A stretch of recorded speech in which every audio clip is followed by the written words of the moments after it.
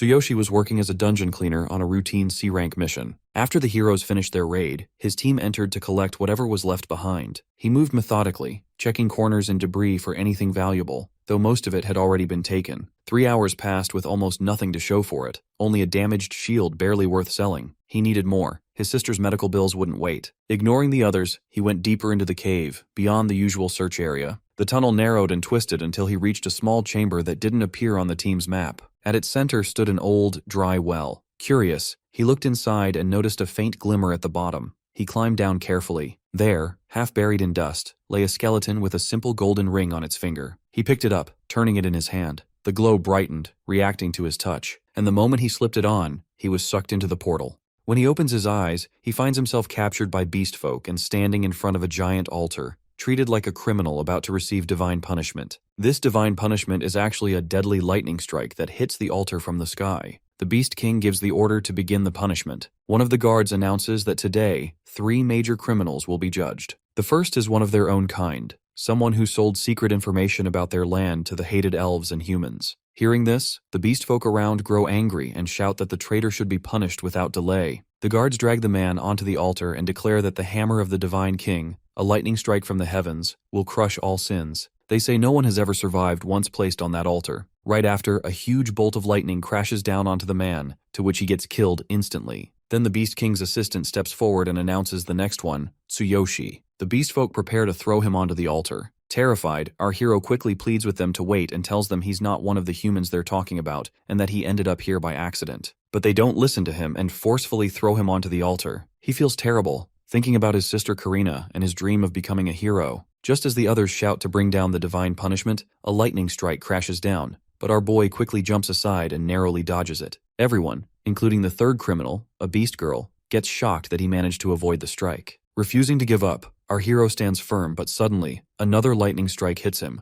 to which he screams in pain. As the Beast King's assistant orders the third criminal to be brought forward, Tsuyoshi's divine ring begins to glow and activate. It starts repairing his body and building him into an ultimate form. The others watch confusingly that this boy is still alive. The ring then starts giving him powerful skills like Divine Eye, Divine Consciousness Inventory, and Absolute Duplication. With renewed strength, our hero slowly walks toward the hammer of the Divine King, to which the assistant gets shocked as no one has ever come this close to the hammer before. As Tsuyoshi's ultimate body finishes forming, he grabs the huge hammer and suddenly powerful lightning strikes explode around him, leaving everyone stunned. The divine hammer shrinks back to its normal size on its own, and a system voice tells our boy he has reached level 3 and that he needs to get even stronger to unlock the hammer's full power. The assistant watches in disbelief. He can't believe a simple human just lifted the divine hammer, something even the mighty Beast King couldn't do. He remembers the legend that whoever lifts the divine hammer will become the leader of the beast folk. Our hero checks his status and feels much stronger than before. While he's focused on this,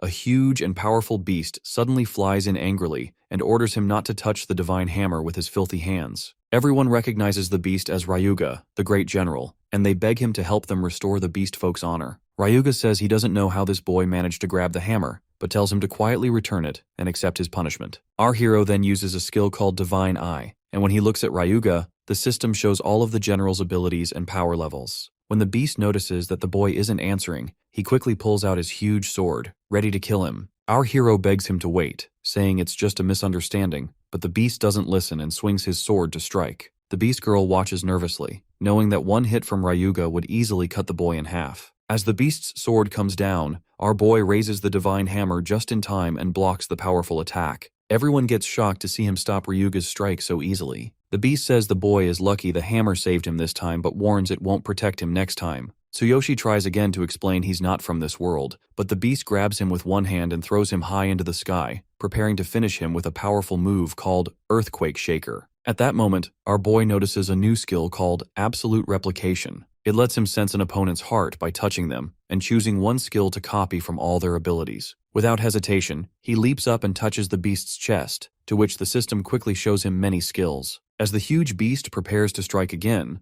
our boy quickly chooses a skill from the list, called Heaven Shaker, which seems similar to the divine hammer's power. He uses it to attack the beast, leaving everyone stunned by the sudden blow. But when the dust settles, the beast stands unharmed and the system informs Tsuyoshi that, because he's only level 3, has no profession, and can't fully use a weapon yet, his attack did no damage. The beast now angrily charges at our hero to finish him off. But just before he strikes, the Beast King suddenly jumps in between them. A powerful blast shakes the area, and when the dust clears, everyone gets shocked as the Beast King is kneeling in front of the human boy. The king looks up at him calmly and says it seems the divine hammer has truly chosen him. He adds that this might be a sign from the gods and explains that in thousands of years, the boy is the first person ever to be chosen by the divine hammer. The Beast King then turns to his people and says that if this human is truly meant to lead the beast folk, they must give him time to grow. Ryuga protests, saying this boy is a human, but the Beast King asks him if the prophecy ever said that the chosen leader must be a beastman. Then the Beast King asks our hero his name and speaks to him kindly, saying that if he is willing to carry the future of the beast folk on his shoulders, they will set him free, but right now he is too weak. He tells him that within 1 year, he must grow stronger and return. Only then will they decide if he is worthy to be their leader. The Beast King uses magic to mark our boy's forehead and warns that if he doesn't come back in a year, they will use this mark to find him and kill him wherever he is. The boy accepts the king's terms and the beast girl, who was next in line for punishment, encourages him to become stronger and earn his freedom. When Tsuyoshi uses Divine Eye on her, he sees her level is 72, but he can't see her name. She tells him not to waste this miracle given by the gods. He agrees and realizes there's no time to hesitate. First, he must survive, then find a way back to his original world. He agrees to the king's offer, but asks one thing, that he wants the beast girl to come with him, as she might be helpful, to which the king agrees. After some time, he stands outside, looking at the ring he got from the well. He thinks about the mysterious voice he heard earlier, and realizes that everything started with this boundless ring. He feels confused, unsure how he will return to his original world. Just then, the beast girl comes to him, and by gently calling him master, she says the preparations are complete. She adds that she has decided to serve him because he saved her. Holding his hand softly, she asks if she can continue calling him master. The boy feels embarrassed as no one has ever spoken to him like this before, but he agrees with her. They begin walking together, and as our hero looks around, he realizes that this other world is beautiful in its own way. But suddenly, he remembers his sister waiting for him back home. At that moment, the system shows him a notification that the Boundless Passage is now available, and the cooldown is 24 hours. He understands that he was brought to this world through the Boundless Passage. If he uses the same path, he should be able to return. With that thought, he commands the ring to open the Boundless Passage, to which a bright light shines from the ring, and our hero disappears from there. In a flash, he gets transported back to his original world, sitting at the same well where he was first pulled into the other world. He checks the system and gets surprised to see that the abilities he gained are still active here too, and also the Divine Hammer is safely stored in his inventory. The system informs him that his stats are shared between both worlds, but items are not. To use items in either world, they must be placed in the Divine Consciousness inventory ahead of time. As he's processing all of this, he suddenly hears his friends calling out to him, urging him to come out of the well before the cave closes. Looking at them, he feels confused as he has spent about 5 hours in the other world, yet it seems no time has passed here. He realizes time must have been frozen while he was away. With the help of a rope, his friends pull him out of the well. As he climbs up, he wonders if time is also frozen in that other world now. Another question comes to his mind about who is the true owner of this boundless ring. Once he's out, he happily comments that the next awakening test is tomorrow, so he will go to test his new abilities. After returning from the cave, our hero starts remembering his sad past. He sees himself carrying his younger sister on his back, her legs badly injured, and they run through the heavy rain because a powerful monster is destroying the city behind them. While running, he suddenly starts crying to realize their parents are gone because of the destruction. At that moment, his uncle Nakazato appears and tells him to keep moving, otherwise the monster will kill both him and his sister, to which our boy agrees and keeps running. As he recalls these memories, he stands in a hospital beside his sister Karina. She asks if he really plans to retake the awakening test tomorrow since he just came back from work today. He assures her he's fine, and when he asks about her legs, a nurse explains that the nerve pain comes and goes because of nerve damage, so she must take her medication regularly. Our boy then uses his Divine Eye skill to examine her legs. He sees that both legs are about 98% damaged, with almost no chance of natural recovery. The chance she might walk again is only 1%. He thinks to himself that she should have been able to live a normal life, go to school, hang out with friends, and go on trips, and also realizes that she must have wanted to live each day with a smile. With that thought, he steps outside, feeling sad as she's his only family now,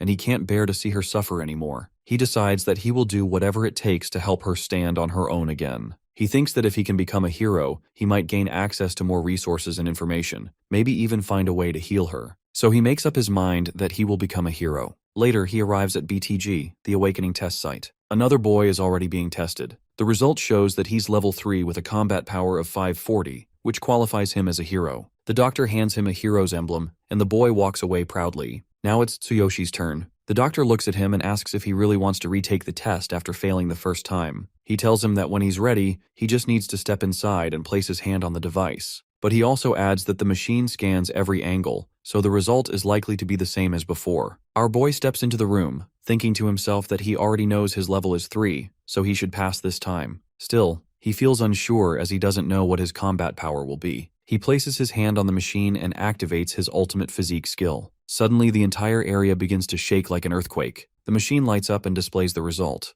Level 3, combat power 5400. He gets stunned as the previous record for a level 3 combat power, held for 30 years, has just been shattered. Curious about the strength of the Divine King's hammer, he takes it out from his system. But the system immediately warns him that his current level and other conditions are not enough to unlock the hammer's true power. It can only be used for 1 second. Our boy realizes that even 1 second might be enough for the machine to register its strength. He places his hand on the device again and releases the hammer's power. A wave of intense blue energy bursts from the hammer, and he feels sharp pain shoot through his body. The ground trembles again as another earthquake hits the city, and suddenly the machine shuts down due to a blackout. The doctor rushes in and quickly stops him, explaining that the test has been suspended because of the power failure. After leaving the branch, our boy thinks about how dangerous the Divine King's hammer is. He decides not to use it again until he becomes strong enough, since it drains his entire body. Still, he feels happy as he's officially a hero now and has received his emblem card. Later, he heads to the training ground, where a group of other young heroes has gathered. A man named Gaia introduces himself as their trainer. Tsuyoshi uses his skill to check Gaia's stats, and sees that he's level 9 with 1200 combat power. The trainer tells the group that they'll be entering a D-rank dungeon tomorrow. He explains that real field experience will help them figure out which occupation suits them best. Some of the new heroes ask if they can start with physical training instead,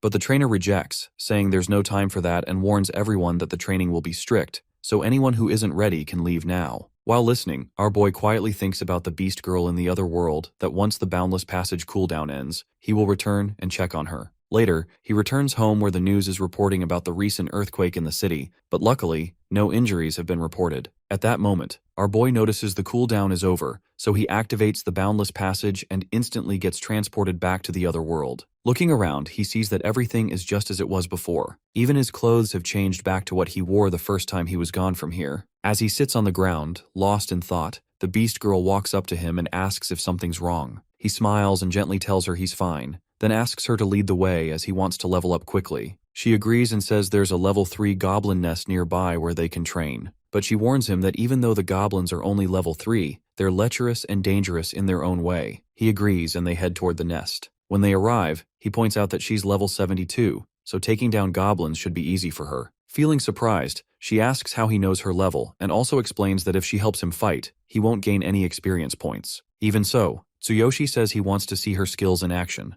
to which she pulls out her dagger and rushes at 2 goblins. With a single clean slash, she takes them both down effortlessly. Seeing her in action, he gets amazed and asks if she can teach him the technique she just used. She explains that it's called Instant Step Slash, a skill used by high-level warriors. It's not something he can learn right now, especially since he hasn't even chosen an occupation yet. The boy then says he'll become a warrior too, just like her. But in his heart, he knows that since he can't use the Divine King's hammer yet, he needs to find another weapon for now. Just then, the system notifies him that he has officially switched to the warrior occupation. The beast girl blushes, realizing he chose to become a warrior because of her. Holding his hand, she promises to help him level up, but says that first they'll need to gather some proper equipment. As they talk, a group of goblins appears nearby. Their combat power is 420, and our hero quickly realizes he'll have to fight them on his own. He borrows the girl's dagger and thinks to himself that it's a good chance to test out the power of Heaven Shaker. With that, he charges at the goblins and in a powerful slash, he defeats them instantly. Watching this, the beast girl gets amazed, and our hero confidently says he'll take care of the rest of the goblins with ease. He also thinks to himself that by the end of the night, he'll definitely reach level 4. The girl offers him a weapon, but instead, he picks up a goblin's wooden stick and says it'll work just fine for now. She reminds him that they need to hurry and get some basic equipment since he doesn't have any defensive stuff. He agrees, thinking that he'll need not just weapons but proper armor too. As they walk, our boy remembers the bit of research he did earlier on the Divine Consciousness inventory. Unlike normal storage, items placed in this special inventory can be used in both worlds. He notices there are only 2 slots right now. One is already taken by the Divine King's hammer, which means only 1 slot remains. Reading through the system's instructions, he learns that the number of slots will increase as he trains and grows stronger. While thinking about this, he stares at the girl, to which she feels confused and asks if there's something on her face. He just smiles and says he was checking to make sure she was still following him. Suddenly, she tells him to look ahead as there are more goblins, and they're level 4. She warns that the deeper they go, the stronger the goblins get, so he needs to stay alert. As she steps forward to attack, our hero realizes that stronger goblins mean more experience points.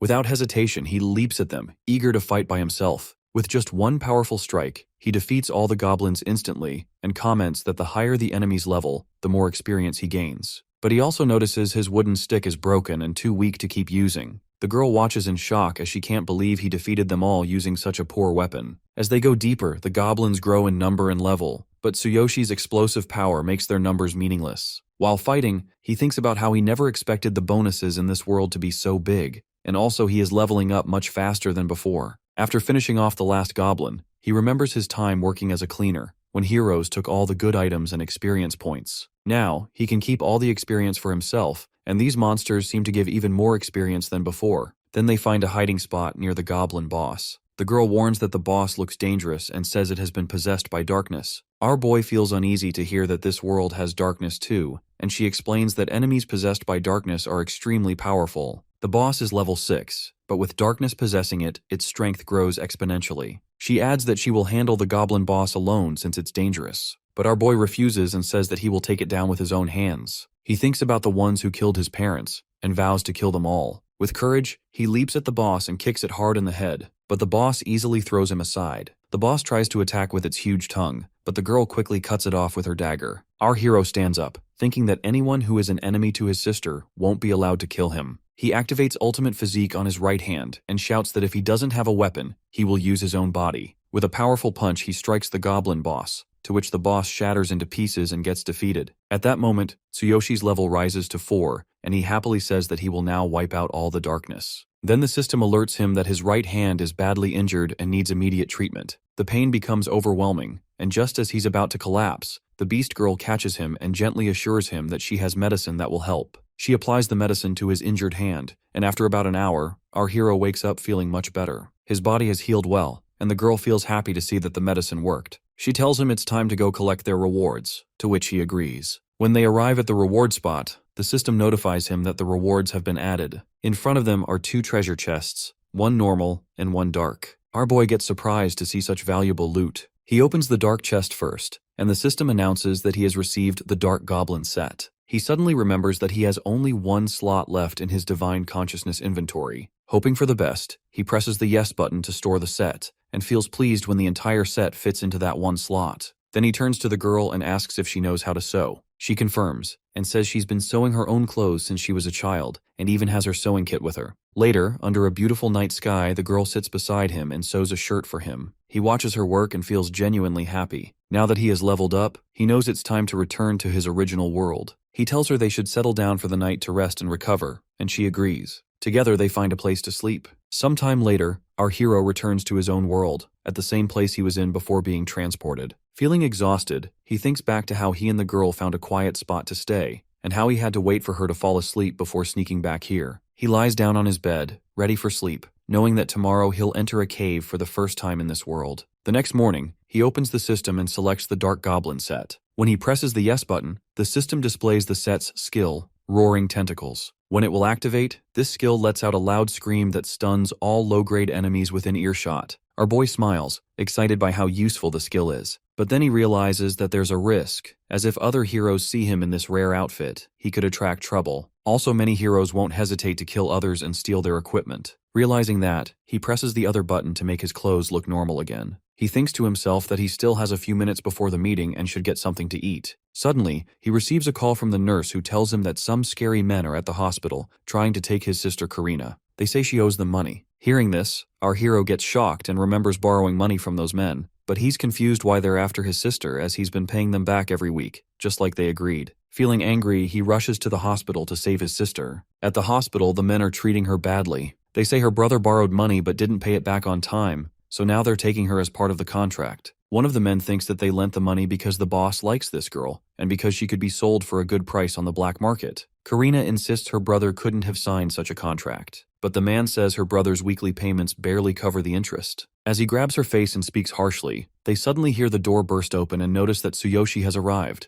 The man asks why he looks so angry, saying everything is according to the contract. But when he says he doesn't need a sister like that, our hero suddenly punches the man hard in the face, knocking him backward. Seeing this, one of the bodyguards jumps at him to attack, but our boy punches the bodyguard's arm and breaks it on the spot. The senior man angrily says no one has ever dared to defy the Blue Snake team before, then pulls out a gun to shoot. When he fires, our hero calmly catches the bullet with his bare hand, to which his sister and the others get shocked. He says he's a hero now, so catching a bullet isn't difficult for him. At that moment, the nurse arrives with the police to help him and his sister. But when she comes in, she sees the thugs already begging the boy not to hurt them. They assure him that he can pay back all at once whenever he wants, but also warn that if he delays, their young boss, who is also a hero, won't stay quiet. They apologize for the trouble and quietly leave. They whisper among themselves, thinking their boss is a level 100 warrior while this boy is still just a trainee. They decide they'll have to report this to their boss and let him handle it. Meanwhile, our hero apologizes to his sister from behind,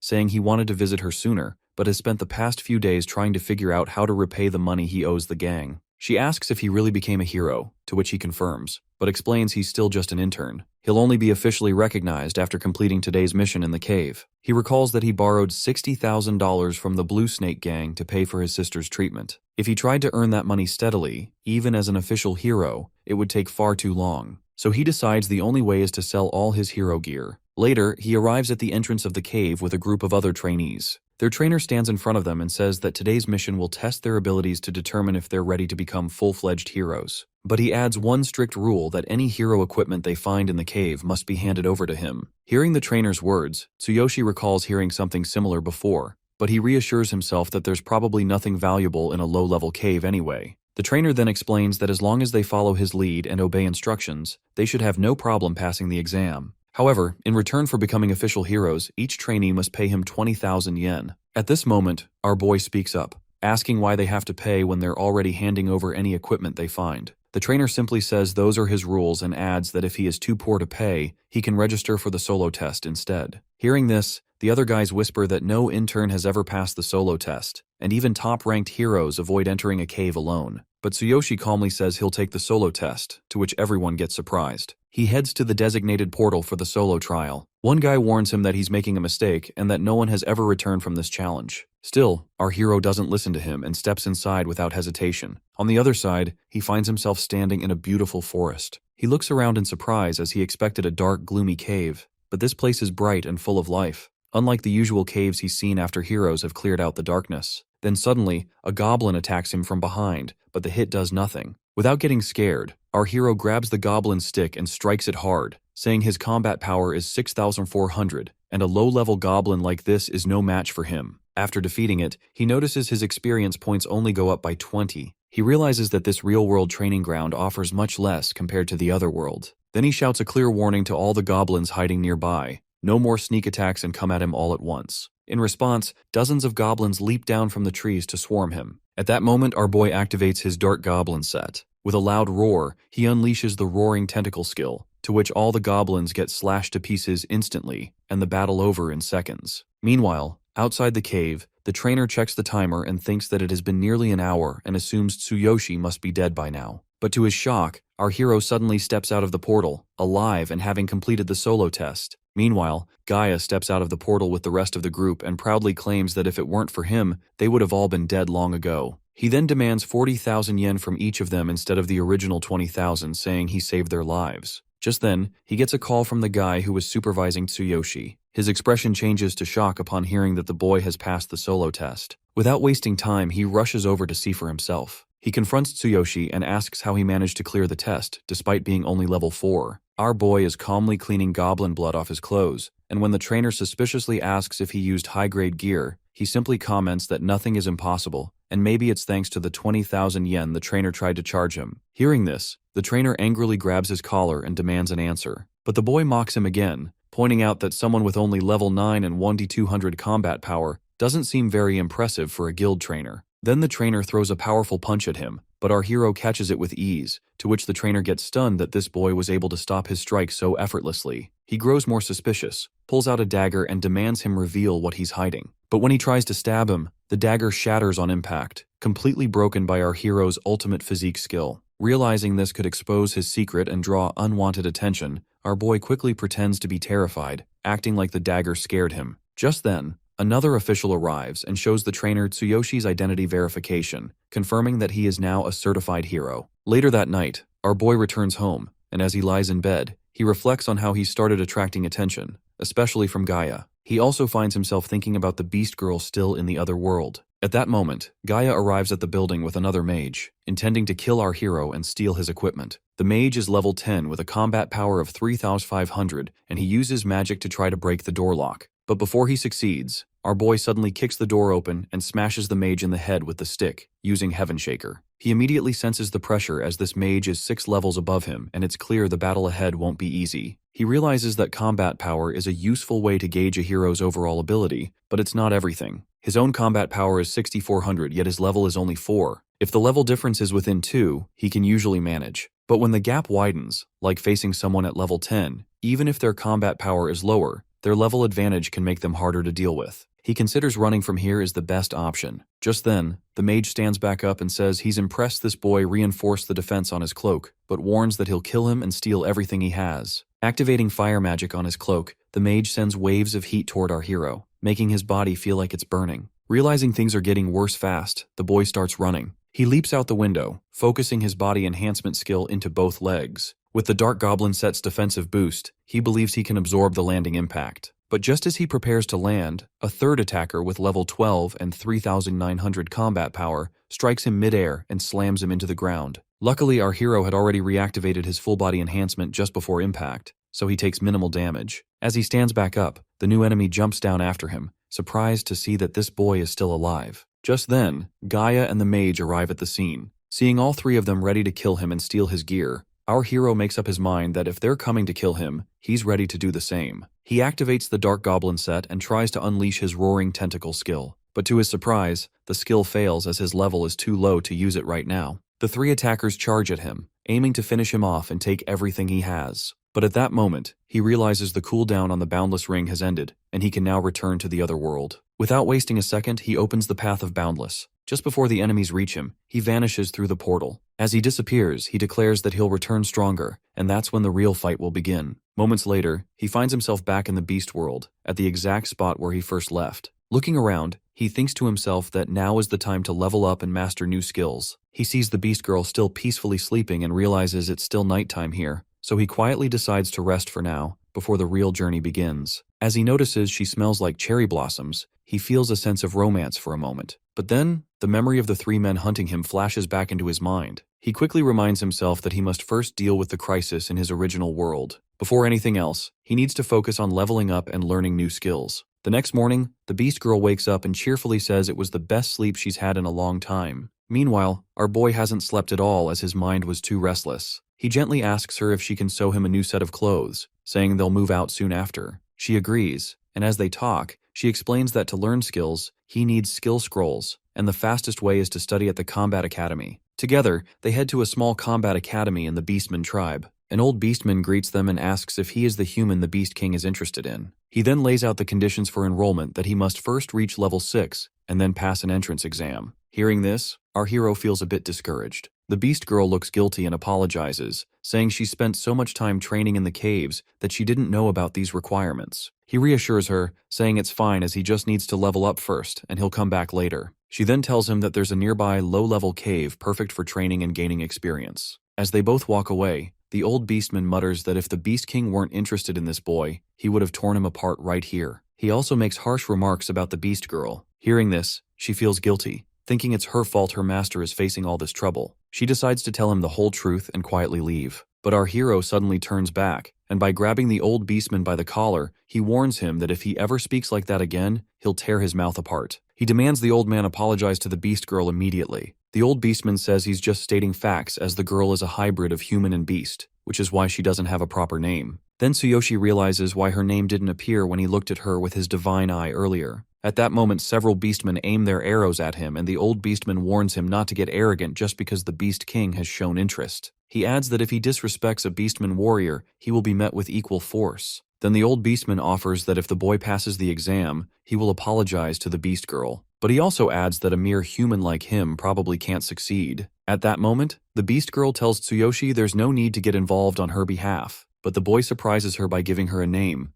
Sakura. He then tells the old beastman to remember that he owes Sakura an apology once he passes the exam. With that, they both leave for the level up, and she tells him they should hunt Fox Beastmen, which are rare, to which he agrees. She gently asks why he gave her that name, and our hero explains that she always carries a faint scent of cherry blossoms, so the name seemed perfect. Hearing this, she hugs him and thanks him for his kindness, making him blush. They enter the cave and she asks how the dagger she gave him feels. He says he's satisfied with it as it's not top-tier gear but much stronger than a goblin stick. Suddenly they spot the Fox Beastmen approaching who are at level 5 with 720 combat power. He tells her to stay back and guide him as usual because he wants to gain the experience on his own, so she doesn't need to interfere. She agrees and steps back as our hero charges toward the Fox Beastmen, eager to test out his new dagger. She reminds him that the Fox Beastmen are quick and warns him to avoid using wide swings. As the battle begins, our boy quickly notices how fast they are, but once he activates his ultimate physique, the Fox Beastmen are caught off guard, and he says that with their level and combat power, they can't even put a scratch on him. He slashes with full force, instantly taking down 3 of them. Watching them fall, he thinks to himself that leveling up in this world is much faster, and since there's no competition for resources, he can monopolize all the experience. But then, his thoughts drift back to the 3 men in his original world. They're not only higher level but also possess greater combat power. Even with his strength, the gap in level makes them hard to defeat. He realizes he must close that gap and acquire at least 4 new skills. Then he turns to Sakura and tells her that he has to reach level 6, and when he does, he'll make that old beastman bow his head and apologize to her. As they move deeper into the cave, they spot the Dark Fox Beastman boss roaming ahead. It's a level 7 enemy, carrying a massive sword that immediately catches our hero's attention. The size and power of the weapon look like a perfect fit for him, and he wonders if it might drop after the fight. Sakura notices his interest and asks if he wants the sword. She assures him that most enemies do drop items, but the drop rate depends on the item's rarity. She adds that it's best to keep hunting until they get what they need. Efficiency also varies depending on the cave, and using special items can help increase the chances. Hearing this, our boy realizes how similar this world feels to a game as it has drop rates. He focuses on the boss, and his system brings up the details that the sword is called Black Cold Light, and its drop rate is only 6%. But then the system shows another option that he can exchange certain items by meeting specific conditions. The rewards from exchanges scale based on his level and abilities. Right now, the only available exchange is for a high probability drop scroll, which can boost the drop rate of an item. He sees that he has enough to trade for 3 of those scrolls. Each one boosts the drop rate by 30%, and using all 3 together would raise the chance to 96%. He excitedly pulls the scrolls from his system, having met the conditions, and tells the girl to let's get that sword as it's going to make him even stronger. He grips the dagger and asks her for directions as he leaps toward the Dark Fox Beastman boss. The boss swings its massive sword in a powerful slash, but our hero dodges just in time, and he also senses the sword's cold effect. The girl warns him that the boss isn't just fast, it's also very strong. The sword is infused with ice magic, which will slow him down and drain his stamina if it lands a hit. She tells him to focus on exploiting the boss's weaknesses and finish the fight quickly. She adds that the Dark Fox Beastman fears fire, so coating the dagger with flame oil will help. Our hero quickly applies the oil and sets the blade aflame before launching another attack. She points out the boss's weak spots, its armpits and neck. Our hero spots an opening and strikes its arm hard, to which the boss feels pain. His system notifies him that hitting a weak point causes the enemy's status to change to cowardice, which doubles the damage they take. Feeling encouraged, he prepares for another strike, and the girl advises him that enemies in this state reveal their weak points more clearly, but warns him to stay alert and dodge carefully while looking for the next chance to attack. As our hero leaps at the boss, it tries to strike him, but thanks to Sakura's earlier advice, he dodges the attack just in time. He notices the boss is starting to look tired, and this is his chance. Focusing his ultimate physique into his arms, he delivers a powerful slash to the boss's neck, causing massive damage. Without wasting a moment, he follows up with a final blow, driving the dagger into its head, to which the Dark Fox Beastman boss gets fully defeated. Then our boy quickly uses the drop scrolls before the loot appears. The sword's drop rate jumps to 96%, and moments later he's thrilled to see the Black Cold Light sword drop, along with a large gain in experience points. He picks up the sword and feels amazed as he has never held a weapon that feels this powerful. He thinks to himself that with this blade, he might actually be able to defeat the 3 enemies waiting for him in his original world. He reminds himself that reaching level 6 is his next goal, not just for his own strength, but also for Sakura's sake. He turns to her and asks if there's a fast way to level up.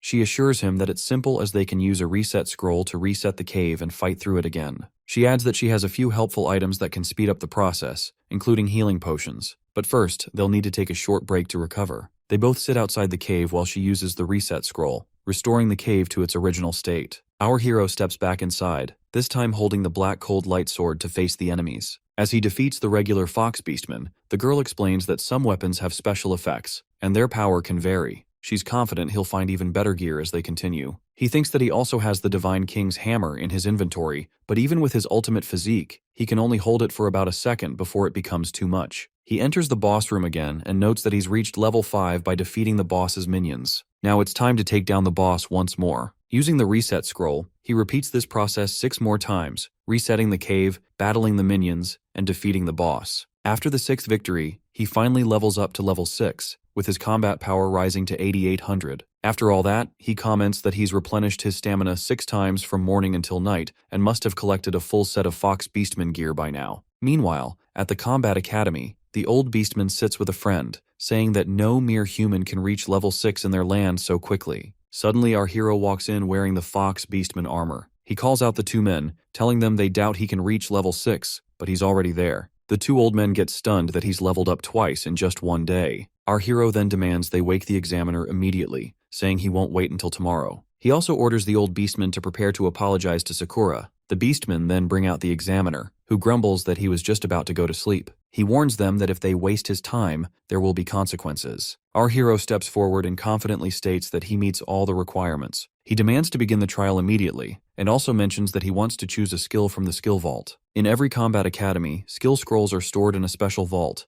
and anyone who passes the trial is allowed to select one. The examiner comments that the boy is talking too much, but when one of the others whispers in his ear that this boy leveled up twice in less than a day, the examiner gets shocked. Then he says he doesn't know what kind of trick the boy pulled, but it is fine, and now they'll proceed. Still, he adds that the idea of a mere human passing a trial meant for beastmen is laughable. Soon, the priest commander of the academy steps forward to begin the trial. He explains that the beastmen are a race built on strength, so physical power is the main requirement for passing. He then reveals a large stone slab and tells our hero that if he can crack it with a single punch, he will pass the trial and earn the right to access the Beastman Academy's skill vault. The 2 other beastmen watch the stone slab and whisper that the commander is testing this boy with an outer stone, a rare and powerful material that even a level 10 warrior struggles to crack. They explain the stone fell from the sky and spirits use it to craft weapons. The commander steps forward and demonstrates the challenge. He uses his full strength to punch the slab, causing a little crack to appear. Now it's Tsuyoshi's turn, and because he is confident of his ultimate physique, he decides to fine-tune his enhancement to increase the power and impact of his right fist. Activating ultimate physique at 50%, he delivers a powerful punch, to which the stone slab shatters instantly into pieces, and the beastmen get totally shocked. Our boy remarks that he used a lot of force, but it wasn't too difficult. The beast girl tells him that he can now access the skill vault, but when he asks the commander if he's passed, the commander rejects by claiming the cracks were caused by his own earlier demonstration, so breaking the slab doesn't count, meaning Tsuyoshi borrowed the beastman's power rather than proving his own strength. The commander continues the test, saying the next trial is the Iron Bar Bending Challenge, one of their traditional strength tests. The goal is simple, as he has to bend an extremely tough iron bar using only brute force. Our hero activates ultimate physique at 50% and easily bends the bar as if it was nothing. The commander gets stunned, but still refuses to acknowledge his success. He declares they'll now use the most primitive method, arm wrestling, where if the boy can last 10 seconds against their strongest warrior, he'll be considered to have passed. Our hero agrees without hesitation, and when the strongest warrior steps forward, he activates ultimate physique at 70% and defeats him instantly, to which the commander gets speechless. Then our boy states that he has completed all 3 trials and passed, and the surrounding beastmen agree. He then turns to the old beastman and reminds him of his promise to apologize to Sakura. The old beastman steps forward and offers a quiet apology for the harsh words he spoke. She looks uncomfortable and tells him there's no need to apologize, but our boy gently tells her to accept it, to which she follows the instructions. They then make their way to the entrance of the skill vault. The commander informs him that, according to academy rules, he may only select 1 skill scroll each time he enters. He explains that once the boy enters the vault, he'll have only 3 minutes to choose a skill scroll. If he breaks the seal on a scroll within that time, the skill becomes his. But if time runs out before he chooses, the rules will forcefully expel him, and he won't be allowed to enter again for some time. Seeing Tsuyoshi's confusion about the seal, the commander adds that the Combat Academy is a prestigious institution representing the entire region. To protect the vault, high-level sorcerers and mages have placed magical seals and barriers around the scrolls. The Beast Girl also says she's heard that higher-level academies have even stricter conditions. With that, our hero and the girl enter the vault. As they look around, he gets amazed and finally understands why they needed so many magical protections, as there are countless skill scrolls inside. She admits this is her first time seeing the vault too, and notes that each scroll is sealed, so she can't tell what any of them are. While scanning the scrolls, our boy considers using absolute duplication, but finding a truly powerful skill proves difficult. He then recalls the 3 enemies waiting for him in his original world, and realizes that he needs to pick a skill strong enough to deal with them. He activates his ability on a scroll, revealing the skill Shield Slam, but he quickly dismisses it as he doesn't even use a shield. She also shows him another scroll called Gale Step, a skill used by archers, but he's not interested. He glances at the timer, only 2 minutes left, and still hasn't found anything useful. She then shows him a scroll with a counterattack skill, but he rejects that too. As he checks more scrolls, the time drops to just 1 minute. He realizes he can only see inside the scrolls by breaking their seals, but that will take serious force. He asks the girl if she has stamina and energy potions, since he might need them soon. He tells her to hide behind something sturdy, to which she agrees. He then activates a powerful ability in his hand, releasing intense blue energy that surprises even the beastmen outside. Actually, he's pulling out the Divine King's hammer, an incredibly strong weapon he can only hold for 1 second at his current level, but 1 second is all he needs. As he grips the Divine King's hammer, Sakura gets surprised and thinks that she wouldn't have believed it if she hadn't seen it herself. Then he slams the hammer onto the ground, declaring that he will break all the seals on the scrolls at once.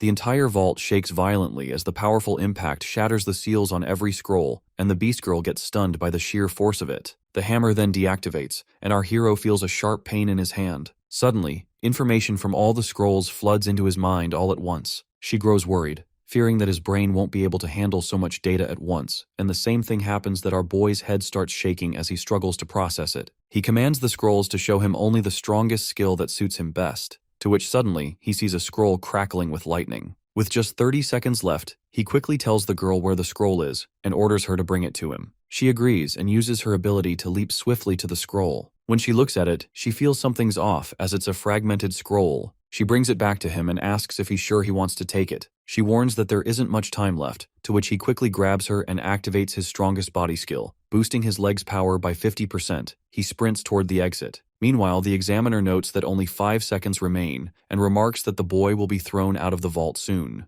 As the timer hits 0, the vault's door suddenly bursts open with a loud blast. To everyone's shock, the boy emerges safely, and when the examiner looks at the scroll, he gets stunned as this is the fragmented scroll. The scroll reveals a rare skill called Thunder Chain, which allows the user to summon a powerful electric current that deals heavy lightning damage. The system also informs our hero that the skill can be leveled up by gathering the remaining fragments. The examiner then shares something he once heard from the previous generation, that in the past 1,000 years, almost no one has dared to learn this fragmented skill. There are 2 main reasons. First, the complete skill is split into 6 volumes, but only 3 have ever been found, making the search for the rest nearly impossible in such a vast world. Second, every beastman who has tried to master the skill has died from its backlash. As they leveled it up, their bodies couldn't handle the power and exploded in horrific ways. Hearing this, the hero feels a bit disheartened and asks if anyone has ever fully mastered the skill. The commander replies that there was one, about 1,000 years ago. He was known as the strongest beastman king, the Divine King, and he had completely mastered the Thunder Chain skill. The commander adds that the Divine King also wielded their sacred artifact, the Divine King's hammer. Thunder Chain was the only skill the king left behind, but he warns that no matter how powerful a skill is, it's useless if no one can control it. Just like a legendary weapon is worthless in the hands of someone who can't wield it properly. He says that although this skill came from the great Divine King,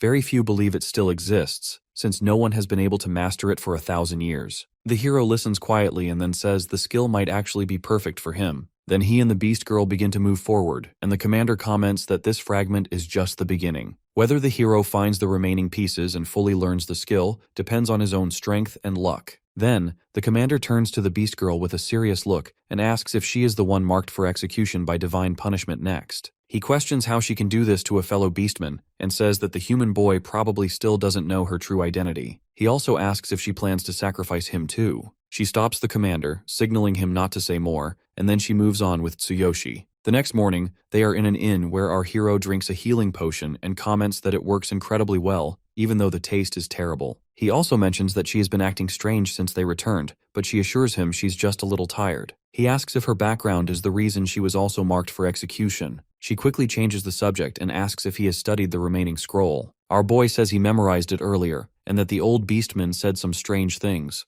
but the skill seems perfect for him. He thinks the Thunder Chain skill needs a strong body, which suits him well since he has the strongest physique. He can't wait to see what the skill will do once he collects all the fragments. The girl gets ready and asks if they should leave now since it's a beautiful day, perfect for leveling up. He agrees but says there's something he needs to do first. He notices the cooldown on the Boundless Ring has ended, so he activates the Boundless Passage to return to his original world. He thinks that with this skill, he now knows how to deal with those 3 men waiting for him. In an instant, he returns to his original world, right in the middle of the ambush. The 3 attackers are still charging at him. He quickly assesses the situation and thinks that to activate his new skill, he needs a weapon. Thankfully, he has access to his Divine Consciousness inventory, so he pulls out the Black Freezing Flash Sword, stunning all 3 men. They mutter that this boy must be hiding something powerful, but once they kill him, they'll loot everything. Our hero raises the sword to the sky by declaring that they were the ones who started the fight, and then activates the sword's ability along with his new skill, Thunder Chain. The ground beneath him trembles as a surge of powerful energy radiates from the blade. A blinding bolt of lightning crashes down from the sky and strikes the 3 men directly. They scream in pain,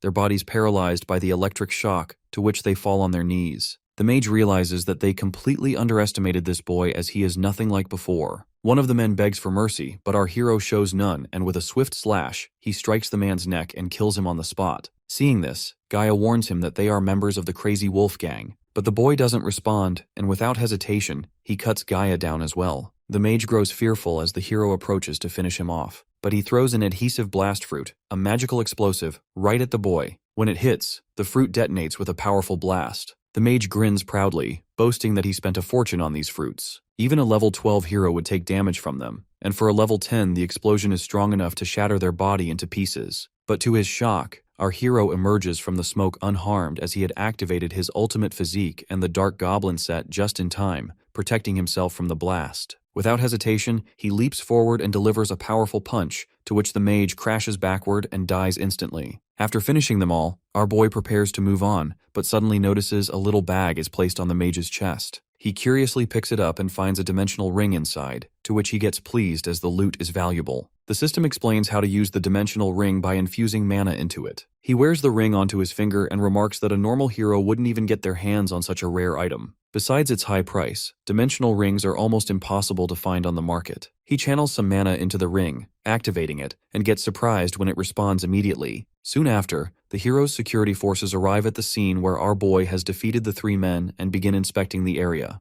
But Tsuyoshi had already left quietly and erased all traces of himself from the spot, feeling safe for now. He also finds a smartphone from Gaia, and when he enters his information code, the phone rings. It's a call from his school teacher, Lily. She tells him she's noticed he hasn't come to school even though winter break ended over a week ago. She understands that he wants to leave school for his sister's sake and because of financial troubles, but she insists she doesn't want any of her students to quit studying like this. He thanks her and admits that money isn't the real problem, as she already knows he's been afraid of being bullied. The teacher encourages him to be brave and promises to pay his tuition fees if he comes back to school tomorrow. He thinks that the teacher doesn't know he's become a hero now, but realizes she's the only person who truly cares about him. He remembers how he thought he didn't want to go back to school because there were no good memories there, but after talking with her, he feels ready to return tomorrow. As a hero, he also vows to make those bullies pay for what they did. Meanwhile, the leader of the Crazy Wolf Gang sits in his office. When he hears that his 3 men were killed, and their loot, including the dimensional ring, has been stolen, he gets angry. But he reveals that he had already placed a tracker on the ring, so he knows exactly where the thief is. He orders his men to bring the thief to him,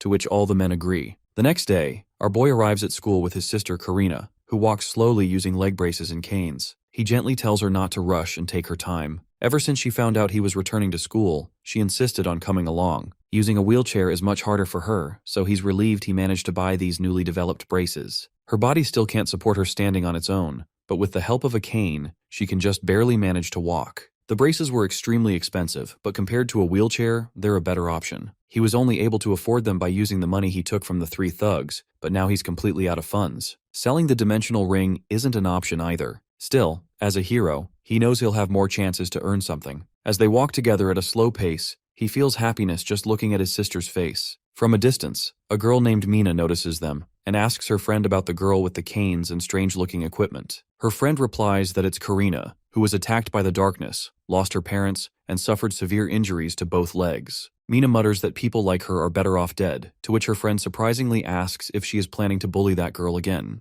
Mina confirms that no one dared to stand up to her when she bullied the girl before, and she doesn't expect anything to change now. With that, she walks off to meet her boyfriend, and her friend follows her as well. Meanwhile, our hero heads to the vice headmaster's office with Lily. The vice headmaster tells him bluntly that if his teacher hadn't spoken up for him, he wouldn't have been allowed to return to school. The teacher calmly assures him that she's already given him some guidance, and since the tuition fees are paid, she'll also help him earn the credits he needs to graduate. Our hero thanks both the teacher and the vice headmaster before stepping out of the office. As they leave, the vice headmaster silently admits to himself that he doesn't actually care about this boy. He only agreed to this because he's interested in Lily. Outside, the teacher tells the boy that she'll also cover the tuition fees for his sister, so he doesn't have to worry. She comments that they both are strong and encourages him to focus on school. Then she reminds him to head to class, saying they'll talk more later, to which he agrees. As she goes, he feels a little guilty for not telling her about becoming a hero. With the situation involving the crazy wolf still unresolved, he knows he has to be careful. Still, he wants to prove to her that he's not the same person he used to be. Then he heads to class, and as soon as a boy named Rayleigh spots him, he says he thought Tsuyoshi had been expelled. Another boy beside him asks if they should drag him to the toilet again after class, to which the bully agrees, saying he still needs to collect his pocket money from him. He crumples a piece of paper into a ball and throws it at our hero, but this time, our boy catches it mid-air, to which both boys get surprised, and he tells them to meet him in the toilet later. The boy laughs, thinking Tsuyoshi's gotten cocky just because he hasn't been around for a while. He comments that he'll remind him what pain feels like. After class, they all head to the toilet where the bully says he heard Tsuyoshi was working as a cleaner in the caves after leaving school. He demands money from him again, calling it a protection fee. But this time, our hero refuses,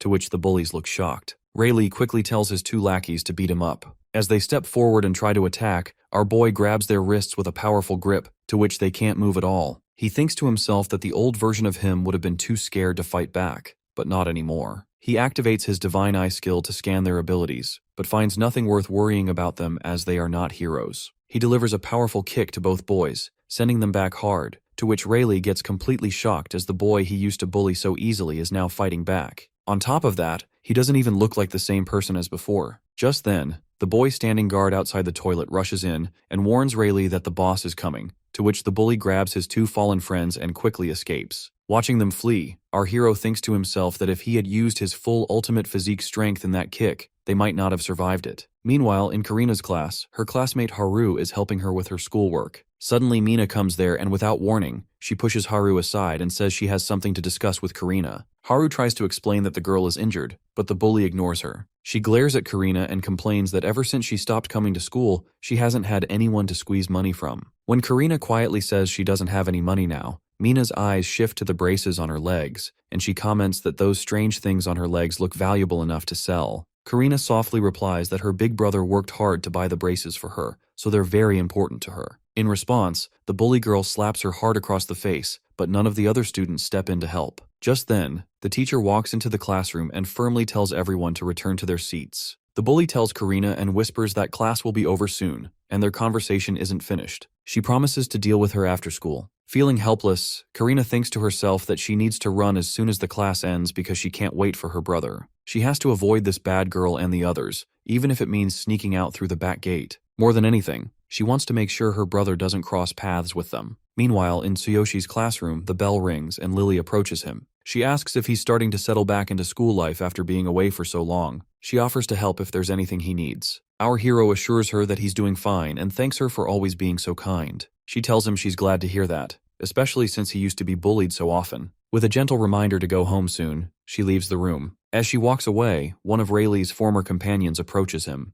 Looking nervous, he apologizes for what happened earlier and asks if they can talk in private. He wants to take him somewhere to explain something. Our boy agrees to talk and follows the boy to a hidden spot where no one else is around. Suddenly, Rayleigh lunges at him with a stick, but our hero has already activated his ultimate physique at 30% strength in both arms, so he snaps the stick instantly, to which everyone gets shocked. He calmly says he knew this was a setup all along. Without hesitation, he delivers a powerful kick to the boy who brought him here, sending him backward. When the second attacker moves in, our hero quickly takes him down too. Then Rayleigh tries to strike again with his stick, but our boy warns him that if this wasn't at school, he would have killed him by now, to which the bully gets scared. Our hero then slaps him hard, sending him backward. Meanwhile, Karina runs toward the back gate, steadying herself with her braces. She thinks to herself that she needs to escape through the back gate and then circle around to the front to meet her brother. As she walks carefully, She reaches a staircase and tries to go down slowly, struggling with her injured legs. Suddenly, the bully appears behind her and pushes her hard, to which Karina falls down the stairs and starts bleeding. The bully girl walks up to her and demands to remove the leg braces herself. Meanwhile, at the front gate, our hero waits patiently, wondering why his sister hasn't arrived yet as they had promised to go home together. Just then, Haru rushes over and tells him she saw Karina heading toward the back gate and urges him to go check immediately. Our hero moves toward the back gate, looking for his sister, but he feels confused about why she's there. He notices Haru acting strangely and senses that something is wrong.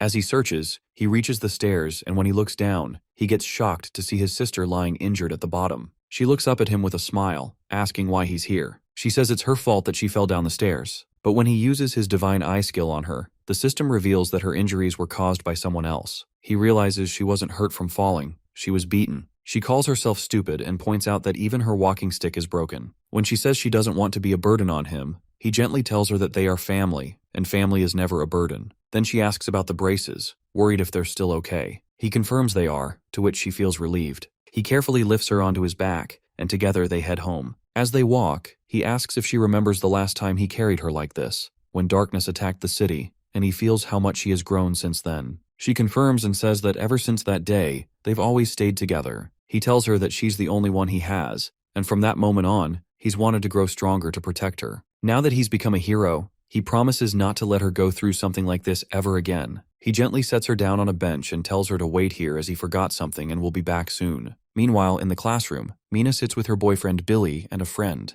They're laughing, bragging about how Mina beat up that girl. But despite this, the bully girl complains that it's a shame she couldn't take that girl's leg braces, as she could have sold them for a decent amount of money. Her boyfriend reassures her, saying if the braces are really worth something, he'll get them by tomorrow. Then the other girl speaks up, asking if it's safe to go that far since Karina's older brother is back at school. She heard he was expelled and now works as a cleaner. The bully girl says that if he's just a cleaner, then he's nothing more than trash and they don't need to worry about him. The girl adds that Karina used to be quite popular before her legs were injured, and a lot of boys liked her because she was so cute. Hearing this, Billy says that if that's the case, he'll definitely go meet that girl, to which the bully girl feels jealous. But her boyfriend quickly leans closer and assures her he doesn't mean it that way. She teases that after he steals that girl's braces tomorrow, they'll split the money and have fun together. As they talk, our hero listens quietly from outside the classroom. When he steps inside, the three get stunned, and Billy angrily asks how he got in without permission. The hero calmly replies that it means there are 3 people who hurt his sister. They realize he must be Karina's brother, and ask if he's here to get revenge. Billy steps forward and says his girlfriend was just playing with his sister. The hero asks if pushing a crippled girl down the stairs counts as playing. The bully guy points a finger at him,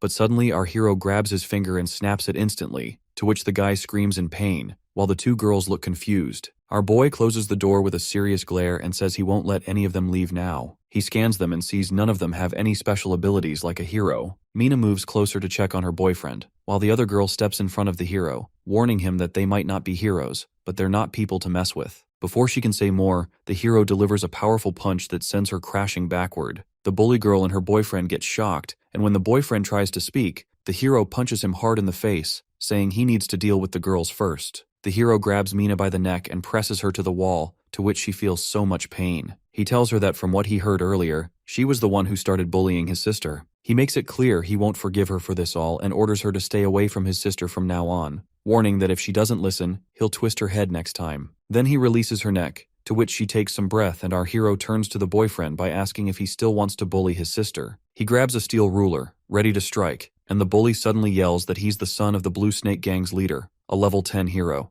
and promises to take revenge. Hearing this, Tsuyoshi realizes the boy is talking about the same Lone Shark gang he once borrowed money from to help his sister. Without a word, our hero activates a powerful lightning skill, summoning energy from the sky, to which the bully gets shocked, realizing this boy is a hero as he's using a real combat skill. Our boy hurls the lightning strike at him, to which the bully screams in pain, but the attack doesn't kill him as without a proper weapon, the damage is reduced by 90%. After the strike, our hero picks up his bag and walks out, calmly saying this is their first and last warning as he won't give them another chance. Behind him, Mina rushes to her boyfriend, worried about his condition. She asks if he wants to go to the hospital, but he refuses, saying he just needs to rest. She shows him the mark on her neck and begs him to tell his father as she wants that boy to pay. Then her boyfriend angrily comments that he'll wipe that boy and his sister from the earth. Meanwhile, Karina waits quietly on the street, feeling guilty that her brother is so worried because of her. Just then, he returns and gently apologizes for making her wait. He lifts her onto his back once more, and together they head home. As they walk, our hero keeps thinking about the Blue Snake Gang, that their leader is a level 10 hero, and he knows the boy he just punished will definitely run to his father. There are too many of them, and that means his sister is in danger. He knows he can't afford to let his guard down. While walking, he also senses it's time to return to the other world. Activating the Boundless Passage, he instantly transports back. He and Sakura arrive at their chosen location, and she explains that once they reach the town, he'll be able to take on official quests. She tells him he needs to register at the Adventurers Guild, and that he'll also find a tavern, a blacksmith, and a tool shop there. Hearing all this, our hero feels excited and tells her to lead the way as he can't wait to get started. As they enter the town, he looks around and notices that the streets are filled with people from various Beastmen tribes. Each one is unique. She explains that many rare tribes live here, and each has its own specialty. Just then, our hero spots 2 human adventurers nearby. He curiously asks if they're like the humans from his own world. She confirms and adds that there's a rule in this town that fighting outside the arena is forbidden, as it could risk someone's life. While she's still explaining, our boy suddenly walks over to the 2 humans, wanting to talk. She gets stunned by this sudden move, and the 2 adventurers react sharply, warning him to stay away as they draw their daggers. Before anything happens, the Beast Girl quickly steps in between them, stopping them from the fight, to which the 2 humans leave. As our hero and the girl continue walking, she warns him not to approach random adventurers in the city. Most of them, especially humans, are very cautious and don't like being approached out of nowhere. Our boy agrees, and as they move through the streets, he notices people whispering and glancing at them. He asks her about it, to which she explains that it's because of her, as she's half beastman and half human, and that alone draws attention everywhere they go. Our hero gently offers his hand to her, and by assuring her not to worry about the stairs, he comments that they have to go to register at the Adventurers Guild. Soon, they arrive at the guild, and Tsuyoshi gets amazed by the sight of the large quest board filled with various requests. She points out that they can't accept any quests until he's officially registered. They head to the reception desk, where a girl from another Beastman tribe greets them. She asks which one of them wants to register. Our boy comments that she seems different from the others outside who are giving them strange looks. The receptionist explains that she has seen countless adventurers come through, so nothing surprises her anymore. She hands him a registration form and asks for basic details like his name and class. She also explains that once the form is completed, his information will be shared with all Adventurers Guild branches. This way, he'll be able to take quests from any location in the future. Our boy glances at the form, and Sakura encourages him, saying this is an important step as without it, he won't receive an adventurer's badge. When he curiously asks about the badge, the receptionist shows him an iron rank badge, the lowest tier, and tells him it will serve as his identification from now on. She adds that the higher the rank of his badge, the better the quests, rewards, and recognition he'll receive. That's why he must work hard to gain experience and climb the ranks. She explains that adventurer badges begin at the lowest rank, iron, then move up to bronze, silver, and finally gold. However, only a handful of gold-ranked adventurers are ever seen around the guild, as those elite individuals usually accept quests only from wealthy clients. She also tells him that once he receives his badge, his level will be automatically detected. The badge even allows him to hide his level from others. Our hero gets pleased to hear this, and Sakura adds that now that he's officially registered, the badge is linked to him, and to hide his level, he simply needs to think about it. Our hero realizes that he is already familiar with this technique thanks to the divine selection system. When he focuses, the receptionist gets surprised as it's rare for a beginner to manage it so easily. While they're still talking, 2 beastmen suddenly rush into the guild, carrying a large bag. They approach the counter, saying they've completed a quest and want to report it. They also ask if there are any new quests available. The receptionist mentions there's one emergency request. The reward is generous, but the risk is also higher as the client specifically asked for an adventurer of at least level 15. She explains that a group of dangerous carnivorous creatures known as Darkness has been attacking local farms. A team of 3 adventurers previously accepted the mission, but they returned badly injured and 1 member is still missing. Hearing this, the 2 beastmen look worried, but the hero steps forward and accepts the quest, saying they will handle it. Then he calls the beastmen trash, which makes one of them angry, and he tries to draw his weapon, but the other stops him, reminding him they're inside the guild. The beastmen also warn our hero not to take the quest because it's dangerous, but he refuses to back down. He tells them to shut up if they can't handle it. Then he activates his ultimate physique skill and asks if they want to see his fighting skills in the arena. The beastmen comment that their badges are still iron rank, but they have plenty of experience. They warn our boy that he'll regret this if the requester rejects him. The receptionist agrees, saying that with his low level, it's likely to happen, but Sakura assures them that they will succeed. The two beastmen get surprised that the half-beast and half-human girl is backing the boy. When they ask how she can be so confident, she shows them her gold rank badge, to which everyone gets stunned. The receptionist says that she should have mentioned her gold badge from the start. She assures them that the requester will be pleased to hear this. The two beastmen quietly leave and Sakura turns to our hero, calling him master, and says this quest will help him level up. The receptionist watches them go, confused about why a gold-ranked adventurer is calling this boy a master. Later, they arrive at the farm, and the beast girl points out that this is where many carnivorous darkness creatures live. Our hero admits he didn't know she had a gold badge. She explains that she joined the Adventurers Guild when she was young, and has completed many quests with different groups. Once she reached the level requirement, she upgraded her badge to gold. Our boy gets impressed and comments that she's amazing, to which she blushes but warns him that their enemies here look very strong. He looks through the doorway and spots a swarm of disgusting level 10 carnivorous darkness. She explains that these creatures are made of darkness, which corrupts any living being it touches, driving them berserk, boosting their strength, and in the case of weaker creatures, even robbing them of their intelligence. She says they're just like those dark goblins, and it was this same darkness that turned the slimes into corrupted versions of themselves. She warns him that they're extremely dangerous, and only thunder element attacks are effective against them. Hearing this, he says that his Thunder Chain Fall skill is perfect for the job. He's excited as this is exactly the kind of opportunity he brought his weapon for, and it's a chance to level up. But just as he's about to draw his weapon and charge in, she stops him by telling that he shouldn't take on something like this alone anymore, as this isn't like the beginner areas, and fighting here could cost him his life. She adds that he might be able to handle one or two on his own, but if the whole group attacks at once, it could end badly. She reminds him of the look on that adventuring party's face when they heard about this request, that they knew how dangerous it really is. She tells him she doesn't want him to risk his life just to level up and asks if she can go with him during the fight. Hearing this, he says he has 2 questions for her. He thinks about his goal, to raise his level so he can be ready for whatever happens in his world. He also remembers the promise the Beastman King made, that a trial will wait for him after 1 year. He asks her if she knows how strong he needs to be to prove his strength and skills to the Beast King after a year. She feels sad, but honestly tells him it's impossible for him to pass the king's trial in just 1 year starting at his current level. She adds that surviving the next year itself is already an achievement. At the very least, he has to avoid being killed by the Beastman's divine judgment. She then asks if he knows the rules about the level system. He tells her to explain, and thinks that he only knows both worlds use the same level system, and that being stronger as an adventurer here means being stronger as a hero in his world, and other than this, he doesn't know anything. Then she explains that the maximum level for adventurers is 100, and the current Beastman King is already at level 92. She says the reason he holds that position is because of his unmatched combat skills and his incredibly high level. The Beastman King, the Human King, and the Elven King each represent the peak strength of their respective races. She tells him the reason she said it's impossible for him to pass the king's trial is because there's a limit to how much an adventurer can grow. The higher someone's level gets, the harder it becomes to level up, and eventually, they hit a wall where they just can't grow anymore. To make her point, she uses herself as an example that despite being an adventurer for over 20 years, she's still only level 72. She has tried countless times to go beyond that, but it's her limit, and everyone has one. She adds that in order to pass the Beast King's trial, he needs to be at least level 50. But for a normal adventurer, reaching level 50 takes a lifetime, and doing it within just 1 year is practically impossible. After hearing everything, he tells her not to worry, as she already knows he's not just a normal adventurer. He reminds her that he stood up even after receiving divine judgment, and he was able to lift the Divine King's hammer. So as long as he can reach level 50 within a year, he'll be fine.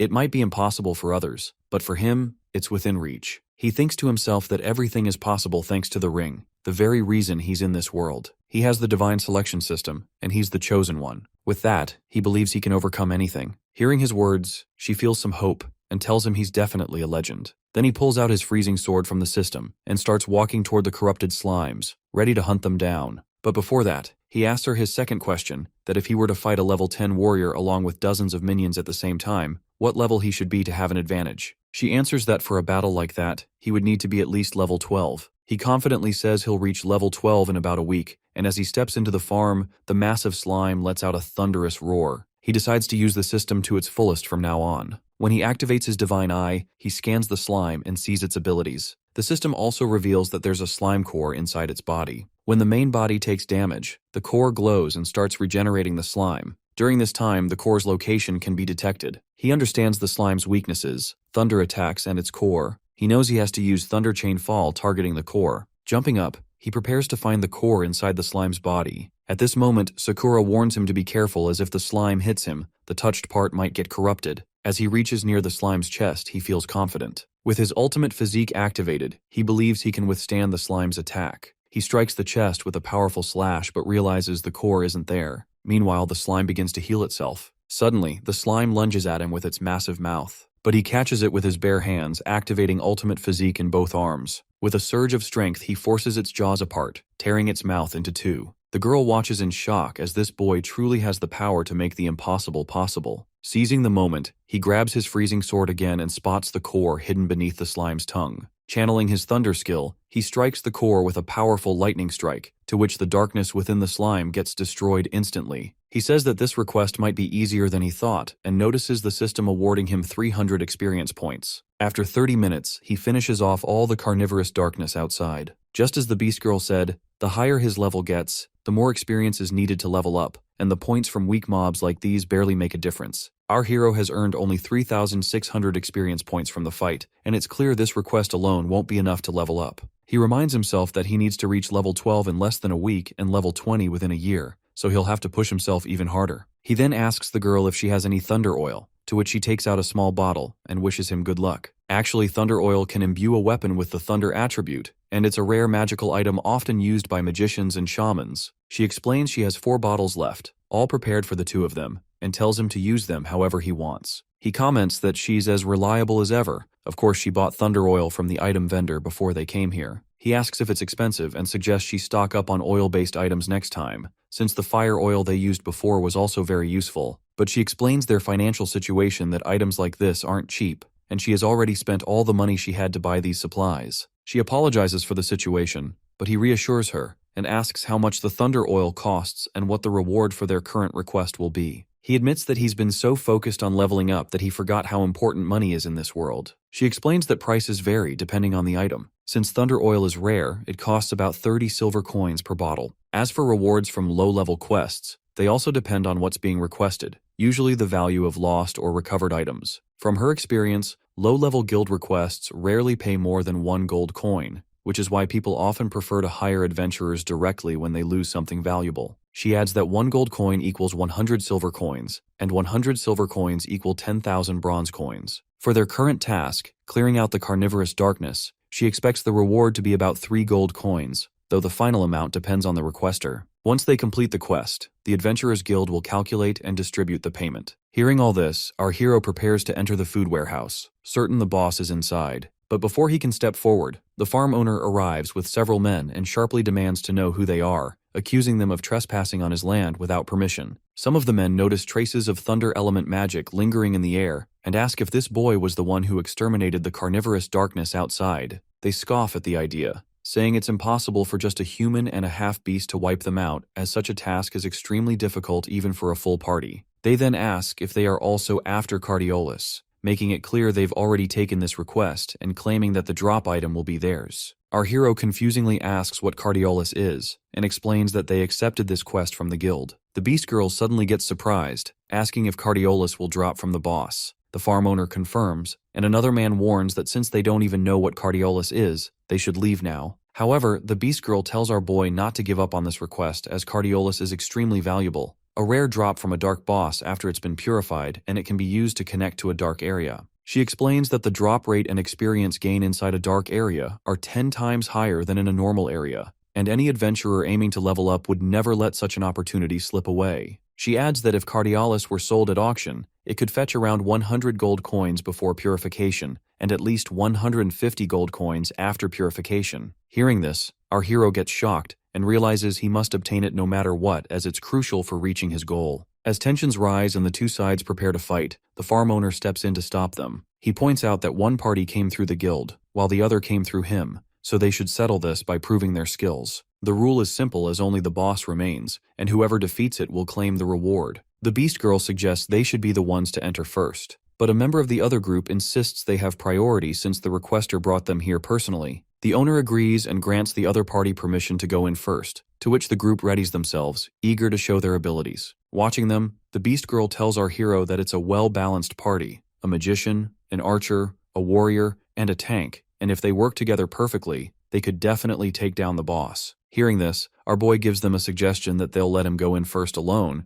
and also tells them he's a level 6 adventurer, and promises that if he loses, their party can give up on the quest and the reward. But if he defeats the boss, the reward will be his. When the others hear he's only level 6, they start laughing. Sure, he can't take down the boss by himself, so they agree to let him go in alone. The girl asks if he's really sure about going solo, reminding him the boss is at least level 12 and possessed by darkness. He confidently tells her to trust him, to which she feels relief. He prepares himself, and when he steps forward, the magician from the other party feels something strange, as this boy's aura has completely changed. As he enters and looks at the boss, he comments that this is definitely the strong opponent Sakura warned him about. But now he's more interested in the item called Cardiololis. He notices the boss is level 14, and the others outside are stunned by its massive size. They mock the girl, telling her to get ready to collect the boy's body since he won't last 10 seconds against the boss. But when she passes them a serious look, they get scared. The hero notes that, in theory, the boss's weakness should be the same as the normal carnivorous darkness. But he knows this one is several times stronger than the ones outside, and there's no way he can win using the same method. He stores the freezing sword back into his system and declares that he'll kill this boss in just 1 second. When he prepares to draw the Divine King's hammer, the system warns him again that because of his low level, he can't use the hammer's full power, and if he forces it, it will drain a huge amount of his energy. He is confident in his plan, and since the carnivorous darkness is weak to thunder, he'll first enhance his arms with ultimate physique, then boost the power of Thunder Chain Fall with the Heaven Shaker skill, and finally activate the hammer at the very last moment. With this combination, he's certain he can win the fight. He knows that if he doesn't finish the boss with this strike, things will get dangerous as using the hammer will weaken him a lot. But he's determined to succeed and get the item no matter what. With that courage, he pulls out the Divine King's hammer and leaps at the boss, pouring all his power into a single and powerful strike. The moment his hammer hits, a massive lightning strike crashes down on the boss, causing chaos everywhere. The entire warehouse is destroyed, and everyone watching gets stunned. The girl grows worried as she realizes he's used that same overwhelming power again, and knows he'll be weaker afterward, so she rushes toward him as fast as she can. She thinks the strike must have destroyed the boss, and just then,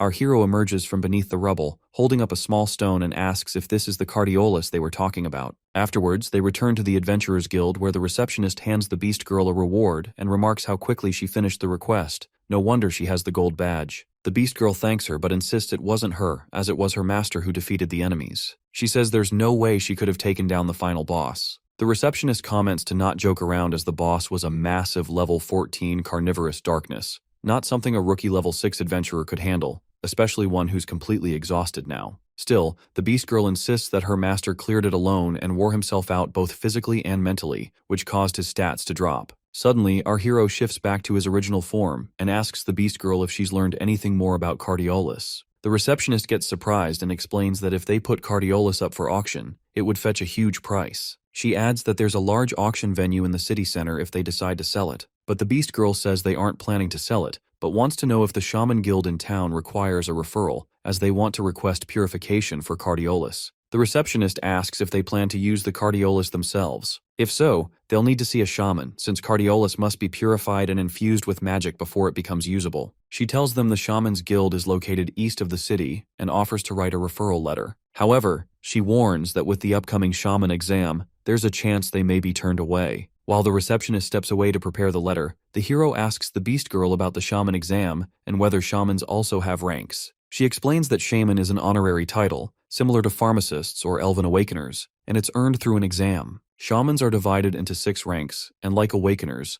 they can craft unique medicines and items, with higher-ranked shamans producing far more effective and expensive results. The hero then wonders if shamans are different from ordinary adventurers. The Beast Girl confirms, explaining that shamans, pharmacists, and awakeners usually avoid direct combat. They're considered a more noble class among adventurers, not only because they create rare and valuable medicines, but also because their work can influence the strength gap between adventurers. She explains that in the world of adventurers, there's a saying that fears one high-level shaman more than 10 high-level adventurers. A skilled shaman can create medicines and items powerful enough to decide the outcome of battles. Some rare medicines even help with leveling up, which is why adventurers seek them out so desperately. Of course, pharmacists and awakers are also highly valued. She adds a story as an example that a level 80 warrior once offended a silver-rank shaman, and in revenge, the shaman summoned dozens of adventurers above level 80 to hunt him down. Since then, everyone has understood just how terrifying and influential shamans can be. As she is finishing her explanation, the receptionist returns with a referral letter. They both thank her for her kindness and head toward the Shaman Guild. Outside, they see a long line of magicians waiting for the entrance exam. She explains that many candidates come from prestigious families, schools, and organizations,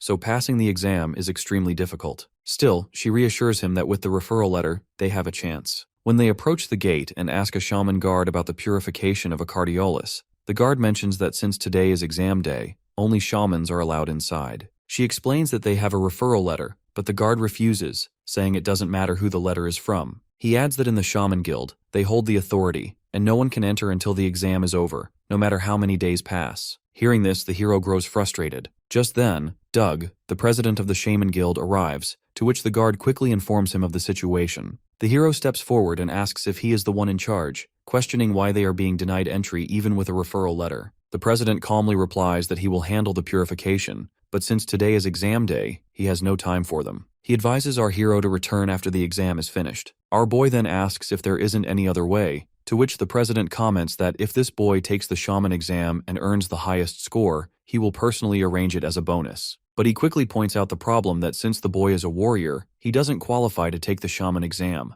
Our hero curiously asks about the requirements, to which the people around laugh at him, and the president explains that to become a shaman, one must at least have the aptitude of a magician, because at its core, a shaman is a type of magician. He explains that the most basic requirement is to pass 2 tests, potion creation and item crafting. Once those are cleared, one can become a white shaman. Hearing this, our hero asks him to lend him his staff, to which the president looks surprised, and the guard reacts angrily. But our boy calmly says that if he borrows the staff, he will prove his qualifications. The president agrees and hands it over, saying it has no level restrictions. The beast girl quietly asks what he plans to do, but when he reassures her, she relaxes as she trusts his words. Then our hero places his hand on the guard's chest and thinks that if his guess is right, he can duplicate a magician's skills and channel them through the staff as a medium. As his absolute duplication skill activates, countless skills appear before him, but he chooses one called Shining and declares that if he can successfully cast magic, it will prove his worth to take the shaman exam.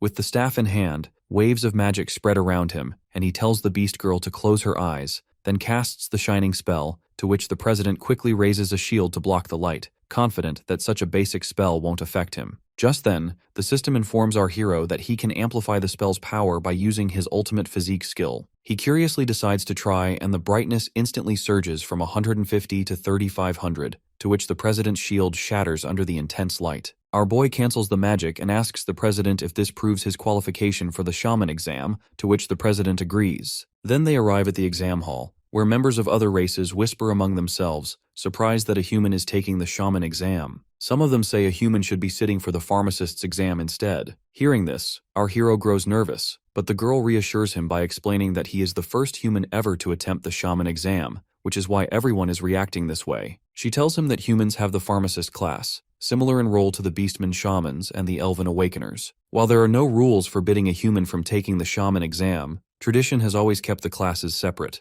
Because of that, entering another faction's domain is naturally seen as a provocation. As they talk, a man named Eel's Pig, the vice president, tells his concern to the president that he doesn't oppose the decision, but warns that allowing this could damage the honor of the Beastmen shaman faction. He also doubts whether a human can even brew potions, noting that this boy doesn't even carry a basic staff. The president replies that he has lent his own staff to the boy, and the purpose of today's test is simply to see whether he can make potions or not. He adds that he's curious about this boy's potential, because when the boy demonstrated magic earlier, he felt a surge of magic waves within him, a level of talent he has only ever seen in the genius shaman Kevin. Pig comments that it's just a joke, claiming that the human isn't even worthy of carrying the sandals of Kevin's newest disciple. The president then asks if the genius's disciple Fulin is also present, to which the vice president confirms and adds that she is aiming for the first place. Actually, the genius's new disciple is a young nightcat girl who is also taking part in the exam. The crowd whispers about her, saying that she is still very young but incredibly talented, as she was able to make potions on her own a year ago. However, she was disqualified back then because of age restrictions,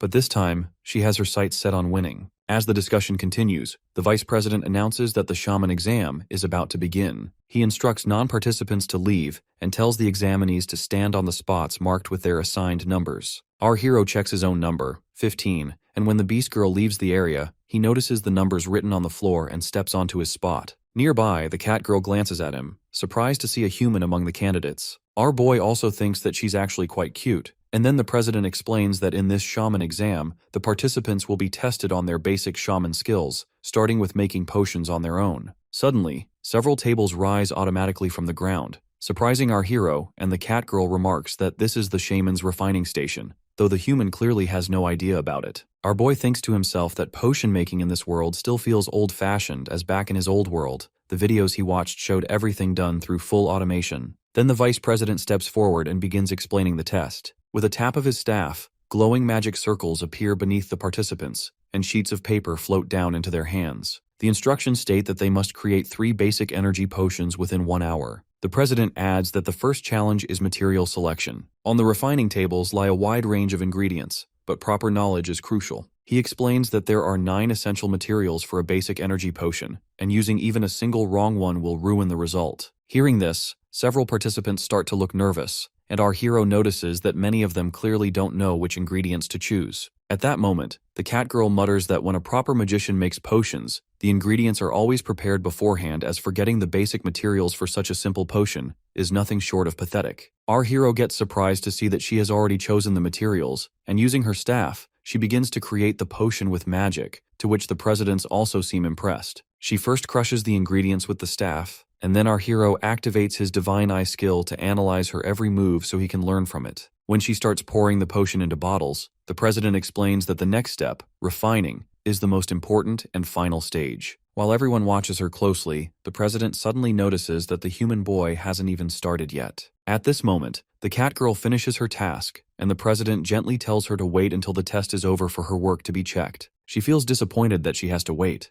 but when she glances at our boy, she notices him staring at her with a strange look. Just then, our hero completes his analysis and begins making the potions. Everyone gets stunned as they see him selecting, crushing, and refining the materials all at the same time. The vice president remarks in shock that this human had been hiding his true abilities all along, pointing out that this is the same technique Kevin once used during his shaman exam, a feat that requires extraordinary magical power. Meanwhile, the beast girl waits outside, wondering if her master has any weaknesses when it comes to potion making. Inside, our hero feels as if he has done this countless times before, just by looking at the process. He realizes that the final step is refining, infusing magic carefully to complete the potion. Watching his speed, the cat girl grows tense as he's working faster than she expected. She refuses to believe she's losing to a mere human, and she also wonders if he's copying the technique that her master Kevin once used during his shaman exam, the swift completion, a method that stunned everyone. The president also recalls how the genius amazed the crowd by finishing quickly and producing a C-grade potion, something far beyond what a white shaman should have been capable of. The vice president adds that for a human to create a C-grade potion is a remarkable achievement. It must have gone smoothly because he handled the materials with such precision, but in the end, it is the final product that truly matters. Then the system informs our hero that the potion he is making is only D-grade. He thinks this is enough to pass the exam, but then remembers that he still has to beat the cat girl, as if she creates a C-grade potion, he'll lose the top spot. That means he must aim for at least a C-grade himself. He recalls that during refinement, the potion's grade depends on the strength and attributes of magic, and if he can adjust both, the quality will rise. He decides to first boost his magic strength using the ultimate physique, but feels uncertain about how to change the magic's attribute. While he hesitates, the others watching start to wonder why the process isn't complete yet. Some whisper that the human must be losing focus, and that he might fail the refinement. The vice president laughs, saying there's no way someone can be a genius in everything, as this human probably used up all his energy just extracting the materials. The cat girl is also puzzled by his delay, and when another student reaches out to interfere, she quickly stops him, warning that disturbing this human now could break his concentration.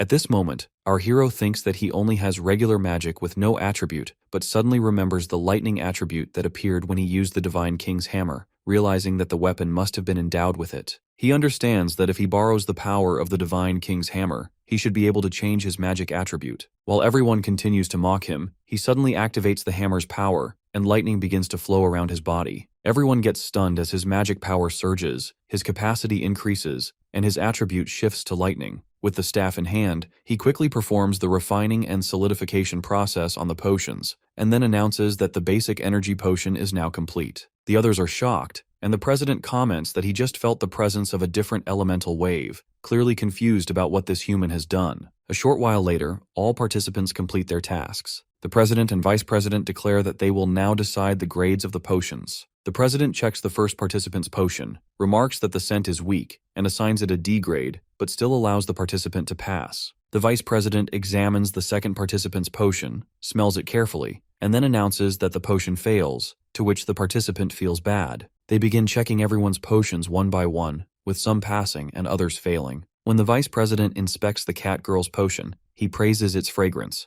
noting that it is a pure potion. He announces that her potion is a C-grade basic energy potion, to which she feels proud to have passed, while the others are shocked to see her talent matching Kevin's. Next, the president himself approaches our hero Tsuyoshi and asks how he feels about the results. Our boy calmly replies that he only did what he could, and as the president examines his potion, sudden sparks of lightning begin to swirl around them, astonishing everyone. The vice president quickly points out that this is a supernatural phenomenon, proof that the potion is at least B grade. The cat girl gets stunned as well, realizing that only someone with power equal to her master could create a potion of this level. The president comments on the potion's rich scent and the phenomenon it caused, and by turning to Pig, he declares that they were wrong, as this human boy might be even more terrifying than the genius Kevin himself. He then announces that because this boy produced a B-grade potion, he takes first place in the Shaman exam. Meanwhile, the Beast Girl waits anxiously outside when our hero finally arrives, apologizing for making her worry. Curious about the results, she asks how he did, and he proudly tells her that he placed first, to which she gets amazed. Then they both head to the president for the purification of Cardiololis, where the president questions if he truly wants to purify it, reminding him that he already holds great power, but our boy explains that he needs to do it in order to level up. Hearing this, the president assures him that since he earned first place in the exam, his wish will be granted. The vice president then asks who taught him potion making, but when our boy replies that he figured it out on his own,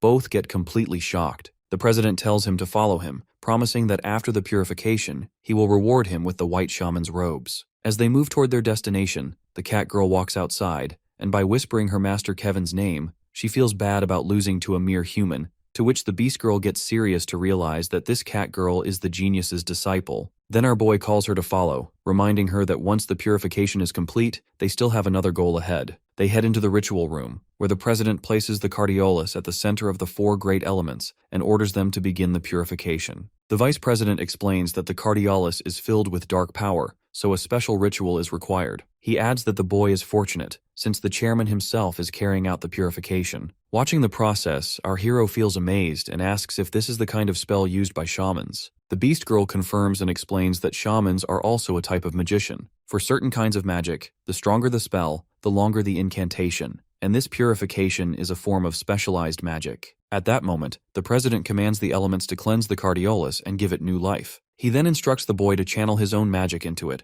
saying that only by doing so will he be able to use it. The president also explains that Cardiolus is divided into low, medium, and high grades. Even a low-grade one can cost adventurers their lives in the darkness zone, since it is still connected to the power of darkness. Finally, he reveals that this Cardiolus is medium grade. Hearing that, our hero feels excited, knowing that it means greater fortune and higher experience in the darkness zone. The president explains that the higher the difficulty, the greater the rewards, but warns that this place is nothing like a beginner's area. He tells him that a proper party should at least have 1 tank, 2 warriors, 2 offensive magicians, and 1 pharmacist. When he asks how many members are in his party, our hero calmly replies that he is alone, and the Beast Girl also adds that she won't join him, since the experience points would be split equally if she did. Both presidents are stunned by this answer. They lead him to the entrance of the dark area and explain that once he enters, he can reset it twice. Each reset causes new darkness to appear, meaning he can face it 3 times in total. After that, he will be expelled, and the area will vanish. They warn him that once he steps inside, he cannot leave until all the monsters are defeated or time runs out. As he prepares to go in, the Beast Girl hands him several potions and explains that she stocked up after the carnivorous darkness request and urges him to take them, as he will definitely need them inside. The boy feels good about this, but when the president offers to lend him a staff since he doesn't have one, he refuses. Instead, he pulls out the freezing sword from the system and declares that he is a warrior, to which everyone gets surprised,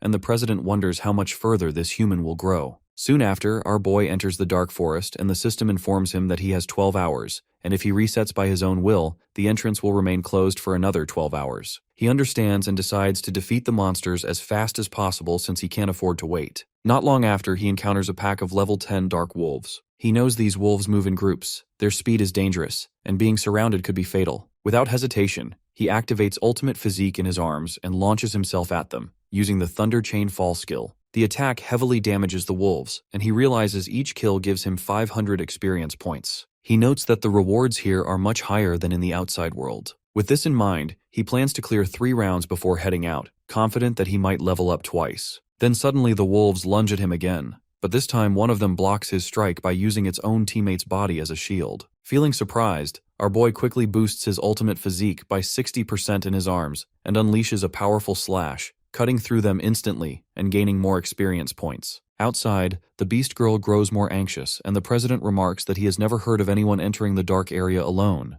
The vice president adds that while many talented youngsters have appeared, most were consumed by their own arrogance and lost their lives. Yet, this is the first time he has seen someone daring enough to challenge the boss of the dark area alone. With that, he turns away, muttering that he hopes the boy will come to his senses. Inside, our hero continues his fight against the wolves. Suddenly, the system warns him that his stamina and willpower have dropped by half. His body feels heavy and drained, and he mutters that overusing the ultimate physique is getting serious for him. Then, he remembers the stamina and energy potions given by the Beast Girl. Quickly drinking them, he feels his strength and willpower begin to recover, and he again gets prepared to move on the hunt. Meanwhile, the Beast Girl asks the president if he isn't going back, but the president replies that he's worried about whether the human boy will return safely. He adds that the boy is remarkable, a warrior who even took the Shaman exam just to purify Cardiololis, and despite not carrying a staff, he's capable of making B-rank potions. As they speak, a sudden sound comes from inside, to which the Beast Girl recognizes it as our hero's thunder skill and feels relieved, knowing her master is still safe. Inside, our boy unleashes Thunder Chain Fall on a pack of wolves. His powerful strike defeats them instantly, raising his total experience to 12,400 out of 15,000. Seeing this, he mutters that only the boss remains, and defeating it will be enough to reach level 7. He finally arrives at the entrance of the boss room, but feeling a bit drained after clearing all the minions, he decides to rest for a while before challenging the boss. He drinks some more energy and stamina potions, wincing at the bitter taste because, compared to the convenient capsules from his original world, these are unpleasant, but their effects are far stronger as his strength quickly returns, and he rises to face the boss. Opening the massive door, he senses a powerful presence. A towering pig-like creature steps forward, and it's clear this is the boss of the dark area. He immediately activates Ultimate Physique in both arms, but before he can make a move, the beast suddenly leaps at him with shocking speed, slashing down with its sword. Our hero just manages to block with his freezing blade, but he realizes the boss is incredibly fast. Then the monster releases a strange radiation, locking our hero's body in place, and for a moment, he's helpless as the beast prepares to strike again. But the ring on his hand activates and breaks the illusion, to which his body responds once more, and he raises his sword just in time to block the incoming slash. Doing this, he comments that he won't die so easily, to which the monster feels surprised, but admits that this human is strong as he has broken its tremble slow attack. The boss leaps at him again, and our hero thinks that if only he had the Dark Goblin set, he could use the Roaring Tentacle to strike its weak point, but that gear was left behind in his original world. The boss then unleashes a bloody attack, shattering much of our hero's freezing sword. Losing control, he takes a brutal hit to the neck, to which some blood spills out from the wound. He realizes he has no medicine for the bleeding, and at this rate, he'll die. If he stays still, the blood will keep flowing, and with his potions running out, his chances of survival grow slim. Yet he refuses to give up and leaps at the boss again, using his Thunder Chain Fall skill to unleash a powerful strike. But to his shock, the boss effortlessly drives the thunder attack straight into the ground instead. The boss steps closer to him and declares that he will end his life without even using the sacrifice skill. Swinging its massive sword, the boss unleashes a powerful strike that causes a huge blast. The impact takes away some of our hero's health, but as the dust clears, the boss gets surprised to see that this human boy has activated the very same sacrifice skill. Our hero thanks the boss for approaching him, explaining that this allowed him to copy the sacrifice skill with his absolute duplication ability. At this moment, his entire presence shifts, radiating overwhelming strength and pressure. He states that he will finish the fight using only his bare hands, without relying on any weapon, and the system also informs him that his ultimate physique has now been enhanced by 3 times, pushing his power to an entirely new level. The boss gets stunned and demands to know how the boy can use the darkness skill, but our hero comments that it's very easy for him. Without wasting a moment, he leaps forward with incredible speed and slams a powerful punch into the boss's stomach, which causes the boss to slide back afar. Our boy declares that he doesn't care what methods he has to use, as long as he can finish the fight in the remaining time. The boss laughs in response, tossing its weapon aside, and reminds him that it can also use the sacrifice skill, but it gets more shocked when it sees the boy freely controlling lightning strikes. Our hero says he hasn't forgotten about that, nor has he forgotten how the boss once deflected his Raiden attack with its weapon. At this moment, the boss realizes its mistake that out of anger, it had thrown away the very weapon that was its greatest strength. Our hero steps forward and tells the boss that his true aim was to force it into offering half of its blood. He then drives a devastating punch straight into its stomach with his bare hands, which causes the blood to burst from its body, and then our hero rips it into 2 pieces, to which the boss gets defeated at the spot, and the system immediately notifies him that he can now reset this dark area twice. The effect of sacrifice fades, and he returns to his normal form, though his entire body aches. Sacrifice is powerful, but when combined with ultimate physique, it puts a heavy strain on him. At that moment, the system informs him that he has obtained the boss's weapon, to which he feels good as it has come out at the right time since he lost his own weapon. He picks up the weapon, the Bloody Mist Saw, which inflicts wounds that cannot heal. Reading further instructions, he learns that if he challenges the dark area again, he will receive a 50% experience bonus. He also notices that he is leveled up to 7. However, he mutters that sacrifice is a troublesome skill. Its damage doesn't fade away, and instead of boosting his condition, it only wears him down. Unsure of what to do next, he debates whether to step outside and rest. If he dives into another round right away, he knows the boss fight will be unavoidable. On top of that, the Beast Girl warned him earlier that it would be dangerous not to leave and replenish supplies after the first round. But he also reminds himself that his plan is to gain 6 levels in 1 week, reaching level 12. To return safely to his original world, he must keep leveling up, so he cannot ignore the bonus experience. With that thought, he presses the challenge button without hesitation, resetting the dark area to face the boss again. Outside, the Beast Girl feels worried because he still hasn't come out. The president reassures her, saying the boy might have chosen to continue since the challenge offers extra experience. Still, he feels uneasy as if the boy had lost. He should have been forced out already, yet he remains inside. The Beast Girl mutters that the boy promised to return after the first round.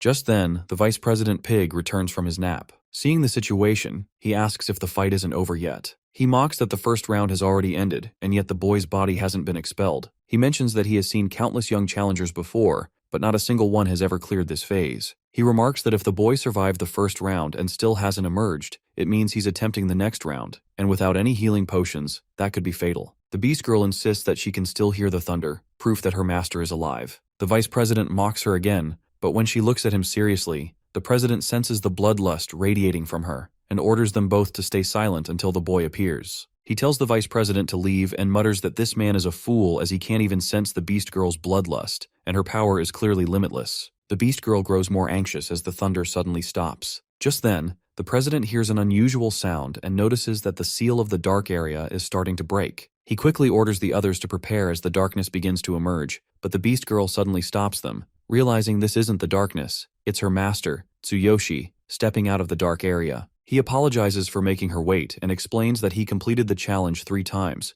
gaining an experience bonus each round and leveling up 3 times. Feeling exhausted, he collapses, and the President immediately calls the others to treat him quickly. At this moment, his level rises to 9, and his combat power reaches 14,500. After that, they bring our hero into the room, where the 2 presidents use their magic, Reflect, to heal him. As his injuries start to mend, they explain that both his muscles and nerves were severely damaged, and it's a miracle he survived. Our boy thanks them, while the Beast Girl scolds him, saying he's always reckless and breaks promises. He apologizes, explaining that he couldn't resist the temptation of the experience bonus, and this time he reached level 9 with great rewards. As they talk, the President comments that he wouldn't have believed it if he hadn't seen it himself, that this boy has completed the dark area 3 times. He recalls the intense aura when the boy emerged, stronger than the darkness itself, and realizes that if Kevin was a genius, then this human surpasses even a genius. The Vice President apologizes for his earlier words, but our hero reassures him. The President also mentions that the Reflect skill they used was only an intermediate level healing spell, and they've restored him as much as possible, but the deep injuries remain, leaving his body in critical condition. He also tells our boy that when he emerged, his body was covered in wounds, with internal bleeding and nerve damage everywhere. If they had delayed treatment even slightly, he would have died. He notes that it seems his body used some secret technique or magic, but warns him not to rely on it, as the lingering danger could hinder future leveling. Our hero feels surprised and realizes the sacrifice skill might be affecting his mind,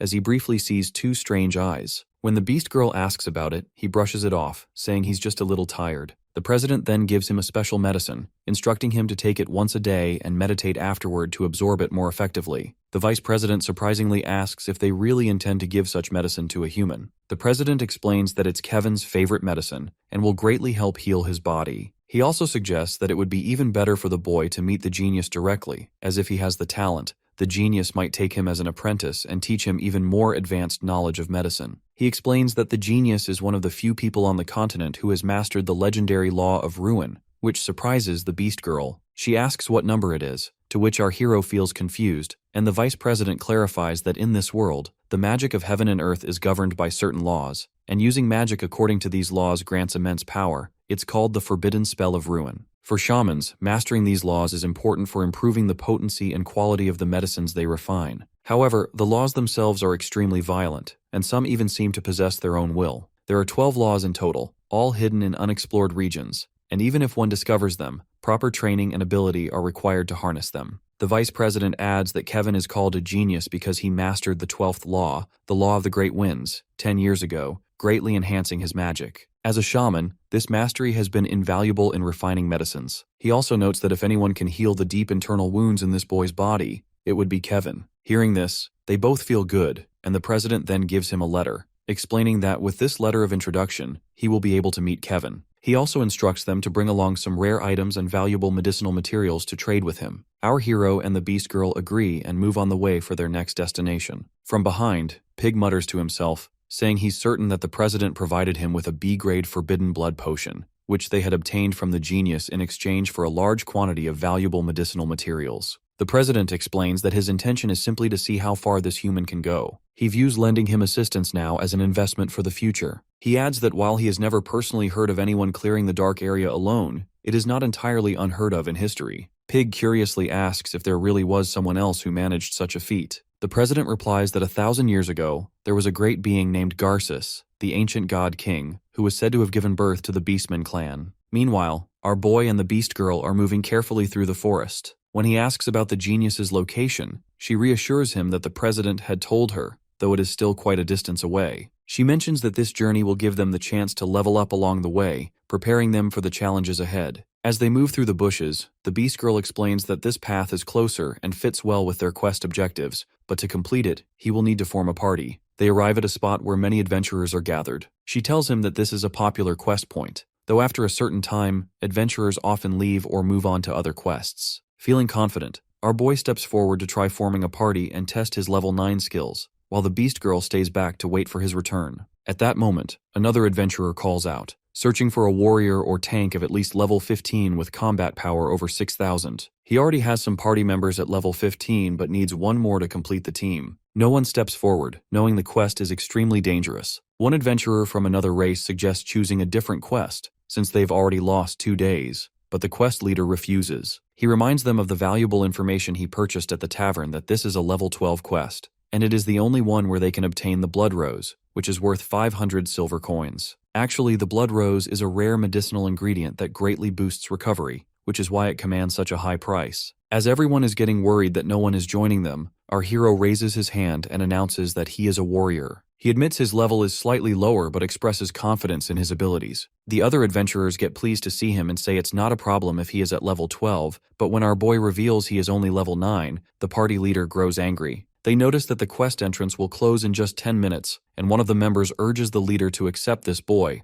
warning that missing this chance would waste another day. Hearing this, the leader agrees, warning our hero not to act alone inside, as the 4 others are strong and he is only there to fill the numbers. Our boy accepts and steps forward, excited to join a party for the first time. As they step into the quest area, they immediately notice that it's a level 16 quest. A forest rhino stands before them, also level 16 with 7,600 combat power. The adventurers get stunned as this quest is tougher than they expected. The party leader warns the informer that he'll deal with him if he steps outside, and they worry about what kind of boss awaits if the first enemy is already this strong. The 4 level 15 adventurers crouch, and the leader reassures them that if they work together, they can handle this difficult quest. He also reminds them that if any serious danger arises, they can use the return horn to safely retreat. As they talk, the leader suddenly remembers that the boy isn't with them. At that moment, a powerful lightning strike flashes before their eyes, and they are utterly shocked to see the level 9 boy has already defeated the forest rhino on his own. Doing this, our hero feels good as this challenge is easy for him compared to what he has faced in the dark area. After that, the group starts clearing the monsters in the area. They can't help but comment on how strong the level 9 warrior is, amazed that he's handling the quest almost entirely on his own. They notice he seems to know every monster's weak points and doesn't need any healing at all. One of the adventurers asks the boss if he knows who the boy is, since he has connections outside. The boss admits he isn't sure. He only recognizes the adventurers introduced by the information broker at the tavern and guesses the boy must be an elite from a major guild, though he looks vaguely familiar. Meanwhile, our hero thinks that the experience points here are generous compared to the original world, but still far below what he gained in the dark area. Even the level 16 monsters here are far weaker than level 11 creatures from the dark area. They don't even come close to the strength of the darkness monsters. Spotting another monster, his system notifies him that its weakness is fire, though it's covered in poisonous thorns. He thinks this quest is about collecting blood roses, which he can later give to Kevin as a souvenir. He slays the monster and warns the party that the quest boss will appear soon. The weaker monsters are multiplying, and their weakness is fire, so he instructs the magician to use fire spells against them. The captain steps forward to prepare his attack, but our boy also cautions everyone about the poisonous thorns that can cause serious injuries. The captain feels puzzled at how someone only at level 9 could know so much, as with that much knowledge and experience, this boy must be hiding his true strength. Still, he casts his fire magic and burns down the wave of monsters in an instant. After the fight, the group takes a short rest. The captain's 3 companions quietly talk among themselves, admitting that everything has been going smoothly only because of the boy. They agree he feels different from normal people in this world and must be someone special. During the break, our hero and the captain finally exchange names. The captain introduces himself as Victor and says he wants to know the boy's true identity, but our boy replies that he's just a beginner adventurer. The captain asks if he knows about quest rankings for each region, but when our hero rejects, the captain explains that unlike normal quest points that disappear after some time, each region has fixed quest points. The scale varies, but rankings record party completions, first clears, and top performances. That means rewards aren't just bonus items or gold, but also fame. Since these rankings are shared across all regional branches of the Adventurers Guild, anyone can see them. Our hero quickly understands, since his original world had a similar system. The captain then reveals that, while this group of 4 may look random, he is actually part of Q's guild, serving under an elite unit of 15 pioneers called the Big Goat Party. Their leader is his senior, one of the guild's founders, a shield warrior nicknamed Big Goat Harvey. Finally, he adds that a new level 18 quest has recently appeared. It involves small dark area monsters lurking in the swamps, and they are especially troublesome because there's too little information about them. Our hero feels encouraged and remarks that the bonus must be worth it. The captain confirms, explaining that if the quest is cleared, both the first completion and top performance are recorded at once, which grants a huge bonus. That's why competitive parties fight to be the first to clear fixed quests. He then asks our hero if he is interested, mentioning that he still needs to meet his boss. Our boy hesitates, asking if they really expect him to join a level 18 quest when he's only level 9. The captain mentions that the required level depends on the quest, and for this one only adventurers up to level 18 are allowed, so there's no problem. Hearing that, our hero agrees, but sets 2 conditions. First, if they clear the quest, all the initial experience points go to him. Second, he gets to pick the bonus rewards first, while the others take the rest. The captain gets surprised and admits that even if he personally agrees, his boss and the other members might not, to which our hero says they can settle that later as right now, the quest comes first. Then, turning to the group, he tells everyone to get back to work since they've rested long enough. After some time, they step out of the portal with smiles, relieved that the quest is finally cleared. The others mention how effective the captain's fire magic was, adding that without Tsuyoshi's help, they wouldn't have managed to finish it on their own. Our hero also feels satisfied, having received his share of the blood roses. The captain then tells the group he will distribute the bonus later, and everyone agrees. Afterward, the captain asks our boy if he has time to meet his boss, Harvey, but our hero replies that he needs to inform his comrade first. He goes to the beast girl, who gently wipes the dirt from his face while listening to him explain everything. She feels reassured and tells him that she will head to the nearby town to gather information and return with a report. Our boy agrees, saying this will be useful, and adds that if they don't run into each other, they should meet at the local Adventurers Guild. Before he leaves, she hands him some potions and enough money to last 3 days. As he walks away, the beast girl thinks that this situation is perfect for her, as she still needs to investigate more about the so-called genius, Kevin. If he has already mastered the Earth-Wind fusion law, then her plan to kill him will have to be reconsidered. After that, the captain returns to his guild and immediately tells his boss Harvey about the boy. The boss gets surprised to hear that a level 9 warrior is supposed to lead his elite party, whose average level is 16. The boss himself is level 18, so the idea sounds unbelievable. But the captain insists the boy is remarkable as thanks to him, they managed to secure the blood roses without any trouble. Hearing this, another member, Luke, bursts out laughing and mocks the captain, saying he must have lost his mind after spending too much time with fools outside. The captain calmly replies that if they don't believe him, they can see for themselves as he has already brought the boy along. The boss agrees to meet him, and when the captain brings the boy in, he politely introduces himself to everyone. Luke laughs again at the sight of him, but the captain reassures the boy to ignore him. Then the boss looks at our young warrior and asks if he truly believes he can clear the new quest for them, and how confident he is. Our boy answers without hesitation that he is completely confident, but adds one condition that he will be their captain. Everyone gets stunned by his words, and even the captain admits that things don't look good. But our hero calmly assures him that it's only for the sake of the quest. The boss then explains that several other parties have already attempted this quest many times, yet most of them fail at the same point. Even their own group, the well-known Goat Party, has failed 6 times despite spending a fortune. Our hero confidently promises that if they appoint him as captain, he will guarantee the quest's success. Luke gets angry, but the boss accepts all 3 of our hero's conditions. Still, he warns that if he fails to deliver, and it turns out to be nothing but empty talk, he will show no mercy. Luke immediately objects, questioning whether the boss really trusts a weak level 9 rookie. He argues that they're being scammed and even blames the captain, saying he doesn't belong in their party for bringing this boy along. However, the boss reminds them how much the guild has mocked them for their failures, pointing out that other parties have outshined them at every turn. If they manage to secure the first clear and set the record for best performance on this quest, the reputation will finally be theirs. With no other options left, he insists they take this one small chance. Then they all head toward the spot where the quest portal is waiting. As they approach, other parties mock them that they're attempting the new quest again and will probably end up using the return horn like before. But they notice that this time,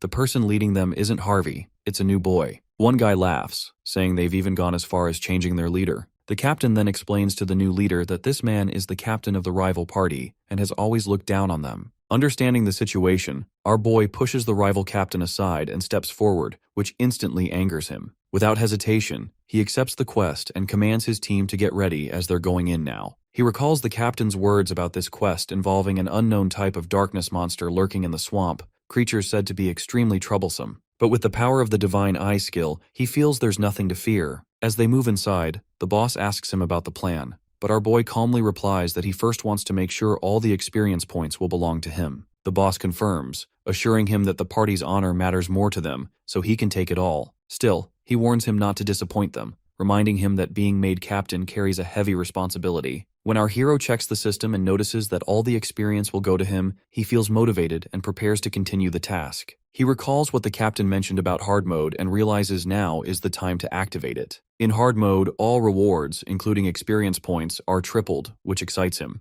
The moment he activates it, the surroundings shift dramatically, leaving everyone else stunned. The boss instantly recognizes that hard mode has been triggered, while the captain asks our hero if he activated it by mistake. Luke calls him an idiot, and claims that he must be trying to get them all killed, since this mode is far more dangerous than the normal one. He also reveals that he was waiting for this kind of reckless move. Pulling out a return horn, he explains that he is already prepared for this and plans to escape. But before anyone can act, our hero steps forward and tells them he has a plan to get everyone out safely, if they just stick with him. With confidence, he thinks that by using his Divine Eye skill and the strength of many allies, he can clear hard mode without letting anyone suffer injuries. He spots a swarm of crocodile monsters, and by using his Divine Eye, he sees their weakness, fire and lightning, and realizes that if he focuses harder, he can push this skill even further. However, the boss grows suspicious, thinking this guy has tricked them all. Ignoring that, our hero confidently orders the group to follow his lead, promising he'll guide them through this hard mode. Activating his sword's ability, he commands the fire magicians to prepare. The captain decides to trust him and gets ready, while other magicians join in, determined not to be mocked again if they fail. As the crocodiles leap toward him, the boss warns our hero to stay back. Instead, our boy unleashes a thunder strike and orders the magicians to blast fire from 1 meter behind him. They follow his command, and with the combined assault, the crocodile monsters get wiped out instantly, to which the captain also gets shocked at how easily they won. Then our boy explains that his skill, Thunder Chain Fall, can weaken enemies. Once weakened, any active skills they use are interrupted, and attacks deal double damage. On top of that, when everyone focused their fire magic on a single point, the attribute damage multiplied, making it much easier to defeat the monsters. Hearing this, the group feels relieved, realizing they now have a real chance to clear the quest. The boss looks at him in shock, wondering how someone at just level 9 could know so much. However, Luke refuses to accept it and mutters that it's only luck. But the others immediately argue back, saying they saw it with their own eyes as this boy really is incredible. Our hero cuts them off, telling them not to waste time arguing with him, and orders them to follow his lead so they can clear hard mode, to which everyone, even the boss, agrees and follows his instructions. After 30 minutes, the group reaches the swamp and hides in the bushes. The captain asks what they should do next, while Luke points out that the monsters here are darkness types. He doubts where the boy gets his information and warns that if they fail here because of him, the big goat party won't forgive it. The captain says that thanks to the boy's knowledge and analysis, they've barely taken any damage so far. As the two argue, the boss cuts them off and tells everyone to stay quiet as the boy is focused. At that moment, our hero finishes his analysis and realizes the swamp cannot be bypassed. The only way forward is through it. The system recommends that one person act as bait to distract the monsters while the rest of the party moves ahead. After checking the route, he memorizes it in his mind. The system then alerts him that 15 darkness monsters are lurking along the path. To draw them away, he must use ultimate physique on his legs and let the others advance. It also explains that the swamp's high conductivity boosts Thunder Chain Fall, making it perfect to attract the monsters, and during combat, he must stick to the analysis and aim for their weak points. Then our hero tells everyone that just as the Vice Captain Luke mentioned, this is a joint effort for mutual benefit, and he is only serving as a temporary leader. If anyone feels frustrated with him, they are free to leave. But since he is the leader for now, they must follow his orders. When the Vice Captain tries to speak, the boss cuts him off and tells him to stay quiet. Our hero then reflects on his past, thinking how his spirit would have been crushed if someone had treated him with such open hostility back then. No matter the world, there are always people who bully the weak or see others as threats. He remembers how he and his sister used to be victims of that kind of behavior, and how the only real solution is to become stronger. But now he is no longer the same boy. With that resolve, he tells the group that they must cross the swamp to reach the next area, to which the boss agrees and explains that he once managed to get halfway through and even saw the entrance leading to the next path. He warns everyone that they need to move carefully through the swamp since monsters attack without warning, and if things go wrong, they'll have to use the return horn. But our hero assures them that he'll stay behind to lure the monsters while the boss leads the others to the next area, and also promises that he'll catch up later. Everyone gets shocked by his decision, calling it reckless. Luke even bursts out laughing, saying he expected some kind of brilliant strategy, but this is just pathetic. Ignoring him, our hero hands a map to the captain and orders him to memorize the safe route so no one steps into danger. The captain gets stunned that this boy even knows the layout of this area. Our hero explains that luring the monsters is only the first step. He intends to defeat every single one of them himself. With that, he steps forward and tells the group to wait for his signal. The moment he enters the swamp, he realizes the terrain is perfectly suited for lightning-based attacks. From behind, Luke asks the boss if he really trusts the boy, to which the boss hesitates. But before he can answer, the captain speaks up that he believes in the boy and tells everyone to follow the plan exactly, since the route he provided is flawless. As our hero stands in the swamp, he suddenly notices 15 Soul Eater monsters rising from the murky water. Knowing they are weak against lightning, he quickly slashes one down with a powerful strike. However, the rest retreat back into the swamp and vanish from sight. Realizing their tactic, he unleashes a lightning strike across the swamp, remarking that these pitch-black creatures hide beneath the water after every attack. The blast forces all of them out at once, and they leap toward him to strike. In this moment, our boy activates his ultimate physique, and with enhanced speed and strength, he dashes across the surface of the water with ease, deliberately luring the monsters away. While running, he orders the boss of the guild to guide the party members along the safe route he gave them earlier. The group feels amazed at how effortlessly he runs over water, and they comment that with someone like him by their side, any quest could be cleared with ease, while Luke regrets underestimating the strength of this boy. The leader quickly commands everyone to stop staring and keep moving while the boy distracts the creatures. They agree and rush forward, as they trust him completely. Meanwhile, our hero leads the monsters to the combat area and declares that this is where he will finish everything. Using lightning to enhance his piercing strikes, he slashes through a monster and takes it down instantly. While he keeps fighting, the rest of the party reaches a safe spot. Feeling excited, they cheer that they've never made it this far before and feel proud of how smoothly things are going.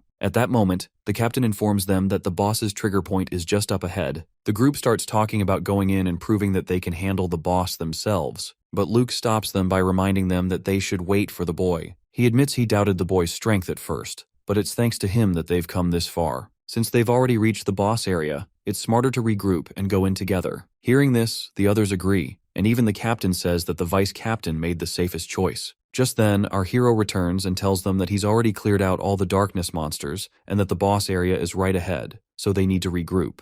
The others get shocked when they realize that he has defeated all the monsters by himself. They finally understand just how strong he really is, Even the boss admits that once the quest is over, they should recommend this boy to the guildmaster. Then they hide behind the bushes and watch as the boss appears in front of them, a swamp watcher at level 18. Our hero quickly notices its weakness: fire, lightning, and magic attacks. However, what surprises him is the absence of a boss gate. The vice captain explains that in hard mode, a boss gate isn't guaranteed. Whether a gate or trigger point exists depends not on the quest's difficulty, but on the boss's actual strength. Our hero then realizes that the true key is the boss's power, and the massive one-eyed gate he once saw in Cardiololis' dark area must be unique to dark-type bosses. At that moment, the vice captain commands the party to head for the trigger point, but our hero stops him and tells the big goat to gather the magicians and the agile members. Once everyone is in position, our boy gives clear instructions that the big goat and the vice president will lead the warriors in direct combat, fighting as usual. The magicians will form pairs and prepare their strongest high-impact spells, but only cast them when he gives the signal. Lastly, he orders the party's debuff items, those that cause bleeding or poison,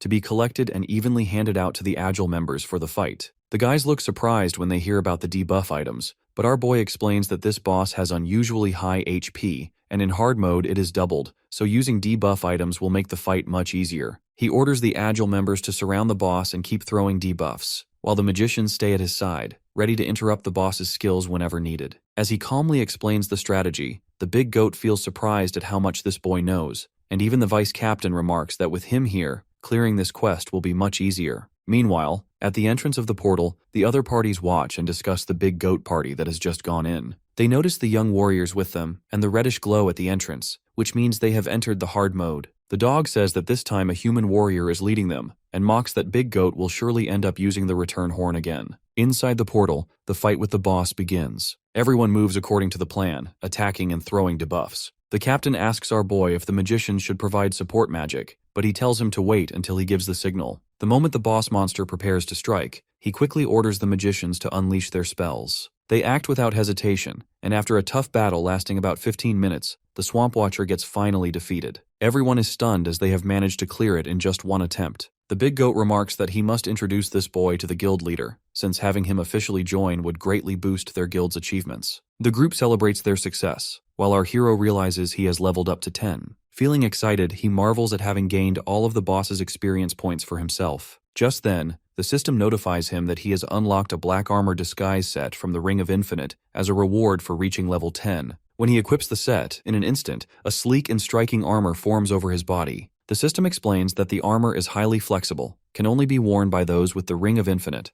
and can be displayed even when other equipment sets are hidden. Checking his status, our hero notices that not only has he reached level 10, but his combat power has also increased by 15,000. While he is still processing this new power, the captain also feels surprised to see him in the black armor. The vice president remarks that if the boy had shown up looking like this from the beginning, he never would have called him weak. Then the big goat turns to our hero and says he needs a favor. Meanwhile, other adventurers read the portal's record and see that the big goat party has cleared the quest in hard mode in just 150 minutes. The dog gets shocked, wondering how that's even possible. Just then, the party emerges from the portal, with our hero walking proudly at the front. Everyone around stares in surprise and begins whispering about him, asking which guild he belongs to. The captain steps forward and tells Dog that their party was the one who cleared the quest, but Dog replies that it was only possible because they had a powerful newcomer with them. Our hero steps closer to Dog and asks what he said about him earlier. Dog quickly apologizes, admitting his mistake, and even asks to join their party. He realizes this boy is no ordinary person, and if his power is real, he would be an incredible asset. Soon, adventurers from all of the guilds gather around our hero, each offering him a place in their parties. Our boy notes to himself that talented people are always in high demand. Even in his old world, big guilds would fight over powerful heroes. Strength is wanted everywhere, no matter the place.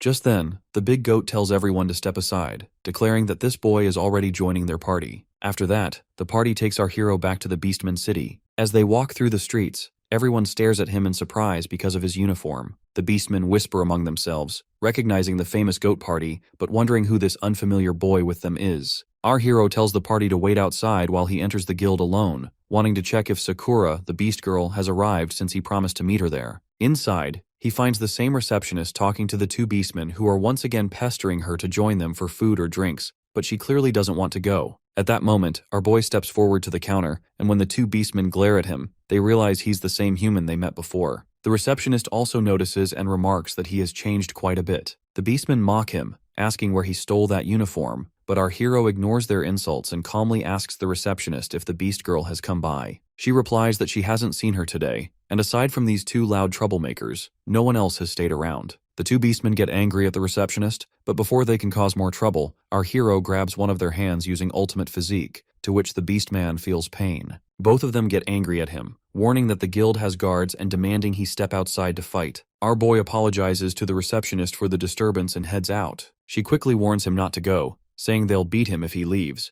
but he calmly assures her that he'll be fine. Outside, the big goat sees the commotion and asks about the problem, calling our hero the captain. Our boy explains that the two beastmen started the fight first. Hearing this, the whole party gets ready to fight alongside him, to which the beastmen get scared and run away. Our hero then tells his team that since his companion isn't here, they should head to Q's guild instead. He also asks them not to call him captain now that the quest is over. When they arrive at Q's guild, the big goat reports everything to the guildmaster, a level 24 beast man. The guildmaster congratulates them on their victory, but finds it unusual that they want a human warrior to join future quests. The big goat says this boy has remarkable talent, and that thanks to him, they managed to complete the new quest. That's why he wants to invite him into their guild. But a level 23 beastman named Reedum interrupts, pointing out that the big goat's entire party is human, while their guildmaster is a beastman. He argues that it makes no sense for a beastman guild to be led by a human, and even accuses the boy of possibly being a spy from another guild. Our hero feels bad about the accusation, and the vice president quickly agrees with Reedum, saying his opinions are always sharp. This angers the captain, who snaps that if not for the big goat's kindness, they would have left the guild a long time ago. The big goat insists again that they can vouch for the boy,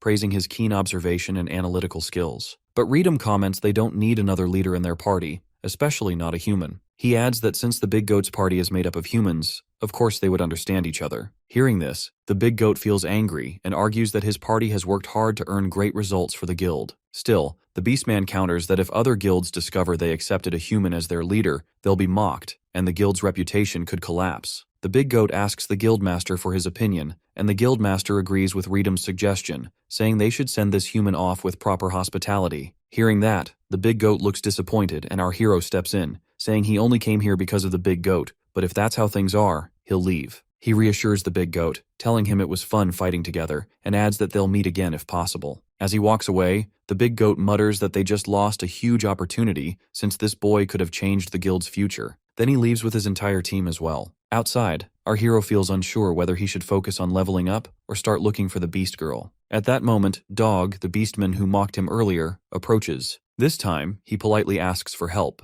explaining that their guild accepted a difficult request, and the president told him to find someone strong. He promises that their guild will welcome him gently, with rewards and conditions entirely up to him. Feeling encouraged, our hero asks what kind of request it is, and Dog explains that it's a mission to rescue the kidnapped daughter of a wealthy merchant. Our boy asks if the guild really accepts requests like this, to which Dog explains that a guild needs more than just honor and income. Requests are also a big part of their revenue. He adds that the Adventurers Guild usually competes with them for high-paying jobs, and while their own Pace Guild is well known in this city, they barely manage to secure this one. Hearing this, our boy realizes that if it's a matter of competition, the reward must be huge. He recalls how the farm request with the Beast Girl already paid 3 gold coins. However, Dog says it's not that simple as the one kidnapped is the daughter of a very wealthy and well-known family in the city. The reward is about 100 times higher than a normal urgent request, a staggering 500 gold coins. When Dog mentions he'll give half to him, our boy gets stunned, thinking the Beast Girl will be thrilled to see so much money. After some time, they arrive at the Pace Guild's entrance. Inside, the wealthy merchant named Wenton is scolding the guild members, as it's already the 3rd day since the kidnapping, and tomorrow is the final deadline for the kidnapper's demands, yet they still haven't found his daughter. He clearly states that if they fail again, they'll have to pay 10 times the reward as compensation. Hearing this, the guildmaster Pace and the vice president Hugh get surprised. They admit the demand is too high but promise they'll find his daughter tomorrow, and then suddenly Dog arrives with our hero. Our boy asks Dog if the guild hasn't sent a rescue team yet, to which Dog explains that they did, but the target's location is deep in the mountains, making it difficult to move without drawing attention. At first, they sent a team of 15 with an average level of 20, even including the vice guildmaster. They were confident, but they never even made it to the enemy's base, let alone the rescue. He continues that the team was caught in countless traps in unfamiliar terrain. The enemy group has around 20 members with an average level of 19, and their leader is a level 25 berserker. The guild sent out 3 more rescue teams with anyone who could fight, but every attempt ended in complete failure. After hearing this, our boy remarks that since the first attempt failed, the enemy is likely waiting for them fully prepared, to which Dog admits that they realized this too late. They stopped trying to force their way in, but too much time had already been wasted. That's why the guild called him here. He starts crying, worried that the guild's reputation will be ruined, but our hero reassures him by thinking about the situation carefully. He knows he has the Divine Eye skill that duplicates abilities, so he can manage this, but he also realizes he'll need to switch out the sacrifice skill for something else. Just then, the merchant once again orders the guild members that if they fail, they'll have to pay 10 times the reward as compensation. Our hero grows suspicious, noticing that the man keeps talking about money but hasn't shown a bit of a concern for his daughter. When the merchant demands if they can cover 5,000 gold coins, our boy replies that the girl will be saved and promises she'll be returned by tomorrow. Everyone gets confused until Dog explains to the guildmaster that this is the boy he mentioned earlier, the one who will take on the job. The merchant leaves with his guards, but also reminds the boy again about the 5,000 gold coins. Our boy declares that if he rescues the daughter, the merchant will have to double the reward to 1,000 gold coins, and if he fails, he'll personally pay 50,000 gold coins, to which everyone gets shocked. The merchant agrees and hands a contract to the guildmaster, who hesitates first, but signs it since he has no other choice. After the merchant leaves, the vice president angrily demands to know why this boy has done this to them, to which our hero replies that maybe this gives them a chance. Just then, someone announces that the president of the Shaman Association has arrived. Our boy immediately realizes it must be Doug,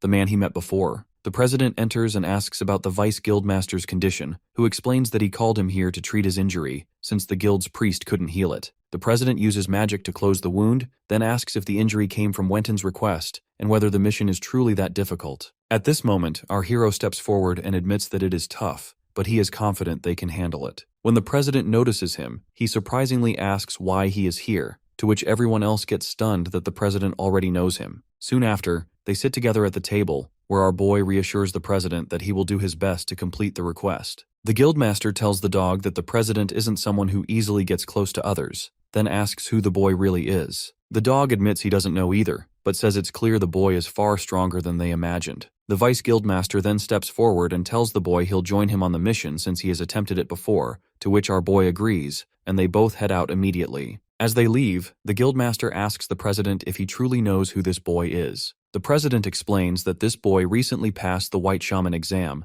making him the youngest White Shaman in the north, and also the warrior who single-handedly cleared Cardiololis, to which the guildmaster gets surprised. Meanwhile, walking through town, Vice Guildmaster Hugh asks our hero about their plan, and also reassures him not to worry, since they are putting everything on the line. The boy calmly replies that preparation is important, and requests him to guide him to the location, as he already knows about this area. The Vice Master tells him they already have 2 sets of medicine and basic supplies, so there's no need to buy anything else. When he asks where they should go next, the hero replies that he wants to head to the arena, to which the Vice Master feels confused but agrees. Once they arrive, the Vice Master asks another man what kind of matches are scheduled for the day, but our hero quickly clarifies that he isn't here to watch, he wants to participate, to which the Vice Master gets surprised, while the man points him toward the registration desk and explains that he just needs to pay the entry fee. As they walk, our hero thinks about using the divine selection system to shift his attributes toward those of an assassin. This mission requires stealth, someone who can move unnoticed and eliminate the target without drawing attention. He plans to study assassins by fighting in the arena, learn their techniques, and duplicate the most suitable skills. Inside the arena, the crowd's attention is fixed on a cat-like warrior named Narado, a level 21 shadow assassin. Across from him stands a beastman, who notes that the cat guy has only one arm, but he moves with incredible speed. The cat guy commands him to attack, to which the beastman leaps forward, but in a flash, the cat guy uses his ambush attack skill, slipping behind the beastman and driving his dagger into his back, which causes the beastman to get defeated instantly. Actually, ambush attack is a specialized skill designed for close-range combat, allowing the user to strike a fatal blow with precision. The crowd erupts in cheers, praising the cat guy's skill and noting that he hails from the east. Our hero also feels impressed by the technique, and the Vice Master explains that facing an assassin like this would be nearly impossible, as he is a renowned Eastern assassin, famous for his speed and lethality. He holds 21 consecutive wins in the arena, and countless guilds are eager to recruit him. When our hero asks if Eastern assassins are really that powerful, the Vice Master explains that many mysterious and strong guilds exist on this continent,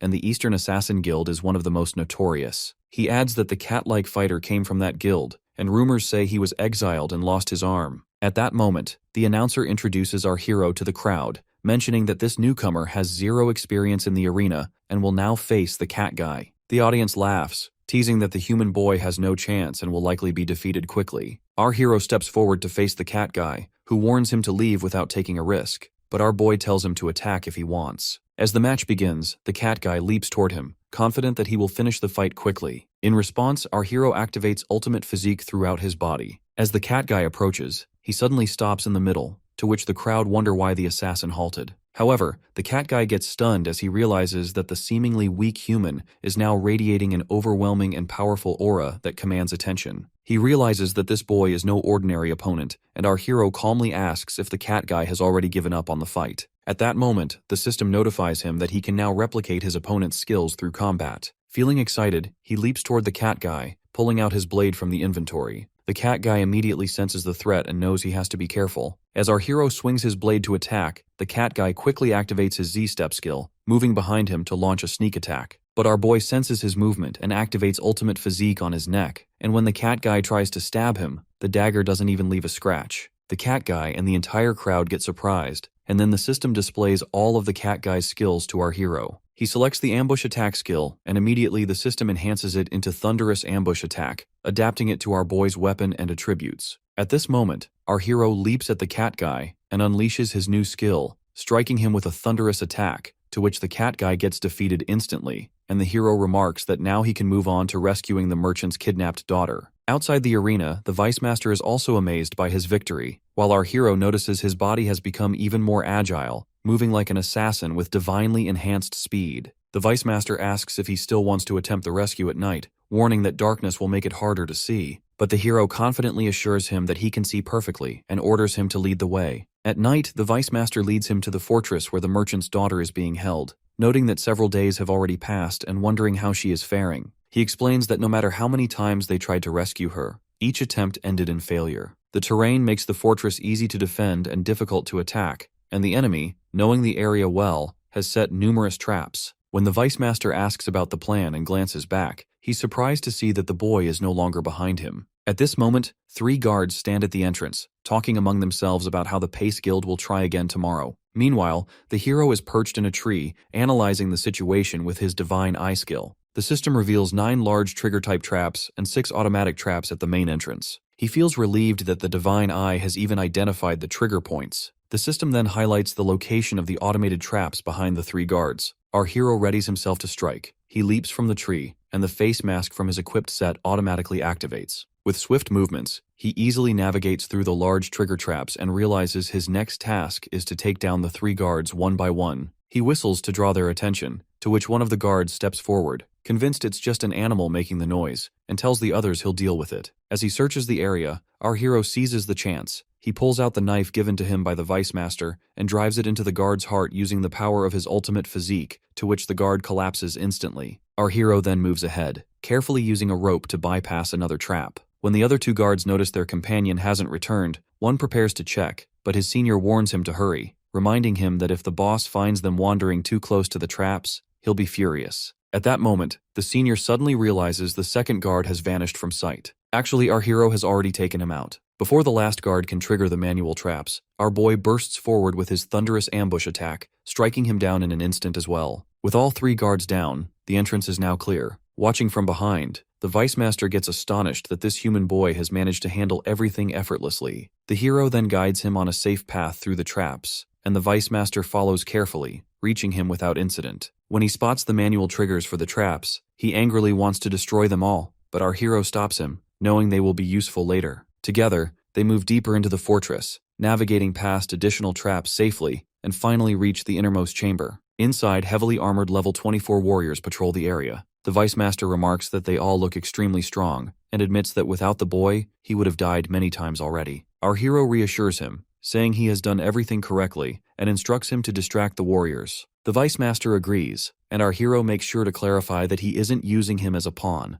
because the traps they left behind will now serve a crucial purpose. Realizing this, the Vice Master understands why he was told not to break the triggers. At that moment, the system alerts our hero that there are 24 enemies in total, including 4 archers, 5 mages, 8 warriors, 6 heavily armored soldiers, and 1 leader. The Vice Master moves forward to distract the warriors, firing arrows into the back of one of them while taunting him, to which all the warriors leap at him to kill him, but he begins running to lure them toward the traps. Getting the opportunity, our hero moves forward, knowing he must first confirm the girl's safety. He carefully peers into one of the tents and gets surprised to see the little girl sitting with the boss, Savage Leopard, who appears to be telling her a story. At that moment, the leopard senses someone spying on them. He quickly covers the girl with a cloth and delivers a powerful kick to our hero, sending him back. The leopard glares at the intruder and asks who he is, noting that he seems to be from the Pace Guild. Our hero then demands why he is telling fairy tales to the girl if he has kidnapped her. The leopard looks surprised and comments that an assassin who bypassed the traps and silently eliminated the guards is truly impressive. The hero explains that he is here on behalf of the Pace Guild to rescue the merchant's daughter who was kidnapped by his group. He demands that the little girl be handed over without a fight, but the leopard refuses and leaps at him with a powerful kick. Our hero knows he can't waste time, as the return of his allies could complicate things. When the leopard strikes with full force, the ground cracks from the impact, but our boy swiftly dodges with incredible speed. He counters with a thunderous ambush attack using his sword, but the leopard blocks it with his hand and is thrown back by the incredible force. Examining his hand, the leopard sees a deep cut and realizes that this human assassin has perfect speed, power, and timing,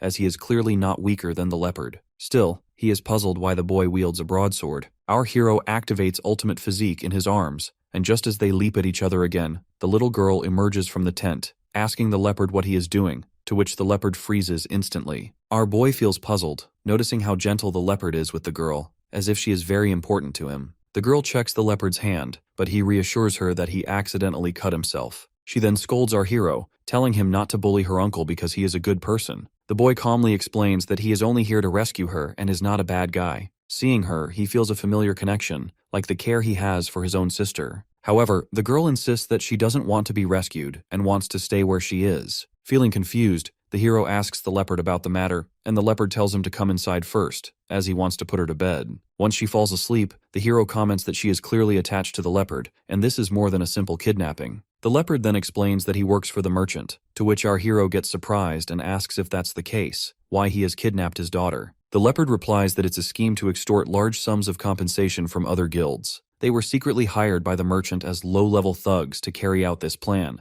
They kidnap the girl, and the merchant creates an expensive rescue request, knowing that ordinary adventurers would hesitate to take on such a dangerous mission. Hearing all this, our boy begins to understand the full situation, but asks if it wouldn't be dangerous to return the girl safely to her parents once the compensation is collected, as if anyone discovers she is unharmed and back with her family, it could cause serious trouble. The leopard explains that the merchant actually stole the girl as a newborn and raised her for this scheme. To him, a child he has already used has no further value, and there's no reason to keep her alive. Our hero then asks why this little girl is so attached to him, to which the leopard reveals that he was the one who secretly stole her from the merchant and cared for her. Our boy asks if, now that the merchant has achieved his goal, there is any hope for the girl's future. He adds that he could easily take her and escape, but the leopard says he was homeless before that merchant took him in, and he cannot betray him now. Our hero points out that her so-called father seems completely indifferent to her, and that the leopard is the one who truly cares for her. He urges the leopard to cut ties with the merchant and run away with this little girl, as it would be best for both of them. Saying this, he moves back to exit, but the leopard comments that if he defies the merchant, he will never forgive them, and will hire as many assassins as needed to hunt them down. But our boy reassures him that he understands the pain of living while trying to protect others. He adds that if he cannot handle it alone, he will step in by himself and ensure the merchant cannot harm either of them. Afterward, our hero returns to the Vice Master, who gets happy to see him and tells him that he has been running in circles the whole time and even managed to trap the enemy warriors in their own traps. When he notices the little girl is not with our hero, he worries and asks if the mission has failed. But our boy assures him that the mission succeeded and the girl is safely returned. He instructs the Vice Master to go back to the guild and report their success, explaining that he will join them later after collecting the reward from the merchant. Hearing this, the Vice Master gets amazed and quickly rushes to the guild to report their success. Meanwhile, at his own palace, the merchant is counting his gold coins, muttering that his profits have been declining and he needs to step up his kidnapping schemes. Suddenly, someone warns him that he won't get that chance. Turning around, he sees our hero is standing there, to which he calls for his men to intervene. But our boy calmly says it's useless, as while he was busy counting his coins, he has already taken care of all his underlings. The merchant gets shocked to realize all his bodyguards have been killed, and our hero calmly explains that the mansion had been too peaceful for so long, leaving everyone unaware of danger, so he quietly crept in and slit their throats before they could react. Then the merchant offers him any amount of money he desires, to which our boy orders him to return the 5,000 gold coins to the guild, and reminds him of their bet. He should receive 1,000 gold coins for completing the request. He also mentions that he has heard the merchant is raising children and asks if they are being used to make money. The merchant admits it and even offers to sell the children's organs on the black market, promising to give him half the profits if he helps. Hearing this, our boy feels angry and tells the merchant that there is still one more thing he wants. When the merchant insists he will fulfill any wish, our hero activates the thunderous ambush attack skill and strikes the merchant, to which he gets defeated instantly. The next morning, news spreads that the merchant has been killed. People examine the scene and remark to each other that it must have been a surprise attack. They note that all the guards' backs and necks show fatal wounds. The merchant himself is found in his bedroom, his body in a horrific state, pierced through the heart by a single strike from behind. A confession letter lies next to him, detailing all his crimes, including fake kidnappings and other illegal activities, suggesting his death isn't unexpected. Observers conclude that whoever carried out the attack forced him to write the letter before killing him, exposing all his wrongdoing. At this moment, the cat guy Naruto is also present and feels puzzled by the single strike that pierced the merchant's heart from behind. He notices that all the fatal wounds bear the distinct mark of an ambush, a specialized skill of the Assassin's Guild he once belonged to. Yet, upon investigation, the merchant wasn't targeted by the guild. Confused about who could have done this, he suddenly remembers the human boy from the arena who is the only one he has ever seen use the same ambush skill. Thinking this through, he realizes that if he reports the incident to the branch Assassin's Guild leader, it might help him regain favor with the guild, so he quickly moves towards the guild. Meanwhile, our hero arrives at the Pace Guild and hands over the 5,000 gold coins, to which the guildmaster gets surprised and remarks that he just heard the merchant was assassinated, and it happened right after this boy left. He adds that if they hadn't received the gold, they wouldn't have gotten their reward. Our hero assures them the request is complete and mentions that he has leveled up. He reflects that after dealing with the merchant and his associates, the system even awarded him a bonus. He realizes that defeating enemies yields more experience points and accelerates leveling. At this moment, he reaches level 11 with 15,500 combat power. The guildmaster congratulates him, saying he has protected the guild's honor and that the 5,000 gold coins will be split equally between him and the guild. But our hero gently declines most of it, saying he doesn't need 2,500 gold coins. Since he was originally supposed to receive only 250, he decides to donate the rest to homeless children or struggling families. Hearing this, everyone gets surprised. Our hero takes only the 250 gold coins he agreed upon and bids farewell to the guild. As he walks away, he thinks about reaching level 11 and realizes he is just one step away from his goal, level 12. He also remembers that the beast girl Sakura should be nearby, and she will be surprised to see him now. When he reaches the Adventurers Guild, he notices a crowd gathered around. In the middle, the beast girl is facing a chubby woman who is scolding her harshly, demanding how she dared to bump into her child. The woman introduces herself as the wife of the president of the Beastmen Trading Company. The beast girl remains calm and politely explains that her son accidentally bumped into her while she was simply standing there, waiting for someone. The woman grows even angrier, insisting that she is lying, while her son adds that there's no way he could have bumped into a girl like her. The guard also tells her that if she bumped into his child, she must apologize, but the beast girl refuses, saying that she will not endure insults for something she didn't do, and adds that with so many people around, there must be witnesses to what really happened. But when she looks around, she realizes no one is willing to speak up for her. At that moment, the woman slaps her, and she falls to the ground,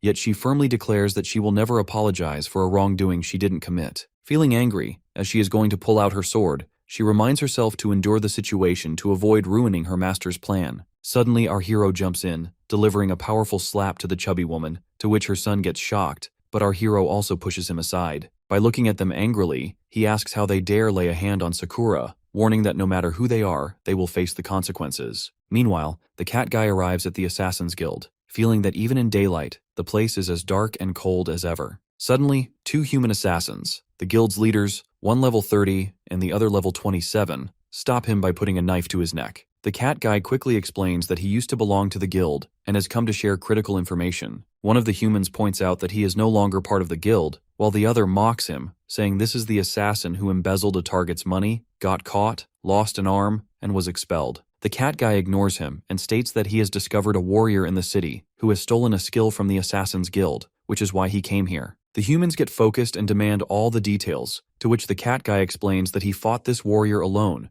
and wants to relay the information. He adds that if his intel proves accurate and he helps eliminate the skill thief, he hopes for a chance to return to the guild. One of the humans responds that his proposal is reasonable and assures him that if the information checks out, they will forward his request to the higher-ups. Meanwhile, the Beast Girl is completely shocked to see our hero in this gear. The guard warns him that he just struck the wife and child of the trading company president, and he won't get away with it. The chubby woman adds that she will kill both of them and orders the guards to gather troops and arrest them immediately, or her husband will cut off funding to the city. The guard agrees, but our hero calmly responds that the woman started the fight and he only defended himself. The woman refuses, insisting she never hit this filthy half-beast girl and claims there is no one to testify against them. Our hero warns her that if she keeps talking, he will break every one of her teeth. The Beast Girl admits there really is no one to support them, and she apologizes for causing so much trouble and explains that she had hoped someone would speak up for her, but being a half-beast, and with the woman being the president's wife, no one dared risk angering her. At that moment, the members of the Big Goats group arrive and are delighted to see our hero there. When they comment that he just completed a major request for the Pace Guild, the chubby woman gets shocked to realize who he is. Soon after, the Pace Guild members arrive as well, and mention that they just returned from donating the money he requested. Our hero explains that he managed to leave with his team, but got caught up in some trouble along the way. Both guilds immediately respond that picking a fight with him is like picking a fight with all of them, and ask for details about the issue.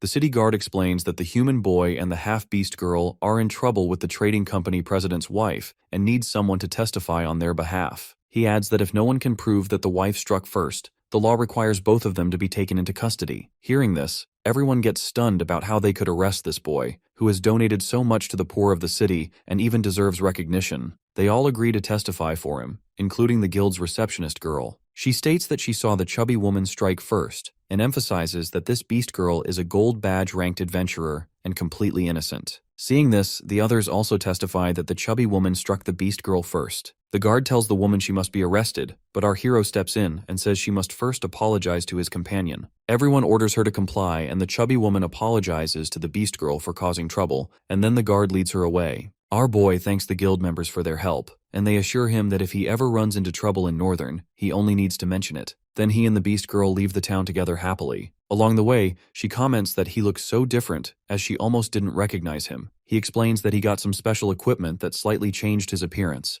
and that the clothes she made for him were torn during a quest. She notes that he seems more mature now, and by noticing the aura around him, asks if he has leveled up. He confirms, explaining that he helped resolve a dispute between a party and a guild, the same people he had met earlier, and shows her a small bag, mentioning that he leveled up and earned an extra 250 gold coins. Hearing this, she gets amazed and remarks that he could buy some excellent gear at an auction with that amount. He adds that he had planned to get her some new equipment, but now they'll have to check the auction in the next town. She mentions that the next town has a medium-sized auction hall and that the genius shaman Kevin lives there. At that moment, our hero remembers he needs to meet the genius. After the recent battles, he feels a stagnant sensation in his blood, like a stone buried inside him. Realizing it is a side effect of the sacrifice skill, he knows he needs the genius's healing. As they walk, leaves suddenly begin falling around them from the trees. She quickly draws her sword by sensing the danger. When she commands the thugs to show themselves, 2 human assassins from the Assassin's Guild suddenly appear. They demand to know if he is the one who stole their skill and warn that they have come to claim his head for it. They explain that this boy doesn't seem to belong to the Assassin's Guild. The senior adds that if the cat guy's story is true, this boy is a skill thief who stole their guild's ambush technique. The junior notices the girl with him and remarks that both are hiding their levels. Based on the cat guy's account, the boy doesn't seem very high level, but the girl appears stronger, around level 20. Hearing this, the beast girl prepares to fight, and our hero notices that this is the first time he has sensed such strong killing intent from her. She warns him to be careful, explaining that these 2 humans are stronger than any opponents they've faced before. She can sense a murderous intent that only comes from someone who has killed many, and if they truly are from the Assassin's Guild,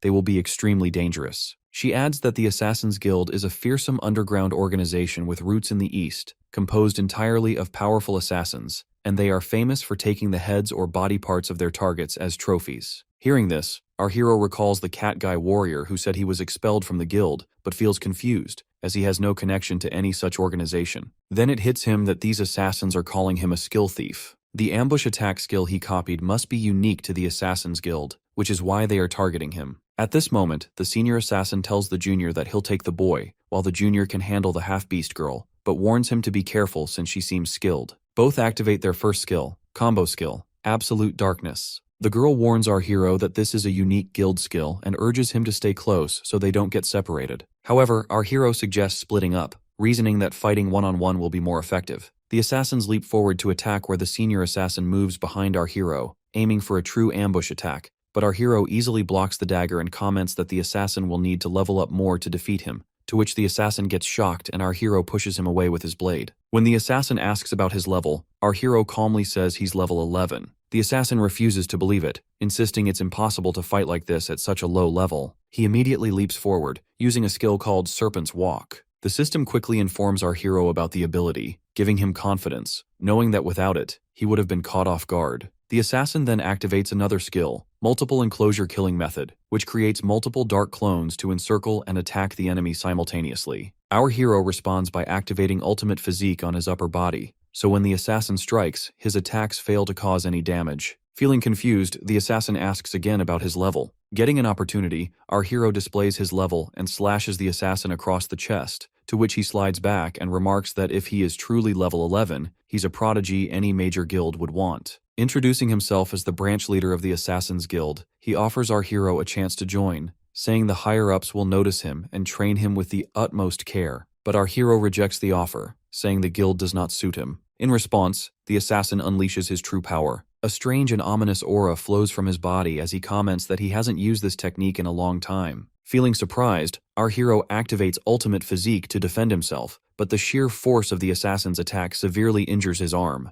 He realizes that if this power hits his heart, he would be instantly killed. The assassin states that he is level 31 and that anyone below level 30 stands no chance against this technique. As he leaps at our hero again, our boy understands that ordinary weapons and Ultimate Physique won't be enough. Thinking fast, he pulls the Divine King's hammer from his inventory, to which the assassin surprises, noticing the strange aura surrounding the weapon, while our hero taunts him, asking if he can block it now. He rises into the air, lightning crackling around him, and he knows that to defeat an opponent of this caliber, he must seize the perfect moment to deliver a decisive strike. The assassin mocks him, saying a mere level 11 warrior dares to challenge him, and lunges with his deadliest skill. Our hero is fully prepared, ready to unleash the 1-second power of the Divine King's hammer. Watching from a distance, the Beast Girl, who has already defeated the other assassin, comments that her master is using that power again, signaling that the outcome of the battle is already decided. Our hero strikes with immense force, slamming the assassin into the ground. The assassin gets stunned, realizing there's no way this boy could truly be level 11. Before dying, he summons a spirit with 2 fingers, warning that if he kills him, he will also become a target of the Assassin's Guild. Meanwhile, our hero lands as the Divine King's hammer's power fades. He feels the weapon's energy was stronger than before, but his body is completely exhausted. At that moment, the Beast Girl scoops him up in her arms, tends to his wounds and comments that taking down a one-eyed assassin in a single strike was far too much for anyone to handle. She gives him a potion and tells him the attack he used was incredibly powerful, but orders him not to rely on it too often, warning that it could cause trouble if she isn't around to support him. He explains that the opponent was exceptionally strong, which is why he had to use that power. The girl agrees, noting that the man was likely a high-ranking member of the Assassin's Guild, and says that finishing the fight quickly was a wise decision. As they talk, he realizes how long it has been since he arrived in this world. He is nearing level 12 and starts thinking that it might be time to return to his own world soon. He reflects that he needs to handle everything quickly for his sister's sake, and remembers the last time he confronted the Bully Girl's group to deal with those who had tormented his sister. He recalls that the Bully Girl's boyfriend's father is the underboss of the Blue Snake Gang, which makes the situation potentially dangerous. While he is thinking this, the Beast Girl hands him some high-grade potions that the assassins had been carrying. When he examines them, the system identifies them as A-grade experience potions, and he realizes that with these potions, he might even reach level 12 before they arrive at the genius Kevin's town. He decides that he will return to his own world once he reaches level 12, eager to see his sister Karina. Fully recovered, he and the Beast Girl continue their journey. Along the way, they face a horde of minor monsters and even run into a field boss. They also encounter a party struggling to complete a quest, so our hero joins them and almost single-handedly finishes it, leveling up to 12 with a combat power of 16,000. After completing the quest, they reach the town where the genius lives. The Beast Girl suggests they rest for the night. At the inn, the innkeeper informs them that only a premium room is available. When they ask for 2 rooms, he apologizes and explains that only 1 room remains, asking if they are adventurers heading to the refining tournament hosted by the genius Incarnio. Our hero curiously asks what the refining tournament is, to which the innkeeper looks surprised, asking if they are truly adventurers who haven't heard of it. as the tournament is well known and has been held many times. The Beast Girl then explains that it is a large-scale alchemical refining event hosted by a renowned shaman, and mentions that the tournament features competitions, exhibitions, and the creation of many excellent potions, making it extremely popular among adventurers. She adds that she checked the schedule and they will arrive on the first day of the tournament, giving them time to explore or shop for any necessary potions. The innkeeper then asks if they want to take the room, to which our boy feels a bit embarrassed at the thought of sharing a room with the Beast Girl, but she tells him that if he's okay with it, she is too. Suddenly, another blue shaman, the fox, named Vincent, arrives with his girlfriend and claims the room. The innkeeper immediately greets him and agrees to give him the room, to which our hero feels frustrated and asks the fox if there isn't some order to who gets rooms first. The fox asks if the boy knows who he is, clearly stating that the last premium room is his. The Beast Girl protests that they arrived first and deserve the room, but the innkeeper interrupts, explaining that the fox is one of Genius's disciples and it's better not to cause any trouble. Hearing this, our hero still refuses to back down and orders the innkeeper to show them the way to the room, insisting that it belongs to them. The fox laughs and warns that if they keep acting this way, they won't be welcome in Carnio. Without hesitation, our boy throws him hard to the floor, to which his girlfriend and the innkeeper get stunned. He strides toward the room, and the Beast Girl hesitates, asking if he's sure about this, since this fix is the Genius's disciple. Our hero calmly replies that he treats people the way they treat him, as there's no reason to respect someone who disrespects him, even if they are the Genius's disciple or not. Later, as they rest in the room and the Beast Girl falls asleep, our hero activates the power of the ring to return to his original world. When he teleports back, he finds himself lying on his bed and notices that his sister is still sleeping peacefully. He recalls the moments when she looked sad before, and when he sees her canes, he realizes that she has repaired them by herself. He realizes that she is incredibly strong and thinks that now he has become stronger too, and he will never let anyone bully her again. He vows that she will never have to suffer or feel unloved so miserably ever again. He adds that he will heal her legs properly and restore that joyful smile she once had. Then, he carefully stores the black armor disguise set into his inventory and notes that his gear from this world is still intact. He realizes that he needs to find opportunities to level it up, and now that he is back, he plans to tackle everything step by step. The next morning, as he and his sister head to school, she feels surprised by looking at him, noticing that he seems like a completely different person after just one night. He explains that he got a haircut and exercised a bit, to which she responds that he looks so grown up and even taller. Our hero assures her to take care of herself and stay in her classroom after school, making sure not to go anywhere else. As they talk, the bully girl Mina and her friend notice them, and they can't help but think that he looks surprisingly cool now. His sister feels a little scared around them, but our boy reassures her that nobody will bully her anymore, to which she thinks that maybe her brother has truly become a hero. As they move forward, the bully girl decides she will use her boyfriend's family connections to teach them a lesson. Meanwhile, in the classroom, two guys talk to Rayleigh, who had previously started a fight with our hero, asking if he plans to play nice with him now since he had almost killed them before. The bully angrily orders them to shut their mouths, commenting that they only got into trouble because they underestimated that boy, and states that he himself is not afraid of him at all. His friends argue that they were waiting for that boy to beat him up, but he ended up defeating them instead, to which the bully dismisses it as carelessness. While they're talking, they suddenly notice our hero entering the classroom, and everyone realizes how completely different he looks now. Shortly after, the teacher addresses the class, announcing that the Future Star Tournament is coming soon, and asking if anyone wants to participate. She explains that this year, the tournament is a joint event with several nearby schools, and their school encourages everyone to participate as it's a chance for both the students and the school to shine. However, Rayleigh says the Future Star Tournament is meant for hero class students, and it's pointless for regular students to enter. He adds that ordinary students compete every year, but none ever win as the top spots always go to hero class students, so it's just a waste of time and an embarrassment. The other students also agree, but the teacher comments that this year's prizes are incredible. Even teachers would want to participate. Since the event is hosted by the Hero School Association, famous hero guilds are watching, and the association leaders themselves will attend, and the winner will receive a prize of 10 million yen. Hearing this, the students get stunned, and our hero's mind immediately goes to his own situation. He recalls borrowing 600,000 yen at high interest from the Blue Snake Gang, and if he wins, he can pay off the debt and move his sister to a better apartment with an elevator. He also considers the school's hero association, realizing he doesn't know much about the hero system, but if they notice him, he could even gain additional support. He realizes that money here is more useful than the gold coins from the other world, and both he and his sister need it to live a better life. While everyone else argues that it's pointless for regular students to enter, our hero raises his hand to declare that he will participate in the tournament. Rayleigh laughs, saying this boy has gotten arrogant just because he beat them once, and the other students mock him, insisting that this is a hero class students tournament and he has no chance. The teacher asks if he's serious about entering, to which he confirms. When the bully mocks him again, our hero challenges him to a bet that if he loses, the bully can do whatever he wants, but if he wins, everyone must stop acting high and mighty toward him. The bully says the whole class will be witnesses, warning him to do his best as they watch him embarrass himself. The teacher then says she will submit his entry form and explains that there will be a pre-tournament test for all participants that afternoon, which everyone entering must take. Our hero agrees,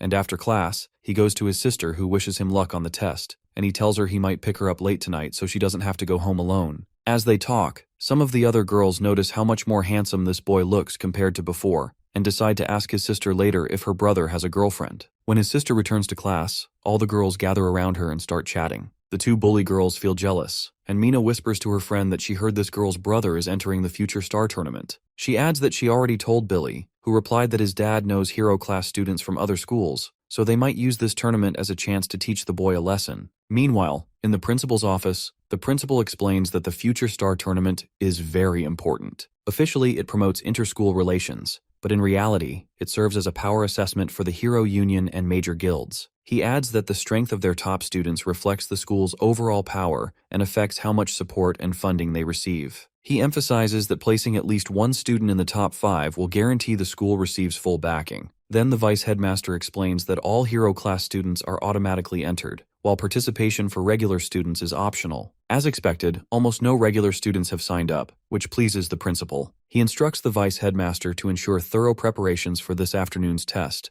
as a Hero Association representative will be attending. The vice headmaster assures him everything will be ready. However, when he mentions that a regular class student named Tsuyoshi has applied to join the tournament, the principal gets surprised. At the pre-competition test area, many Hero class students gather, and they talk among themselves about a regular class student participating this time. One girl asks if he really thinks he can compete with them, while a boy remarks that the student has no chance of passing anyway, calling the test just a simulation for semi-heroes. As they discuss, our hero arrives, and the teacher feels confused as to why a regular class student would even bother taking this test, considering it a waste of his time. On the second floor of the building, Suzuki, the chairman of the School Hero Association, arrives. The principal points out the hero class students and explains that the test will begin soon, hoping the students meet expectations. He tells the chairman that he is free to watch everything from here. He also instructs the vice headmaster to start the test. The vice headmaster sends a message to the teacher, who immediately begins the simulation, reminding the students of the test contents and instructing them to form their parties and enter the simulator. He shows them 3 machines and explains that these are basic level simulators for D-class mock exams, simulating E and F grade caves. He instructs the students to form their parties according to their assigned order,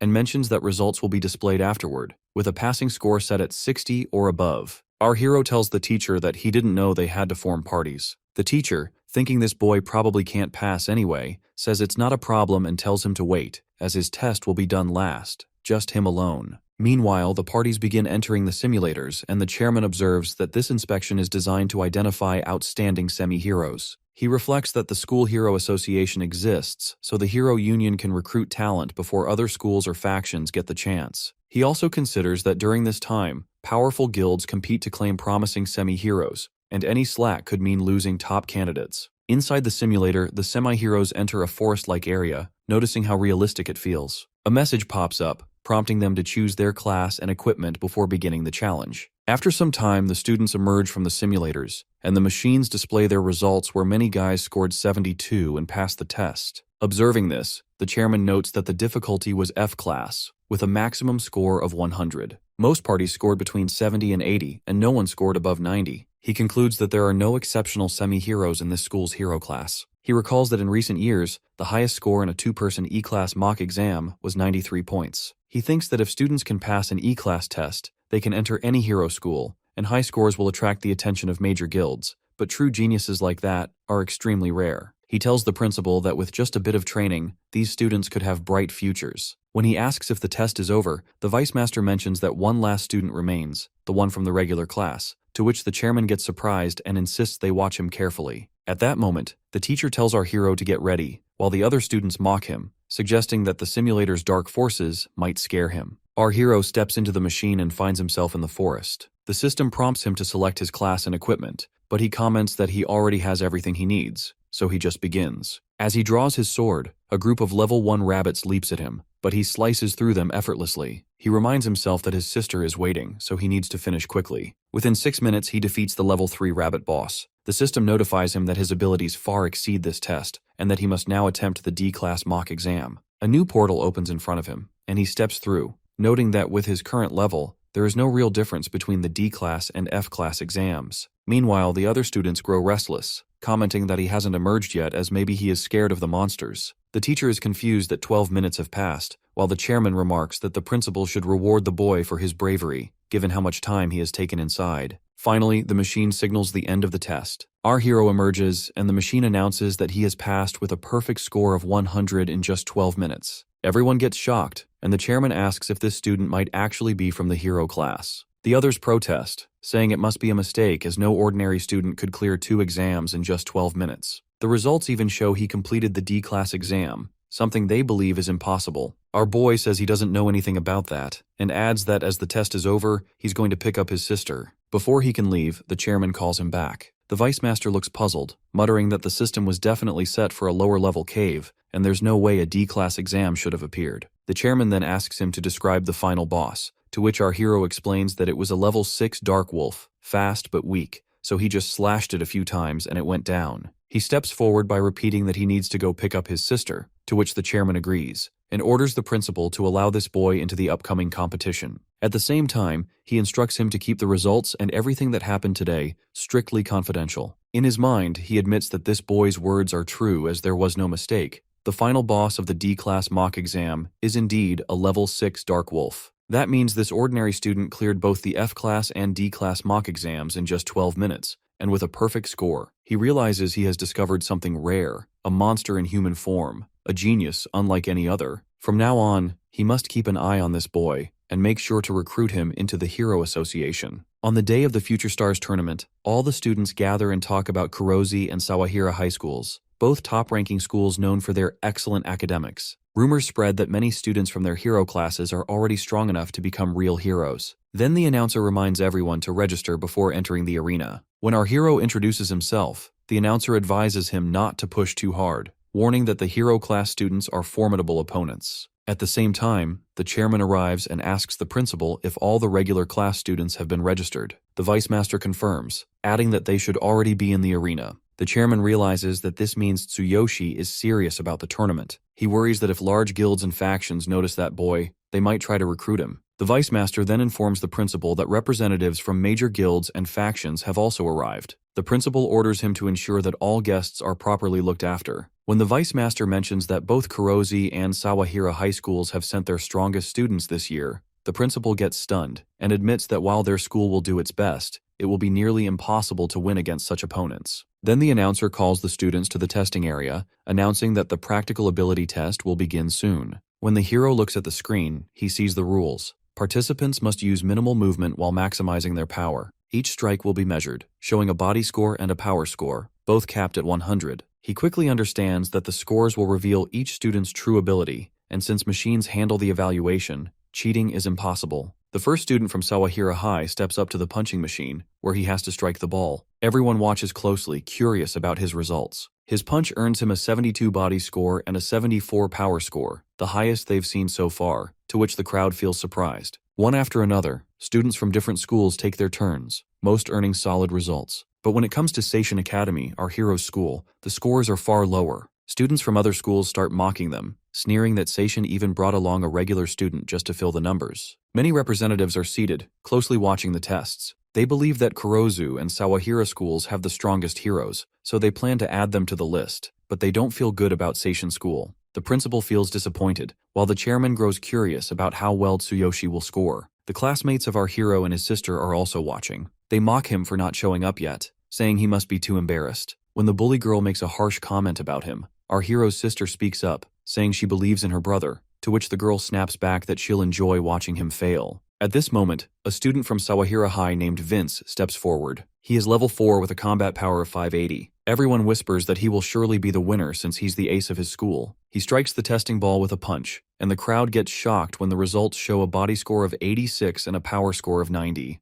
Seeing this, the chairman thinks that this guy truly is the strongest and decides he wants to speak with him after the event. Next up is Boniface from Kurozu High School, a level 4 student with 620 combat power. When he punches the ball, his body score shows 89 and his power score 92. The others watch in amazement, saying he's on a whole different level and might be this year's winner. As the strongest contenders chat, our hero steps forward. Once again, the others mock him, but he ignores their words. He reminds himself to use the least movement possible while maximizing his strength. To do that, he decides to activate both his ultimate physique and the divine selection system. He channels the ultimate physique into just his index finger, boosting it by 600%, while keeping the rest of his body completely calm. With a single strike of his finger against the ball, the entire machine shatters, and the ball shoots high into the air with incredible force, to which everyone around him gets completely shocked. The impact is so overwhelming that the machine can't even measure his score, as he may have gone beyond the limit of 100. Seeing this, our hero feels worried that this could be bad, as he might have to pay for the damage he just caused. Everyone looks confused, wondering if this boy really has such power. Some whisper that the machine must have malfunctioned, while others suggest he might have cheated. The guild representatives and students from other schools are also shocked, waiting to see what decision the school will make. The principal calls 2 men to check the machines, and meanwhile the chairman studies the boy's hands. At first, he suspects the boy may have boosted his strength with some tool, but there are no signs of equipment or traces of cheating. Instead, he notices the boy's hands are covered in scars and hardened with calluses, unusual for someone so young. When the chairman asks about them, the boy calmly explains that he has been working part-time jobs for nearly 10 years just to survive. This revelation surprises the chairman more than anything. Soon after, the 2 inspectors report that the machine is fine and nothing was tampered with. They restore the data, confirming that the impact measured a perfect score of 100 points. Hearing this, everyone gets stunned, and some still insist that a strength capable of breaking the machine can only be the result of cheating. The principal looks troubled, unsure of what to do next, but the chairman assures him that, on behalf of the School Hero Association, he recognizes the boy's results. He personally confirms there are no signs of cheating, and declares that the boy has scored a full 100 points in both categories. Hearing this, a student from Kurozu School suddenly realizes he has never paid much attention to this boy, but now suspects he might be the one Billy asked him to target. He remembers that Billy's father is the young head of the Blue Snake Gang, a business partner of their school, so he must honor the request. At that moment, the announcer reveals the results that Tsuyoshi from Seishin High School is the winner of the round, taking first place. Our hero's sister gets amazed and can't resist mocking the 2 bully girls. This makes Mina furious, and she immediately messages her boyfriend, demanding to know why he hasn't taken action, to which her boyfriend replies that his friend from Kurozu School will handle the boy. The chairman then adds that our hero is the only student from Seishin High School to reach the top 10. He explains that the top 3 students will earn 10, 5, and 3 points, while the rest of the top 10 will each receive 1 point. The announcer calls out to all students, telling them to form parties for the next round. The second match is a team competition, a destruction race, where groups will enter a mock dungeon and try to defeat as many darkness creatures as they can within 10 minutes. Excitement spreads through the crowd as everyone prepares. A teacher reminds our hero that according to the rules, he needs at least 3 members to form a team,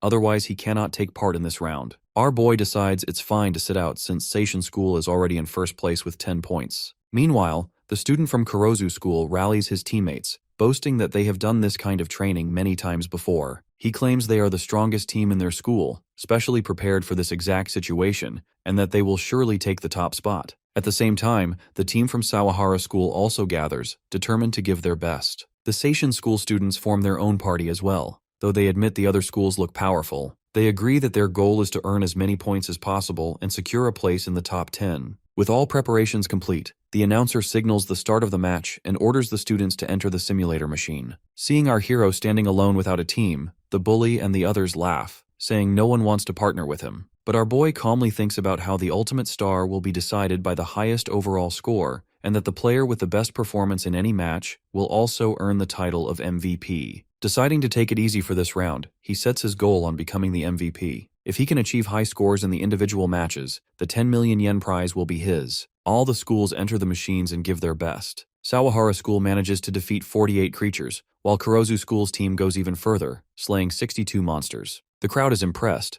though the chairman thinks he had hoped to see Tsuyoshi shine, but in a team competition, he can't stand out as much. Then, the students from Seishin School emerge from the simulator after defeating 33 monsters in just 6 minutes, as one of them is injured. When they compare their results to the other schools, they get shocked to see they are behind. They quickly ask the organizers if they can continue, explaining that while one teammate is hurt, the remaining 2 are still able to fight. However, the organizer tells them that they cannot continue unless they have at least 3 members. Feeling discouraged, they suddenly noticed Tsuyoshi standing quietly in the corner. They quickly ask him to join their team, needing only 1 more person, to which our hero agrees, and together they re-enter the simulator. With only 3 minutes left, the 2 teammates rush forward, attacking monsters as fast as they can. They tell our boy to help if he's able, but insist they can manage on their own since they only need to defeat 10 more monsters to secure a spot in the top 10. Our hero studies the monsters by using the Divine Eye skill and tells them to close their eyes, saying it will be better for them. Trusting him, they do as he says, and our hero draws his powerful sword from his inventory and equips the Black Armor Disguise set. In a flash, he activates Ultimate Physique and unleashes his Thunder Chain Fall skill, and with a single devastating strike, 330 monsters get wiped out at once. When his teammates open their eyes, they get stunned that he achieved such destruction with just 1 blow. Soon after, all the teams exit the machines, and the results are announced that Seishin School claims first place once again with an overwhelming 330 monsters defeated. The chairman surprisingly asks if the boy really managed to defeat 300 monsters. The 2 teammates admit they have no idea what actually happened. They explain that this boy told them to close their eyes, and all they could sense afterward were flashes of light, thunder, and vibrations. When they opened their eyes, every monster in front of them had been wiped out by a single strike. Hearing this, the chairman realizes the truth that this boy is no ordinary student, but a monster-level genius who will one day shake the entire hero community. Meanwhile, the bullies are also completely surprised, unable to understand how the boy has taken first place again. Some of the students also claim that Seishin School must have tampered with the machines to secure victory. At that moment, a group of judges from an external school union approaches the principal. They explain that the record looks highly suspicious and request permission to examine the data. Confident that nothing dishonest has happened, the principal allows them to proceed. After reviewing everything carefully, the judges get confused as the data shows no sign of tampering or forced adjustments, which proves there was no cheating involved. The principal insists that Seishin School always competes fairly, yet he still struggles to understand how a 3-person team managed to score so high.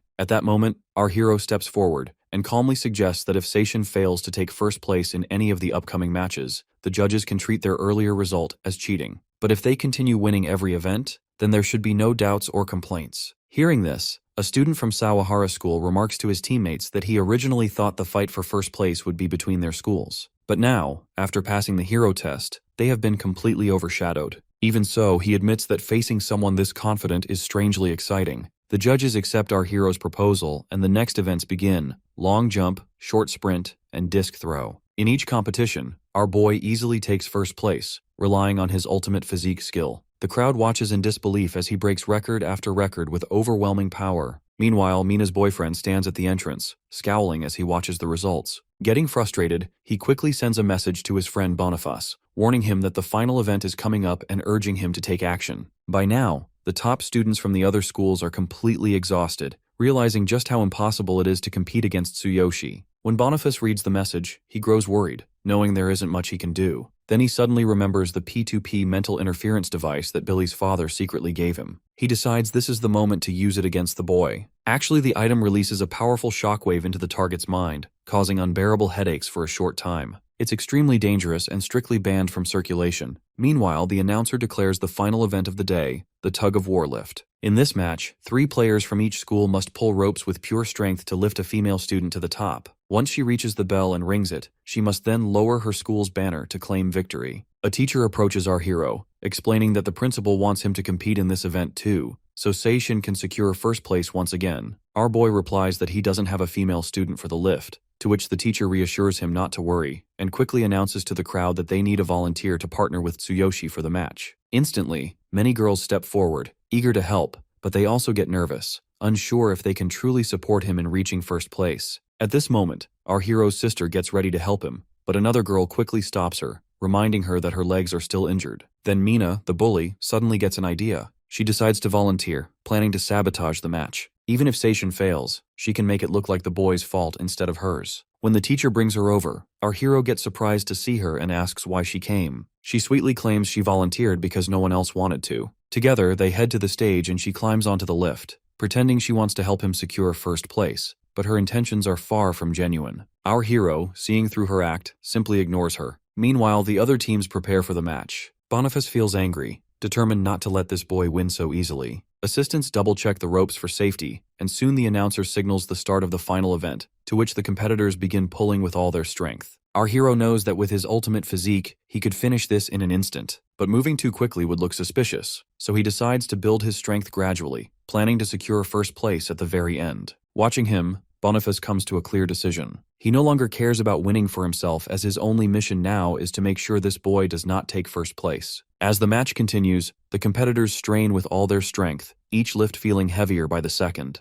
However, the Sawahara team seems to handle it with ease. At that moment, our hero quietly activates his ultimate physique and decides to keep a steady pace, planning to accelerate only at the very end and overtake everyone in one final push. Mina, watching his calm expression, grows irritated. Determined to make things harder, she starts bouncing on the lift to add extra weight. The assistants quickly warn her to stop, telling her it's dangerous, but she ignores them. Her boyfriend, watching from the crowd, feels satisfaction at her antics. Yet when she looks down at our hero, she gets surprised as, despite her efforts, he remains calm. Our hero asks if she is done causing trouble, to which she feels like he might truly kill her if she continues. At this moment, Boniface decides it's time. Before the event began, he secretly locked the device onto our hero as the target. Now, as he presses the switch, he thinks that things are about to get interesting, and suddenly strange waves of radiation spread through the arena. Every student is hit with a crushing headache, including Boniface himself. When the radiation reaches our hero, his mental protection activates on its own, shielding him from the worst effects. All around him, the students collapse in pain, and their hands slip from the ropes, to which the lifts immediately begin to fall. The crowd panicked,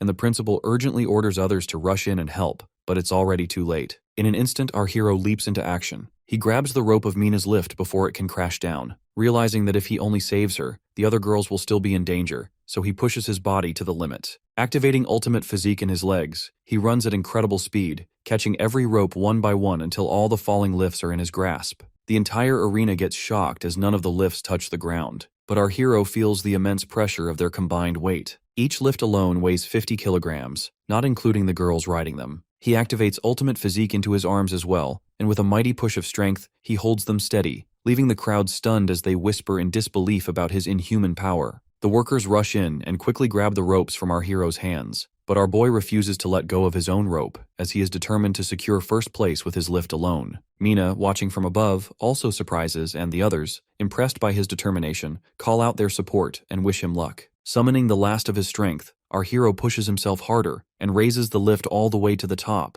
By the time they reach there, he gets fully exhausted, and when the girl looks at him, she feels grateful as he not only saved her, but also the other girls. With rare sincerity, she rings the bell and lowers the banner. From the crowd, her boyfriend gets angry at her choice, but our hero feels a quiet relief as for once, she has helped him instead of trying to bring him down. The arena erupts in cheers as the announcer declares that Tsuyoshi has once again secured first place for Seishin School. The guild and faction representatives remark that it has been a long time since they've seen such a genius, and they insist that no other faction should be allowed to snatch him away. Meanwhile, a guard from the Blue Snake Gang reports to his boss that this boy has been troubling the young master, and even the earlier commotion was caused by a tool the young master handed to one of the participants. Hearing this, the boss feels uneasy, realizing how powerful the boy is. He decides to head home, muttering that he must discuss the matter with the young master. At the same time, the chairman congratulates the principal, saying not only has his school won the championship, but he has also produced an extraordinary hero. As they talk with joy, a worker rushes in with a report. He explains that one of the participants was found with a P2P mental interference device,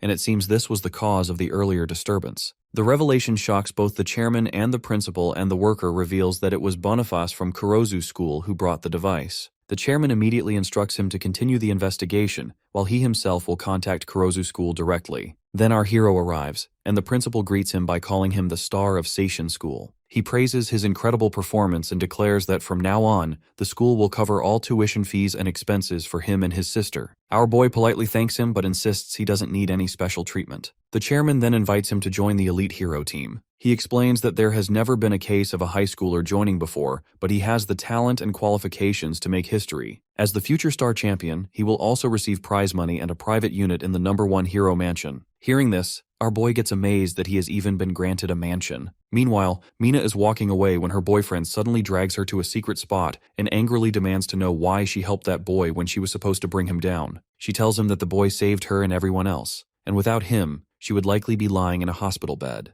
Her boyfriend snaps at her again with disrespectful words, but she pushes him back and orders him to stay away from her, to which he raises his hand to slap her. But then suddenly our hero arrives there and grabs the guy's hand, saying he didn't want to get involved, but now that he knows the truth, he has no choice. He slams the bully to the ground and demands if he realizes what he was about to do, as it was a matter of life and death. The bully comments that he is the son of the young head of the Blue Snake Gang, but our hero responds with a hard punch to his face, sending him back. Taking the chance, the bully quickly runs away. At that moment, Mina's friend comes there and gets shocked to see our hero there. Our boy turns to Mina and tells her that even though she helped him in the final event, she shouldn't expect his thanks, as he still hasn't forgiven her for what she did to his sister. As he walks away, she calls out to him, and by kneeling down, she apologizes for all the sins she has done. She tells her friend to apologize as well, but our hero says that even if they apologize, it doesn't erase the fact that they bullied his sister and caused her injury. He asks if cutting them and then apologizing would heal their wounds, which makes the girl feel guilty. After that, he tells them to stand up, saying he has heard their apology. He then heads to the locker room to change his clothes,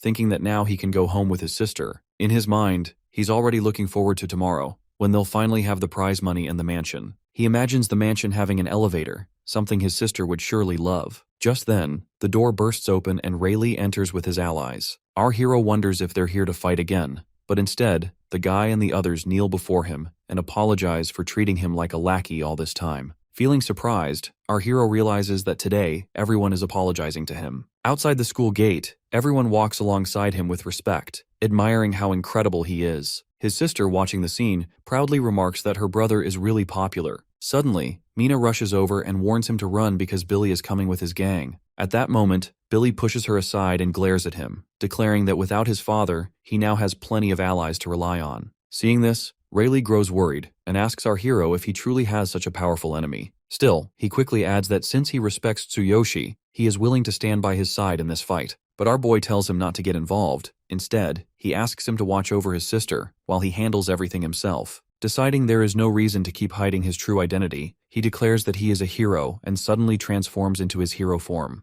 The bullies get shocked, but Billy shouts at them, promising double payment if they fight. A few of his men charge forward, but our hero swipes them away effortlessly. The bully orders all of his allies to attack at once. One of them strikes our boy with an iron rod, but to everyone's shock, the rod bends while our hero remains completely unharmed. He responds with a powerful punch that sends the attacker crashing into Billy, to which everyone gets stunned. As more bullies gather, he realizes their numbers are growing. He grabs an iron rod himself and summons the lightning strikes from the sky. On top of the building, two men watch the scene. They are heroes as well, and the older one, Dane from the Final Glory Guild, remarks that this boy must be the most gifted D-rank hero they've ever seen, and they should recruit him into their guild. The second man, Sandor from the Dragonkeeper faction, says their faction has not fought over talent in a long time, but this time they will not back down. He adds that during this boy's awakening test, there was a strange data anomaly, as the entire area suffered a blackout, proof that his talent is far beyond ordinary. The old man remarks that this boy has already made waves this year by winning the Future Star event, and even now preventing a major accident. He adds that with the Supernova tournament approaching, this is exactly the kind of talent everyone is looking for. He explains that this year's tournament will be more intense than ever, with rankings directly tied to resource distribution, and even the Hero Alliance is sending their strongest rookies. In other words, every guild and faction with Supernova eligibility is desperately searching for promising talents. Satisfied that they have confirmed the boy's abilities, the old man casts his magic and disappears. The other man comments that he will make sure to meet this boy personally, then flies off as well by using his wings. Meanwhile, when the lightning attack crashes into the bullies, they feel much pain and collapse to the ground. Our hero steps toward Billy, who is trembling in fear. He firmly orders him to leave immediately and never show his face here again, to which the bully agrees and runs away. Turning back, our boy thanks Mina for her help, and the other guys insist that he should team up with them, saying they would be unstoppable together. But our hero tells them to head home for now. After that, he walks home with his sister, who says he has gotten so strong that even his classmates are jealous. He tells her that since their team won, the school's Hero Association president is rewarding them with a bonus of 10 million yen and even an apartment. She gets shocked to hear this, and he adds that if the apartment has an elevator, she won't have to struggle with the stairs every day. She thanks him for always thinking about her,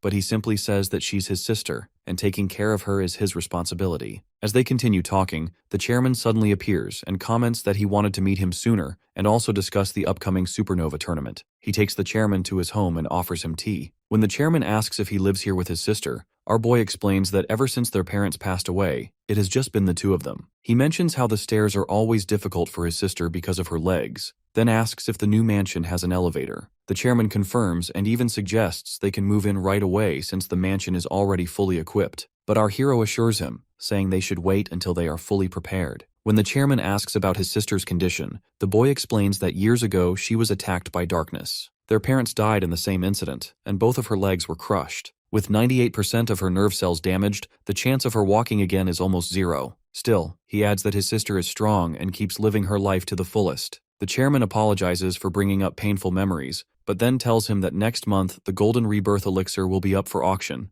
and with it, there may be hope for his sister's recovery. Our hero gets shocked to hear about the item, as it's a rare treasure that can restore lost body functions. But the chairman explains that there are two strict requirements to enter the auction. First, he must hold at least a C-rank hero status. Second, he needs a minimum of 1 billion yen, since every auction sets tough conditions based on power and status. The chairman continues, saying he can qualify for C rank by placing in the top 3 of the upcoming Supernova tournament. If he achieves that, he can apply for promotion. However, as for the funds, even the chairman himself cannot provide that much support. He then hands over the prize money our hero earned from the event. Holding the money, our boy thinks that wealth isn't everything, but right now, it's something he needs the most. He feels troubled, wondering how to gather such a huge sum, when suddenly he remembers the potions from the other world. His original world may have convenient capsules, but the potions there are far more powerful. If he can somehow recreate those otherworldly potions here, he might just be able to earn 1 billion yen within a single month. He asks the chairman if placing in the top 3 of the Supernova tournament would allow him to apply for C-rank hero status. The chairman confirms and explains that the Supernova tournament is a major event for rising C-rank and D-class heroes.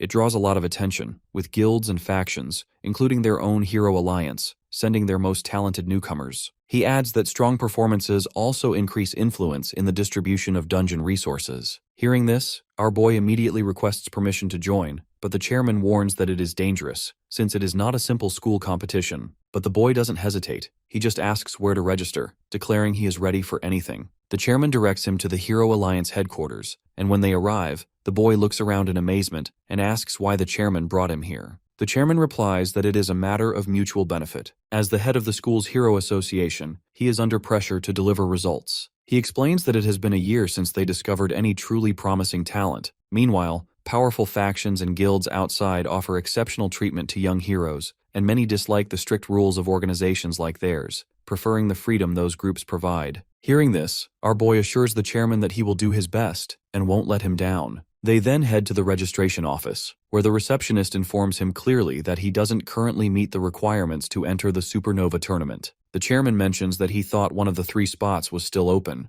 The receptionist confirms that 1 spot remains, but explains that this boy lacks the necessary records in the system to qualify. She adds that to participate, he must have placed in the top 3 in at least 2 public dungeons. After checking earlier, she notes that aside from a single test dungeon, he has no other qualifying records, so he does not meet the conditions. The chairman grows concerned, realizing he had forgotten this detail. He comments that the tournament is only a week away, but the public dungeons are extremely difficult, making it nearly impossible to clear them in time. When our hero asks what they mean, the chairman explains that there are 6 public dungeons, 3 C rank, 2 D rank, and 1 B rank dungeon, which is the toughest. To qualify for the Supernova tournament, he and his party must secure a top 3 placement in any 2 of these public dungeons. He adds that there isn't much time left, since forming a party also takes time, so participation seems impossible. But the boy confidently assures him that he will secure a top 3 placement in at least 2 public dungeons before the tournament. The receptionist calls him a fool, insisting it's impossible. The boy simply leaves, telling her to keep that last spot open for him, as she'll see soon enough whether he's a fool or not. At that moment, he receives a system notification that the Boundless Passage has activated. Feeling pleased, he decides to head to the other world to collect the formulas and level up to 15 before returning. When he teleports, he finds himself in bed next to the Beast Girl. He thinks to himself that he will conquer all 6 dungeons on his own. Suddenly, the system warns him that he cannot stay in the other world for more than 3 days. Exceeding that limit will make it permanently impossible to return to his original world. He calculates that he has 72 hours, realizing that going from level 12 to 15 in that time will be tough, but he knows he has to make it work. The next morning, when the Beast Girl wakes up, he tells her that things are about to get busy. She agrees and says she'll start preparing for departure immediately. After that, they walk through the bustling town, and he comments on how lively it is as always. She mentions that recently, the genius Kevin has been hosting a refining tournament with extravagant prizes, attracting young shamans and adventurers seeking rare medicine. When he asks about the prizes, she explains that third place receives a basic potion formula, second place comes with an apprenticeship,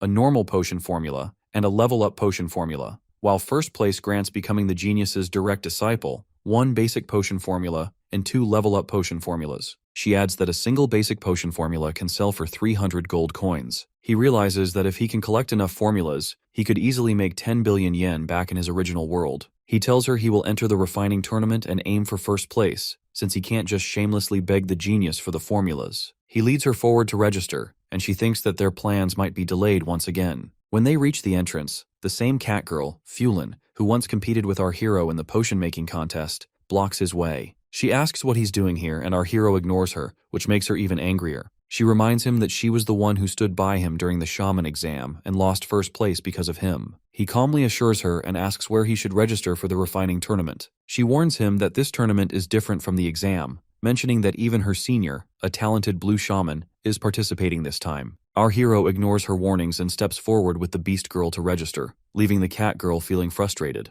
At that moment, the Fox Beastman Vincent appears and immediately gets angry at our hero. The cat girl explains that this fox is her senior, who then calls over some allies, preparing to attack our hero. The cat girl pleads with him to stop, insisting that this human isn't a villain. But the fox orders her to stay silent and says she disappointed their master during the examination and now takes this human's side, so he intends to deal with both of them together. Seeing the situation escalate, our hero also prepares himself for a fight. He tells the beast girl to stay out of the fight, warning her that she'll only get her hands dirty facing someone like this. As he pulls his weapon from the system, another figure appears, Gillette, a pig beastman and a level 18 berserker. He comments that the fox's enemies are his enemies too, so he's joining the fight. The fox agrees, giving him permission and even joking that he can do whatever he wants with the half-beast girl. But the pig says that he isn't interested in her but finds the little cat girl amusing to mess with. The cat girl protests that she'll report this to their master, but the fox assures her he'll handle the master later. The pig beastman lunges at them, and our hero reassures the girl that he won't let them escape. He leaps forward as well, striking the pig with a powerful blow from his sword. The pig beastman immediately feels the overwhelming force, and when our hero activates ultimate physique to push him even further down, everyone watching gets stunned. Even the fox realizes that the pig can't even lay a finger on this human boy. At that moment, the pig beastman decides to unleash his full power, even if it costs him his life. He activates a devastating skill, creating massive destruction and pushing our hero back slightly. Seeing the danger, our hero quickly forms an isolated area around them and uses the thunderous ambush attack, dashing behind the pig to deliver a fatal strike. The pig realizes he can't dodge it and thinks this may be the end. Suddenly, a strange blue flame collides with our hero, which nullifies his skill. Feeling surprised, he sees the genius Kevin, a level 36 red shaman, standing nearby. The genius says the tournament is about to start and they need to stop causing a scene. Actually, the blue flame came from the genius, who scolds the Fox Beastman and the cat girl for bringing shame to the shamans. The Fox Beastman immediately apologizes, and the genius turns to the other fighters, including the pig, who quietly retreat. The genius then asks the cat girl why she is here, since she failed the shaman examination. She explains that she is guiding the human shaman who defeated her in the exam to the refining tournament.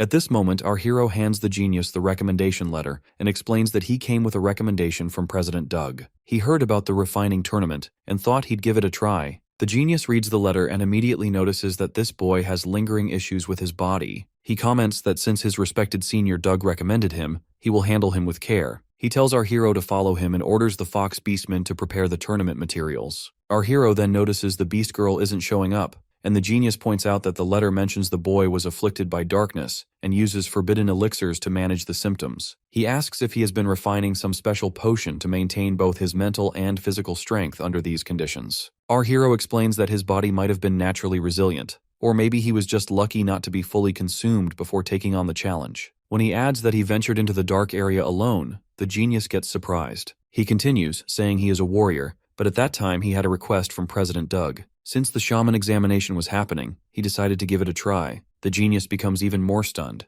realizing the boy defeated the cat girl so easily. He asks how much the boy has studied potion refining and who his mentor is. Our hero replies that he has no mentor and hasn't formally studied it, to which the genius confuses, suspecting this boy might be a genius even greater than himself. He realizes he cannot allow the existence of someone more talented than him. The genius tells him that perhaps the president mentioned his control over the laws of earth and wind. He adds that the potion he plans to refine can harness those laws and might be able to purge the darkness from his body. He leads him to his refining chamber, filled with countless medicinal herbs. He proudly explains that he loves collecting these items and knows more about herbs than anyone else. When our hero notices the refining platform and asks if it also boosts refining effects, the genius realizes this boy doesn't even recognize premium herbs or understand the value of a high-quality platform. He takes a small bowl and says he needs a drop of his blood to examine his condition. Our hero agrees, and as the genius channels a blue wind magic over the blood, he gets surprised to detect traces of darkness in the boy's body. He notes that if this darkness had entered an ordinary adventurer, they would have long lost their sanity, but this boy remains completely fine. He explains that now, potions alone won't be enough. He must use the power of the laws to purge the darkness from his body. As he channels his magic along the boy's back, he feels a burning pain, and the genius warns him that the aura is extremely stubborn, and he'll need to inject even more power.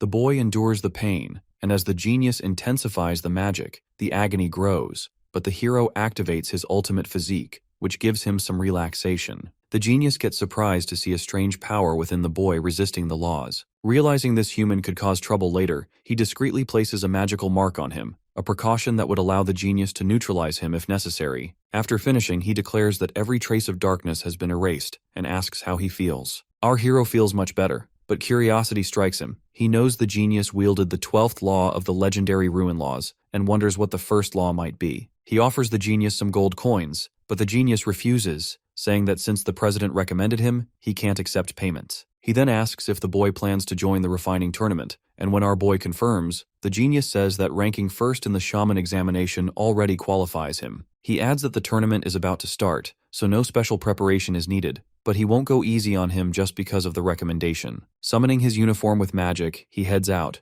telling the boy to show his full talent in the tournament. Afterward, the cat girl guides our boy to the main venue, where the crowd is already gathered. She tells him that his registration is complete and asks if the woman who came with him has abandoned him. The boy explains that she likely has other business to attend to, which is why she isn't here. The cat girl then warns him that the participants are confident young shamans and adventurers, and this tournament won't be as simple as the basic assessments he faced before. Her senior blue shamans are also competing, so it will be a valuable experience for him. When he asks if she is participating, she rejects by saying that her master told her she couldn't enter since she didn't achieve first place in the examination. She then leads him to the refining platform she has prepared for him, explaining that it's hers, so he shouldn't break it and must clean it after the tournament. She also tells him that the tournament is an elimination-style competition, so half the participants will be knocked out in the first round. Some nearby beastmen mock him, but the cat girl reassures him to ignore them, as the presence of a human here is already unusual. As she goes over the final details, he thanks her for her guidance, and just then, the announcer calls for the start of the first match, the herb examination. As all the other participants focus on examining their tables, a blue shaman named Drax, who actually looks kinda red, observes quietly and thinks to himself that this isn't just a simple contest of picking ingredients. It's a test of judgment, and a great shaman must have exceptional discernment. Scanning the competitors, he realizes that only a handful of blue shamans might even come close to challenging him, and the greatest threat is likely the Fox Beastman, the genius Kevin's disciple. Drax considers the Fox Beastman's skill in final refinement. The disciple must have been taught countless secrets by Kevin, making him a formidable opponent. Other than him, no one else poses a real challenge. While he is thinking this, our hero accidentally bumps into him, to which he scowls in anger, but our boy quickly apologizes, explaining that he was distracted while trying to find his place. By looking at him, the blue shaman recognizes that this is the human everyone's been talking about, a warrior rather than a shaman. At that moment, the Fox Beastman steps forward and tells him that this human boy is only here because of his connection with the genius, to which Drax comments that it's a shame the boy relies on connections to participate. Hearing this, our hero comments that if this weren't a public venue, he would have punched him already, but he simply steps forward. Then the announcer girl begins explaining the rules that they will announce the name of a potion,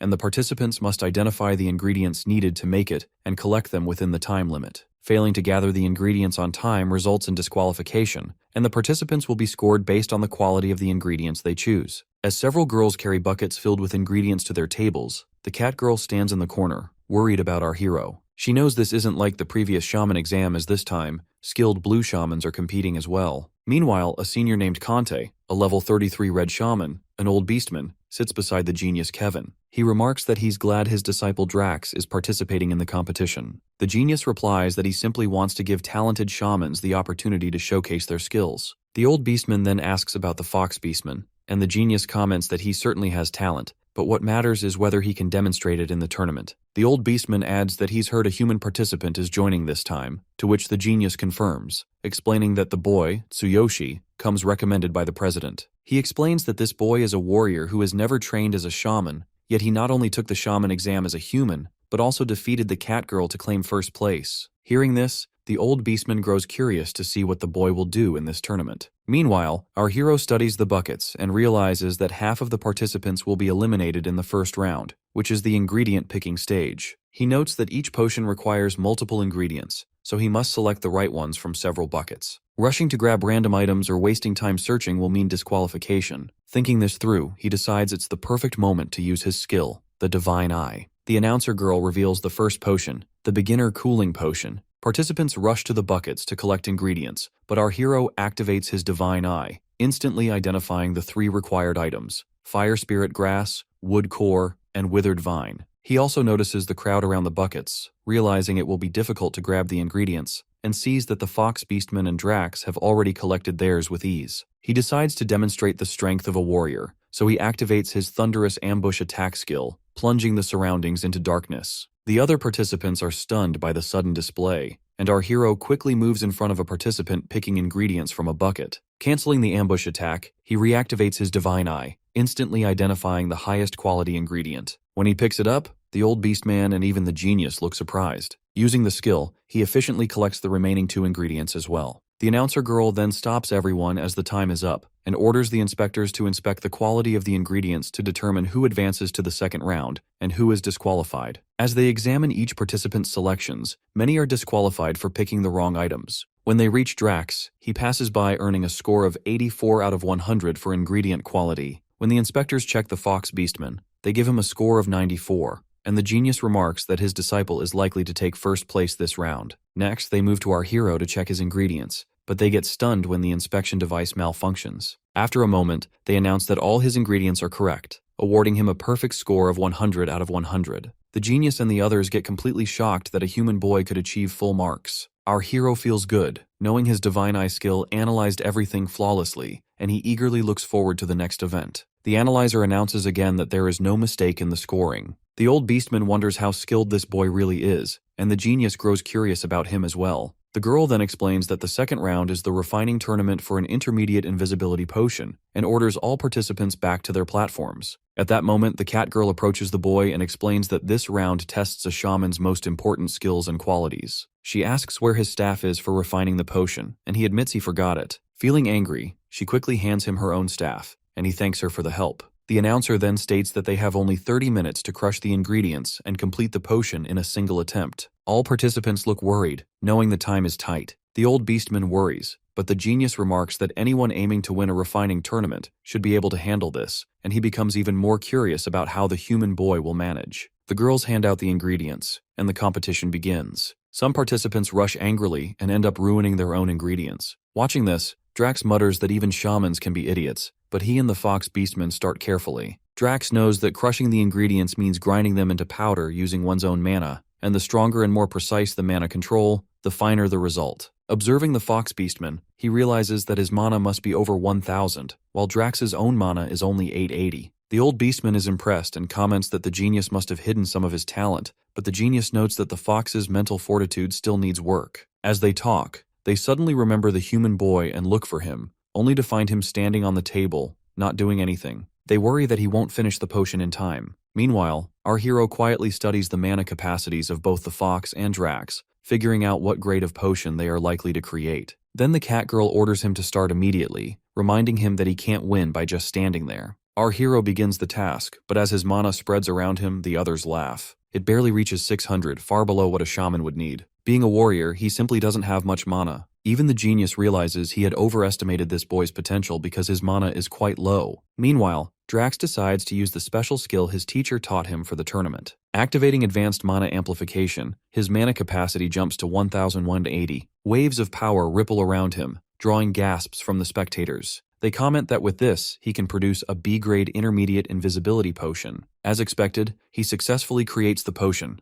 and the old beastman mutters that he won't let the genius take first place so easily. However, the genius is already prepared for situations like this. Silently, he signals the Fox Beastmen to demonstrate his true ability, ready to show everyone the level of skill he is capable of. At that moment, the Fox Beastman activates the law of the earthly phoenix flame. Strong blue flames swirl around him, and he remembers his teacher's instructions to add this flame during the fusion stage. Now, there's no way he can lose. His mana surges to 1,530, and he easily creates an A-grade potion, to which everyone gets stunned. Watching this, our hero realizes that both Drax and the Fox have been holding back their true techniques. He also understands that if he restrains himself, he won't even be able to surpass an A-grade potion, so he activates his ultimate physique to boost his mana. Instantly, overwhelming waves of power ripple around him, pushing his mana capacity beyond 9,000, and the system alerts him that with this extraordinary energy, he can create an S-grade potion. Everyone around him gets completely shocked as just moments ago, his mana was only at an average level, and now it has suddenly skyrocketed. The Fox Beastman realizes that even the laws of earth and wind couldn't produce such an effect. Suddenly, a lightning dragon descends from the sky, summoned by our hero's power. Even the genius gets stunned, recognizing it as an A-grade supernatural phenomenon. As our hero concentrates on creating the potion, the dragon moves closer. The old beastman warns that this is a divine lightning punishment, and anyone unprepared would suffer immense damage. The genius adds that the rarity and difficulty of S-grade potion refining come from this challenge, as refiners need extraordinary skill, massive mana, and the ability to endure the divine punishment triggered during the process. At that moment, the system informs our hero that he can use the Divine King's hammer to absorb all the incoming lightning strikes. Feeling confident, he summons the hammer from the system. Instantly, it absorbs every strike, and a powerful aura spreads across the sky. Putting the hammer back into the system, our hero turns his full focus to the potion. Using the staff, he carefully stores the S-grade potion in the bottle. The genius feels strange, thinking that even he could only create such a potion by fully using the laws of earth and wind, and he can't understand how this boy managed it. Suddenly, the old beastman leaps toward our hero using his flying skill. He tells the genius to come with him, insisting that he must check the boy as he must have cheated. The others agree, but the cat girl protests, saying that he already proved his abilities during the Shaman examination, so cheating is impossible. However, the announcer insists that the genius has the right to verify it for himself. Our hero calmly allows them, saying they can do whatever they need, as he has simply used his true power like anyone else. The old beastman prepares to test him, activating the magic on his staff and ordering our hero to release his mana. He realizes that if he can't maintain his amplified mana, they will assume he cheated. He activates his ultimate physique to the fullest, pushing his mana capacity to its absolute maximum. As he releases his mana through the staff, a brilliant light erupts, so intense that even the old beastman's staff shatters. Then our hero asks if they are satisfied now. The genius apologizes for doubting him, and admits he has never seen anyone with such ability before. Turning to the old beastman, he declares that there is no need to question the boy's performance, as the S-grade potion he created is more than enough to make him the tournament's winner. He addresses the other participants, saying that if anyone has objections, they can bring them directly to the boy. Everyone agrees with the genius's decision, who officially announces the boy as the champion. The cat girl gets amazed, realizing he has done something extraordinary. Yet the genius feels a surge of jealousy, thinking to himself that he will use all his connections and power to ensure this boy cannot leave the city alive. After the tournament, the cat girl hands our hero a box, saying it's the prize for winning. When he opens it, the system informs him that it contains formulas for 3 potions: a basic potion, a level-up potion, and an advanced potion. Feeling excited, he realizes that with these formulas, he could make a fortune in his original world and even cover the 1 billion yen entrance fee for the auction on his own. The cat girl then asks if he is sure about turning down the chance to become the genius's disciple. She points out that with his talent and mana capacity, studying under the genius could make him an incredible shaman. Our hero replies that he is a warrior and has his own path. When she asks if he is really leaving, he explains that now that his body is healed, he will rest for a while, meet up with the beast girl, and then set off. He also reminds himself that he needs to return to his original world now that he has the potion formulas. The cat girl curiously asks why he keeps mentioning that beast girl and what his relationship with her is, to which he answers that she is his friend and comrade. Hearing this, the cat girl asks him to meet her before he leaves, saying she has something to give him, and then she walks away. Our hero heads to his in-room and examines the Ring of the Infinite. The system warns him that due to unstable debugging, he can't stay in this world for more than 3 days, and he also can't use the Boundless Passage again until 3 days have passed in his original world, to which he realizes he needs to act carefully. Storing the prize box in his inventory, he activates the Boundless Passage and returns to his original world to earn the 1 billion yen. Upon arrival, the chairman escorts him and his sister to the luxurious apartment he won in the tournament. The chairman assures them they can live comfortably there, and when he asks about additional arrangements, our hero requests one of the rooms be converted into a small laboratory so he can start experimenting with potions. The chairman feels surprised but agrees, promising it will be ready by the afternoon with all necessary equipment. Afterward, our hero heads to the Blue Snake Gang to return their money, but a group of bodyguards blocks him at the entrance. He tells the guards that he has business with the Blue Snake Gang, but they refuse to let him in. Just then, a few men come out from inside and greet him politely. As he looks at one of them, he realizes it's the same person he had beaten up before,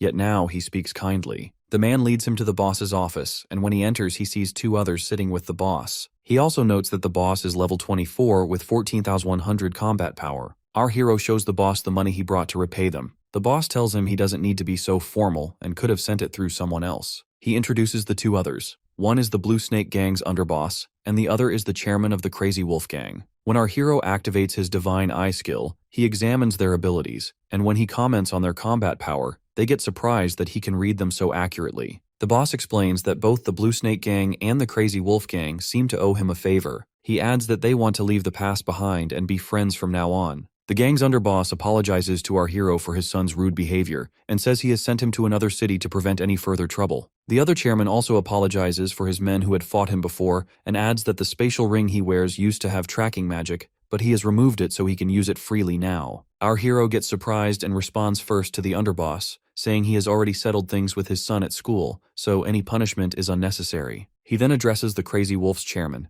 explaining that the three members who tried to kill him were defeated, and now that they are gone, the matter is finished. The boss seems relieved and tells him to take back his money, but our hero insists that repaying his debt is only natural. Curious about their sudden change in attitude, he asks why they are acting this way, to which the boss explains that since he won the Future Star competition at school, he has become very famous. He also mentions that Chairman Suzuki is trying to recruit him, and every faction and guild in the area is eager to form ties with him. They also admit that they cannot afford to pick a fight with someone as powerful as him. Hearing this, our hero feels relieved, knowing he won't have to face more trouble. After some time, when he prepares to leave, the three men see him off politely. On his way out, he thinks about returning to his work, and realizes he needs to buy ingredients to begin refining potions. He heads to a store and tells the shopkeeper he wants potion ingredients. The shopkeeper casually tells him to take whatever he needs from the loose stock, but when our hero hands over a list of 15 ingredients and shows 9 million yen, the shopkeeper gets surprised. Realizing that this boy is a VIP customer, the shopkeeper quickly invites him inside and assures him that the necessary potion ingredients will be prepared immediately,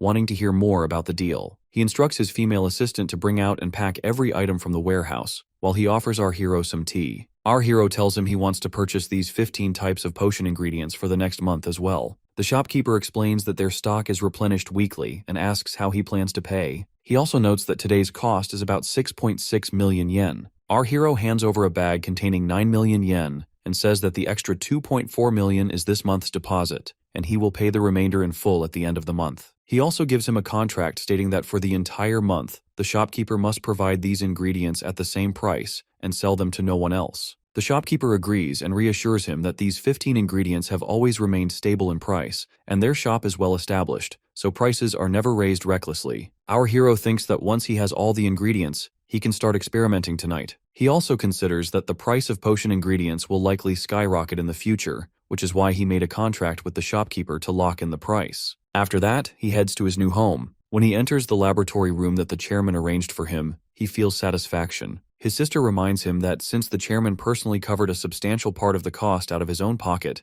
they really should thank him. She also asks what he plans to do with the lab. Our hero assures her that he intends to repay the chairman many times over, and explains that the reason he built this lab is to fulfill a promise he made long ago. He remembers the promise he made to his sister, to bring back her smile like the old days. Thinking of that, he gently pushes her out of the room so he can begin his work. Using both of his rings, he pulls out the wooden box and the ingredients stored in his system. He starts creating the potions, commenting to himself that he will need 3 essential ingredients for the basic circulatory stimulant, while the other 2 potions each require 6 different ingredients. With the help of his Divine Eye skill, his work becomes much easier. He mixes several liquids into a jar, places it into the machine to heat, and notes that in this world, the normal refining process ends here. Once the heating is complete, he can check the effects. He also realizes he will use his shamanic techniques to accelerate the fusion and infuse the mixture with mana, which will greatly increase the success rate and enhance its medicinal properties. He summons his staff from his inventory, explaining that he left the Divine King's hammer at the inn in the other world to free up space, but it doesn't matter since time has stopped. Using the staff, he begins the fusion process. When it's finished, he removes the potions from the machine to examine the results. After drinking one, he notices that his HP and stamina recovery speed have increased by 45%, damage taken is reduced by 12%, and the effect lasts for 10 minutes. Excited by this, he remembers that in this world, capsules are used instead of potions. He then begins transforming the potions into capsules using another machine and his own magic. The next day, many other heroes are gathered at the entrance of the portal, preparing to go on a hunt for the monsters. At that moment, our hero arrives, wearing a masking cloak that conceals his identity. He also carries a small trolley filled with boxes of capsules. When the others notice a traveling merchant with some capsules, they immediately comment that he shouldn't be selling these instead of the shops, as it might be dangerous for them. Our hero addresses everyone, saying that if they are dissatisfied with their current capsules, they should try his brand new capsules. The heroes look confused, wondering if these capsules are from one of the big three companies. Another guy remarks that he visits shops frequently but hasn't seen any new products. One of the heroes approaches our boy and asks what kind of capsules these are and what effects they have. He explains that they are basic circulatory stimulant capsules, which help recover HP and energy while also reducing damage taken during attacks. He adds that each box contains 6 capsules and costs 24,000 yen.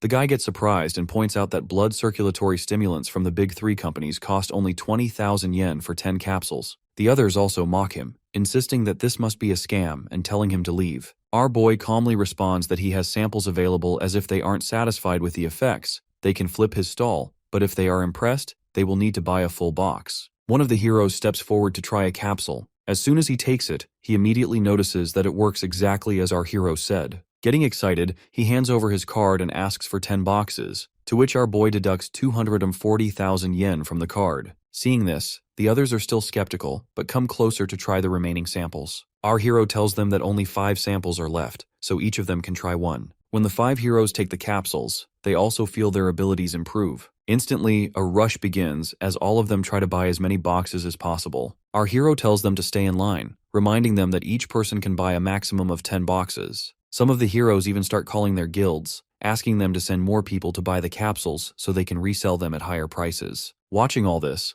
our hero thinks that everything is going according to plan, but he also realizes that there's no way he can earn the 1 billion yen entrance fee with just this business alone. He reflects that the capsules have served their purpose for the first phase of his plan. With their incredible effects and limited availability, a devoted following will soon form. When that happens, he knows the big three companies will inevitably come looking for him. A few days later, at Red Tier Pharmaceuticals, one of the 3 major companies, a senior staff member reviews the market report with everyone. He explains that this week, the prices of 3 major products, including their own, have been steadily dropping. He points out that everyone knows this is happening because of the appearance of dark capsules of the same types. Another staff member adds that it's already confirmed these products don't belong to the other 2 pharmaceutical companies. He shows them the 3 capsules that are rapidly gaining popularity in the market and remarks that it's hard to imagine these capsules are currently so sought after by heroes. After conducting strict pharmaceutical tests, they found that the capsules could only be created by a group with extremely advanced technology. Even with their machines, they cannot determine the exact composition or ingredients, and they have no idea who the genius behind them is, or why no one knew about them until now. As they discuss the situation, the company president, a young woman named Misa,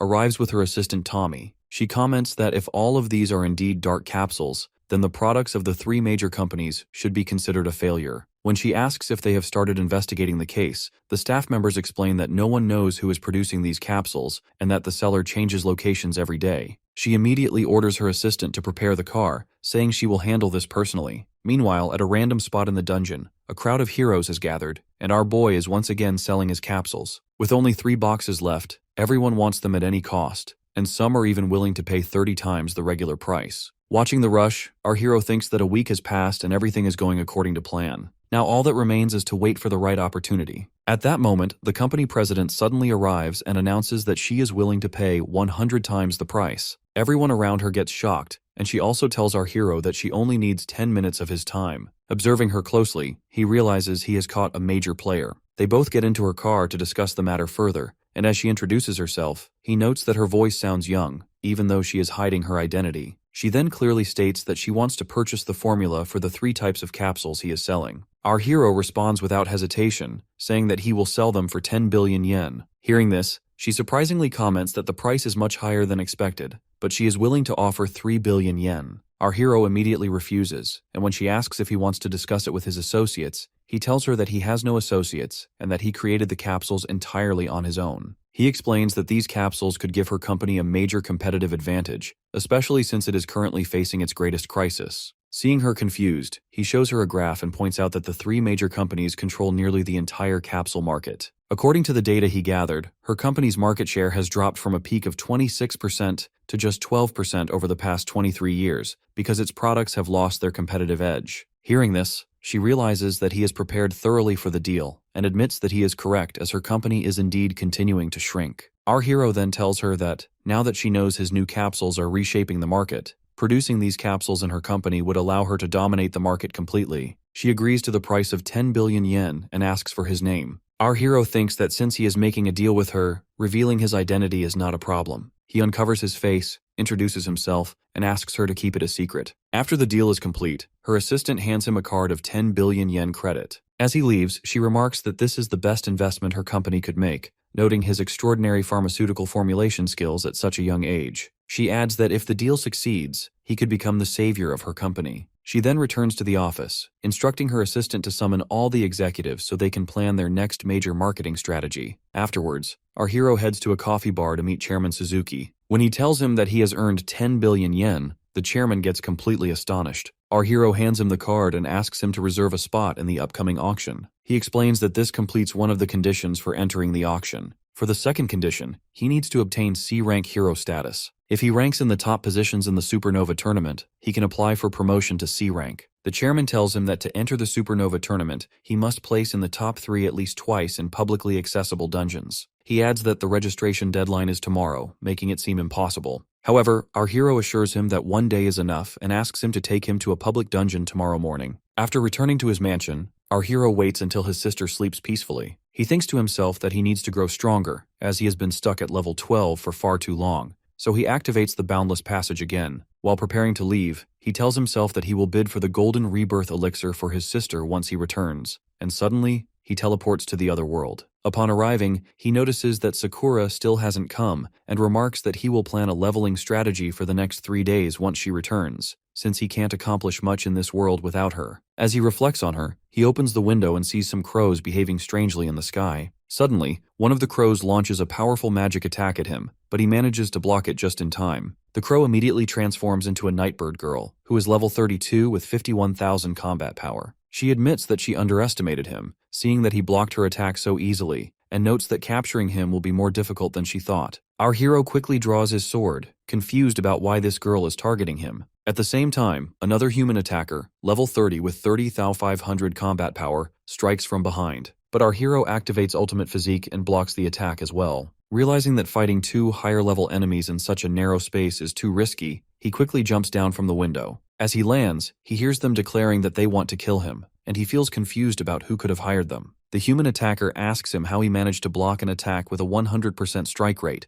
while the Nightbird girl points out that he also dodged her strike. Without hesitation, they both leap at him, launching their powerful skills. To their surprise, he blocks both attacks effortlessly, and by activating the Thunder Chain Fall, he hurls it at them. The girl instantly raises a shield covering both of them, while the human assassin mutters that if this boy had even a slightly higher level, they would have been killed by now. As he says this, he unleashes a series of powerful strikes from the front while the Nightbird girl attacks from behind. Our hero takes some damage and realizes that he can't handle them at his current level as he needs to use the Divine King's hammer. When he summons the hammer, both of his opponents get stunned by the extreme energy radiating from him. Suddenly, our hero hears a familiar voice accusing him of hiding something. Looking up, he gets shocked to see that the speaker is none other than the genius Kevin, who has also stopped him from attacking the enemies by activating a secret technique previously embedded in his body. Our hero feels uneasy, and the Nightbird girl also surprises as she wasn't expecting the genius to appear here. The human assassin tells our boy that with the injuries he has,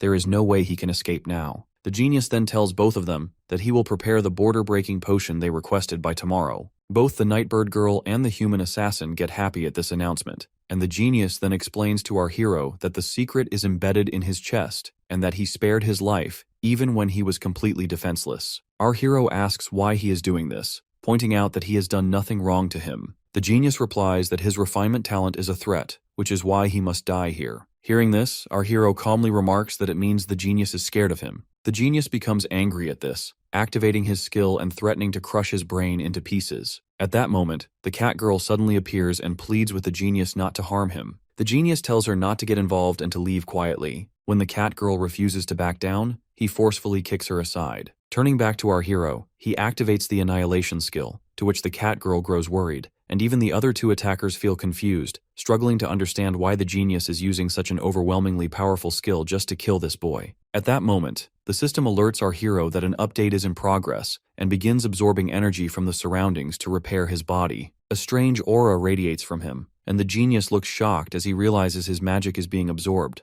The other two attackers are also surprised, and our hero explains that this happened because of the cat girl, who bought him some time. While she was distracting the genius, his system identified the secret in his chest and initiated the update, which will remove the virus from the system. He feels relief but knows that during the update, the system must continue absorbing energy. If the process is interrupted, the update will fail, and he will revert to his previous weaker form. Realizing he has no other choice, he pulls out the Divine King's hammer, thinking that no matter how much pain he must endure, even if his body is destroyed, he will kill all of them right here and now. At that moment, the system informs him that since it is updating, the Divine King's hammer will also continue repairing his body. The genius stares in confusion at the immense aura radiating from him, while the other two attackers rush to assist in defeating him. As the hammer works, our hero feels it tearing his body apart, but at the same time, the system continuously repairs him during the update. The enemies create multiple protective shields to defend against his attacks, but as he strikes, the shields shatter under the overwhelming force. Meanwhile, Sakura is chasing a Beastman warrior who is level 58. The warrior pleads for his life, but she reminds him that he showed no mercy to her father back then. He protests, saying he wasn't the mastermind,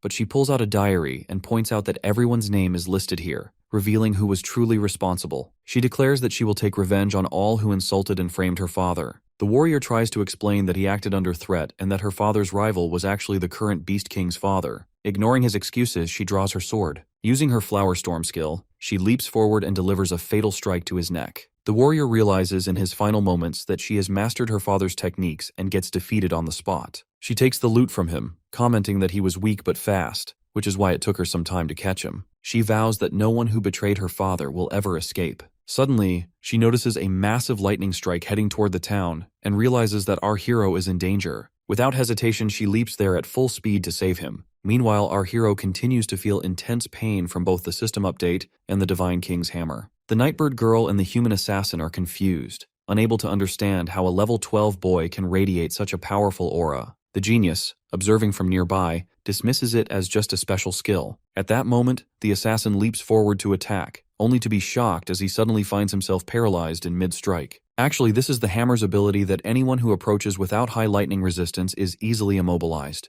Taking advantage of the situation, our hero delivers a powerful strike with the hammer, instantly defeating the assassin. The system then instructs him to use the energy from the fallen enemy to further upgrade itself. As our hero agrees, the system upgrade jumps to 48%, though his body has sustained 66% damage. The genius warns the Nightbird girl to avoid close combat, sensing that something is off about the energy surrounding the boy. Seeing the situation, the girl grows worried, but our hero shows no mercy, and by leaping forward, he strikes her with the Divine King's hammer, defeating her as well. The system absorbs the energy, raising the upgrade to 68%. Realizing that the boy is even taking him down with his power, the genius unleashes his own formidable skill, the laws of earth and wind thunder. A violent green wind swirls across the entire town, but our hero maintains his focus. He prepares to unleash even greater power from the Divine King's hammer, declaring that he is willing to sacrifice his life to further strengthen its power. The genius unleashes the wind attack, aiming to kill our hero and sees the secret technique hidden within his body. He notices the cat girl caught in the storm as well, but he doesn't stop, blaming her for coming here. Seeing her in danger, our hero leaps forward and grabs her tightly. Suddenly, she spots a massive green dragon behind him, attacking with devastating force. To her shock, he remains unharmed, and even the genius gets stunned to see the boy growing stronger once again.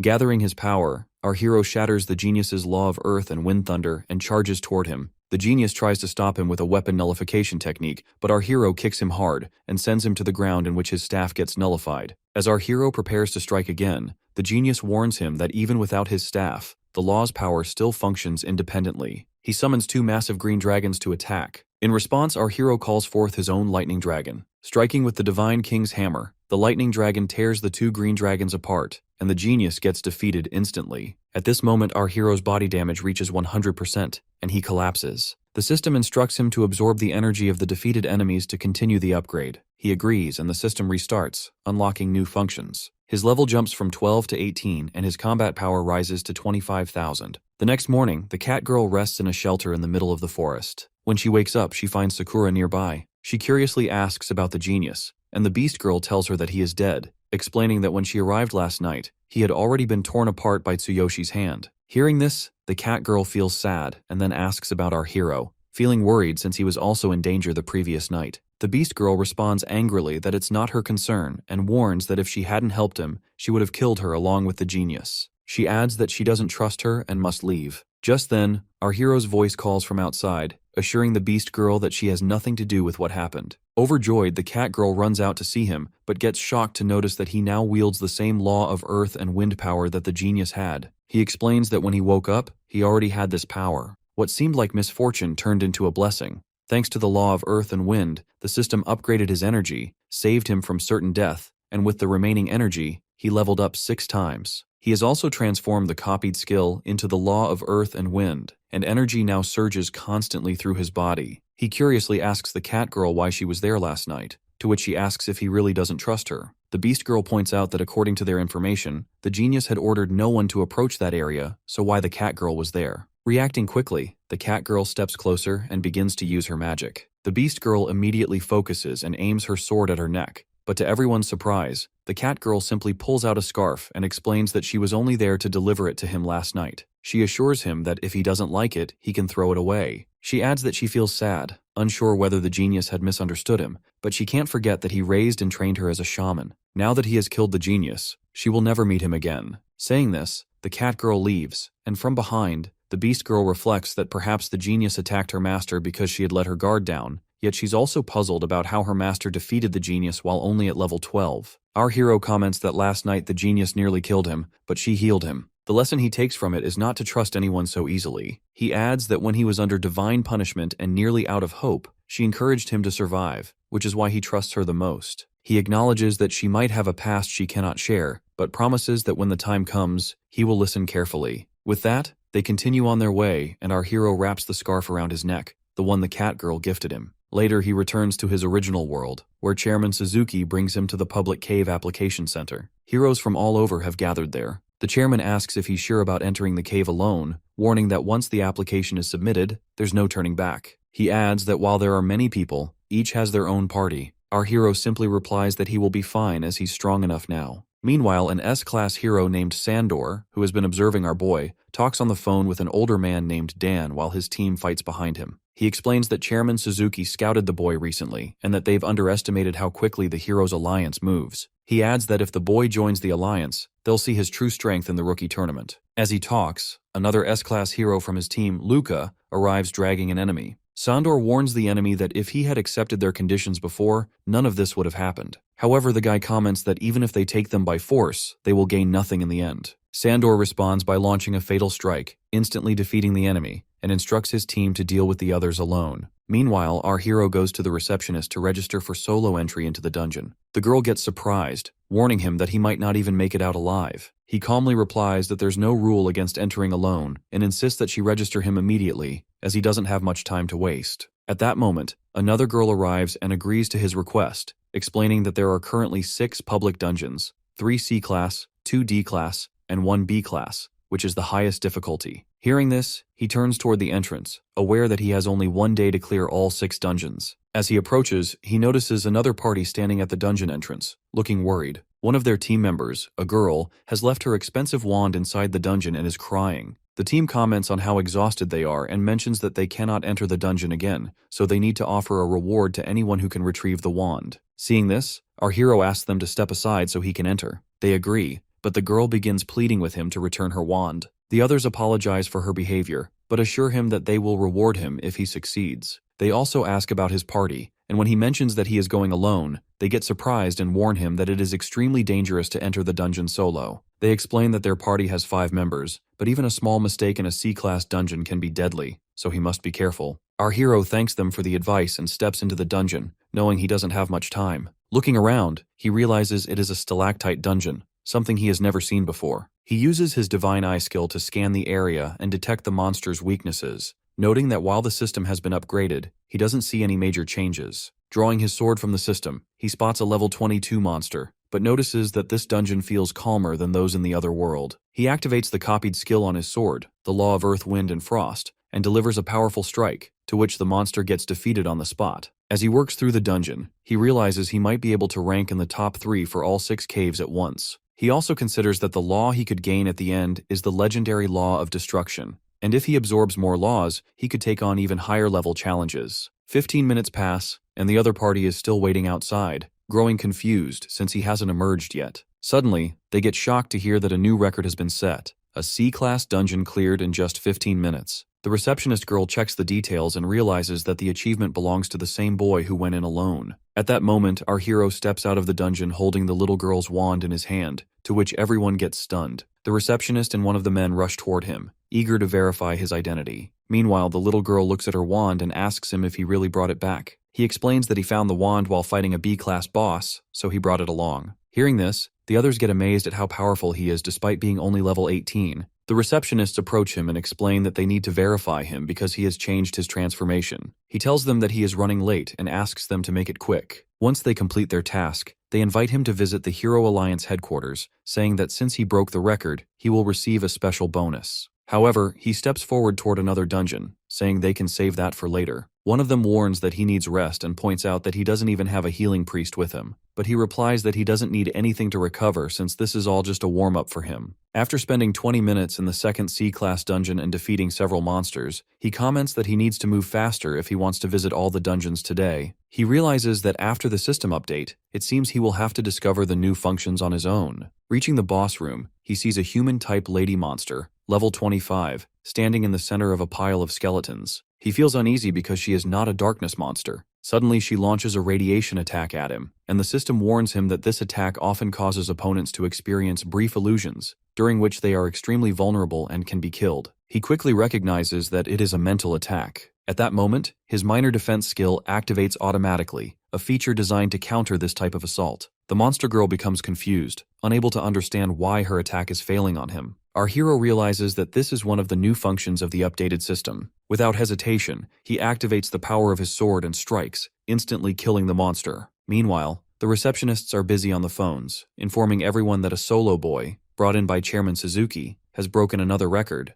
Across the guilds, people are talking about him, amazed at his growing fame. Just then, the boy emerges from the dungeon, having set yet another new record. Guild members rush forward, pleading with him to join their guilds and become their companion, but he calmly replies that he is used to working alone and cannot join them. Some of the men suggest that he might need healing and offer to use magic to help him before entering the next dungeon together. Our hero politely declines, assuring them that he is fine. He reflects on his new passive skill, minor exhaustion reduction, which prevents him from feeling tired in dungeons of this level. Still, he knows the upcoming B-class dungeon will likely be a greater challenge. He moves on to the 3 D-rank dungeons and, after setting new records in each, clears them with ease. The receptionist notices that he is now heading toward the final B-rank dungeon on his own. Meanwhile, Chairman Suzuki waits outside for a message from him. Suddenly, he sees 2 men rushing toward the public dungeon. He stops them and asks what is happening. They explain that a D-rank hero has just broken records in 5 dungeons alone. The chairman considers the possibility that this newcomer might be sent by a powerful organization,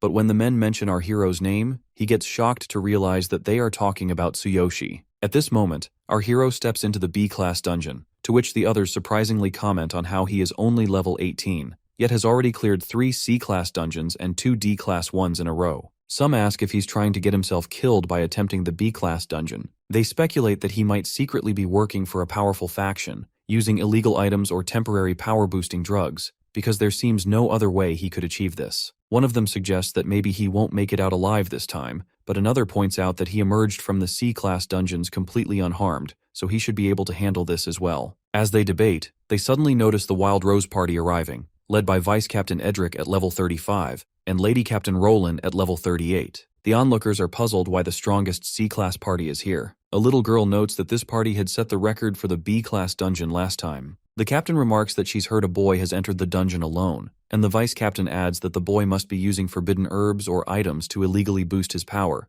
possibly with some powerful backing. The captain adds that if the record-breaking reports are true, the boy is a force not to be underestimated. However, the vice captain insists that they cannot allow a D-rank hero to destroy their record, especially if he is using drugs or other illegal means. The captain notes that entering a B-class dungeon alone is already a remarkable feat. If he survives, she may have to reconsider everything she thought she knew about him. She also says that if his power is genuine, she wants to face him personally to show him what Wild Rose is truly capable of. Meanwhile, inside the dungeon, our hero scans the area and notes that its size is far larger than he expected. He reflects that his record already qualifies him for the rookie tournament, but he's more interested in experiencing what a B-class dungeon is really like. He decides to enjoy the challenge and have some fun along the way. When he activates his Divine Eye skill, the system provides detailed information about the dungeon's terrain, and he hopes that the boss will be a darkness-type monster. Curious to see it, he leaps forward and commands all the monsters to attack him. Immediately, several level 30 ripping wolves emerge, charging at him. He quickly releases a lightning strike at them, but noticing their incredible speed, he focuses and slices one of the wolves instantly. As the second wolf jumps at him, he activates a magic spell, defeating it in an instant as well. Encouraged by his success, he orders even more monsters to appear. This time, a variety of dangerous creatures, including dragons and other formidable presences, step out. Our hero defeats all the monsters with ease, but then he suddenly notices a massive stone rhino, level 32, blocking his path. Without hesitation, he leaps at it, ready to engage in battle. On his first strike, he realizes just how tough its skin is and how quickly it moves. As the rhino charges at him, he activates the Law of Earth, Wind, and Frost skill, aiming a powerful strike at its weak spot, the eyes. The attack hits perfectly and the rhino gets defeated instantly. After the battle, he reflects that against such a monster, his current equipment is nearly at its limit. Fighting without the divine selection system and relying only on his weapons is extremely taxing. He thinks to himself that he must hurry and upgrade his gear in this other world, or else he will face serious trouble when confronting the boss. Realizing this, he moves toward the dungeon's boss. Meanwhile, outside the dungeon, the onlookers grow increasingly anxious as 20 minutes have already passed, yet the boy has not emerged. Some begin to whisper in concern that perhaps the boy has already died inside the dungeon. The vice captain of the Wild Roses Guild remarks that when they first tackled this B-class dungeon, it took them an entire hour to defeat the level 30 stone rhino, and the final boss is even stronger. Some of the onlookers suggest that maybe the boy will break the record as well, but the vice captain points out that he is only a D-rank hero. If he hasn't emerged in the past 2 minutes, he is likely dead. He adds that if the boy does come out alive, they will demand a full inspection from the Hero Alliance. Another comments that even if the boy is using drugs to boost his power, there's no way he could survive for long in a B-rank dungeon alone. No substance could compensate for facing those monsters solo. While everyone debates the boy's fate, the lady captain stands near the entrance, observing quietly. She watches how he has already cleared 5 dungeons and set new records in each. Meanwhile, our hero reaches the boss room, and as he opens the massive door, he notices the surroundings have changed dramatically. He stands beneath the moon, and the level 45 darkness boss looms before him. Using his Divine Eye skill, he scans the boss, noting its abilities and the powerful moon sword it wields. The boss looks surprised that the boy has dared to face it alone. Seeing the boy, the boss taunts him that he looks scared,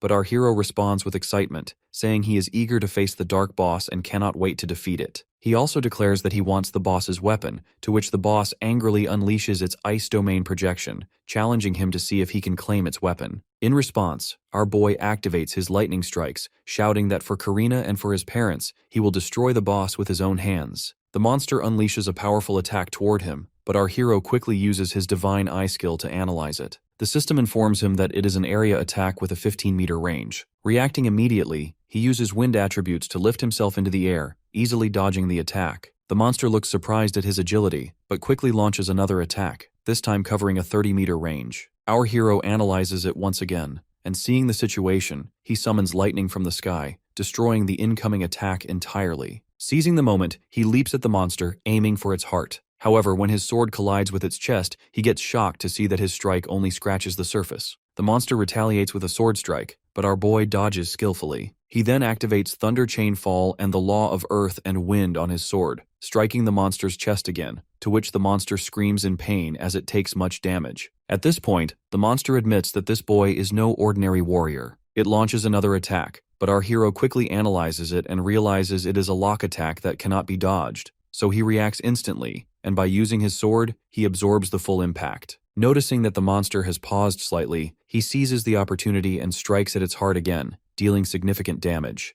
However, the monster does not lose control and immediately tries to attack him once more. Reacting swiftly, our hero moves behind it and inserts his sword into its chest. The monster feels confused by his ability to anticipate its moves, and our hero remarks that its attacks are too easy to read. Realizing he has underestimated him, the monster transforms into its final form, becoming even more dangerous than before. Our boy shows no fear and commands the monster to attack and prepares to draw the Divine King's hammer from the system, ready for the decisive battle. Outside the dungeon, the lady captain still feels uncertain, wondering if the boy has really broken the records. She realizes that if it's true, their party's reputation could be ruined. When one of her party members offers her some tea, she asks for his opinion about the boy. He replies that the boy must be incredibly strong. He points out that when the boy entered the other dungeons, people mocked him, but after he emerged having set new records, everyone's perception changed. He adds that if the boy were merely using drugs, he wouldn't be able to perform like that. There must be genuine skill behind it. However, the vice captain doesn't agree, while the other party member remarks that the quietest beasts are often the most terrifying.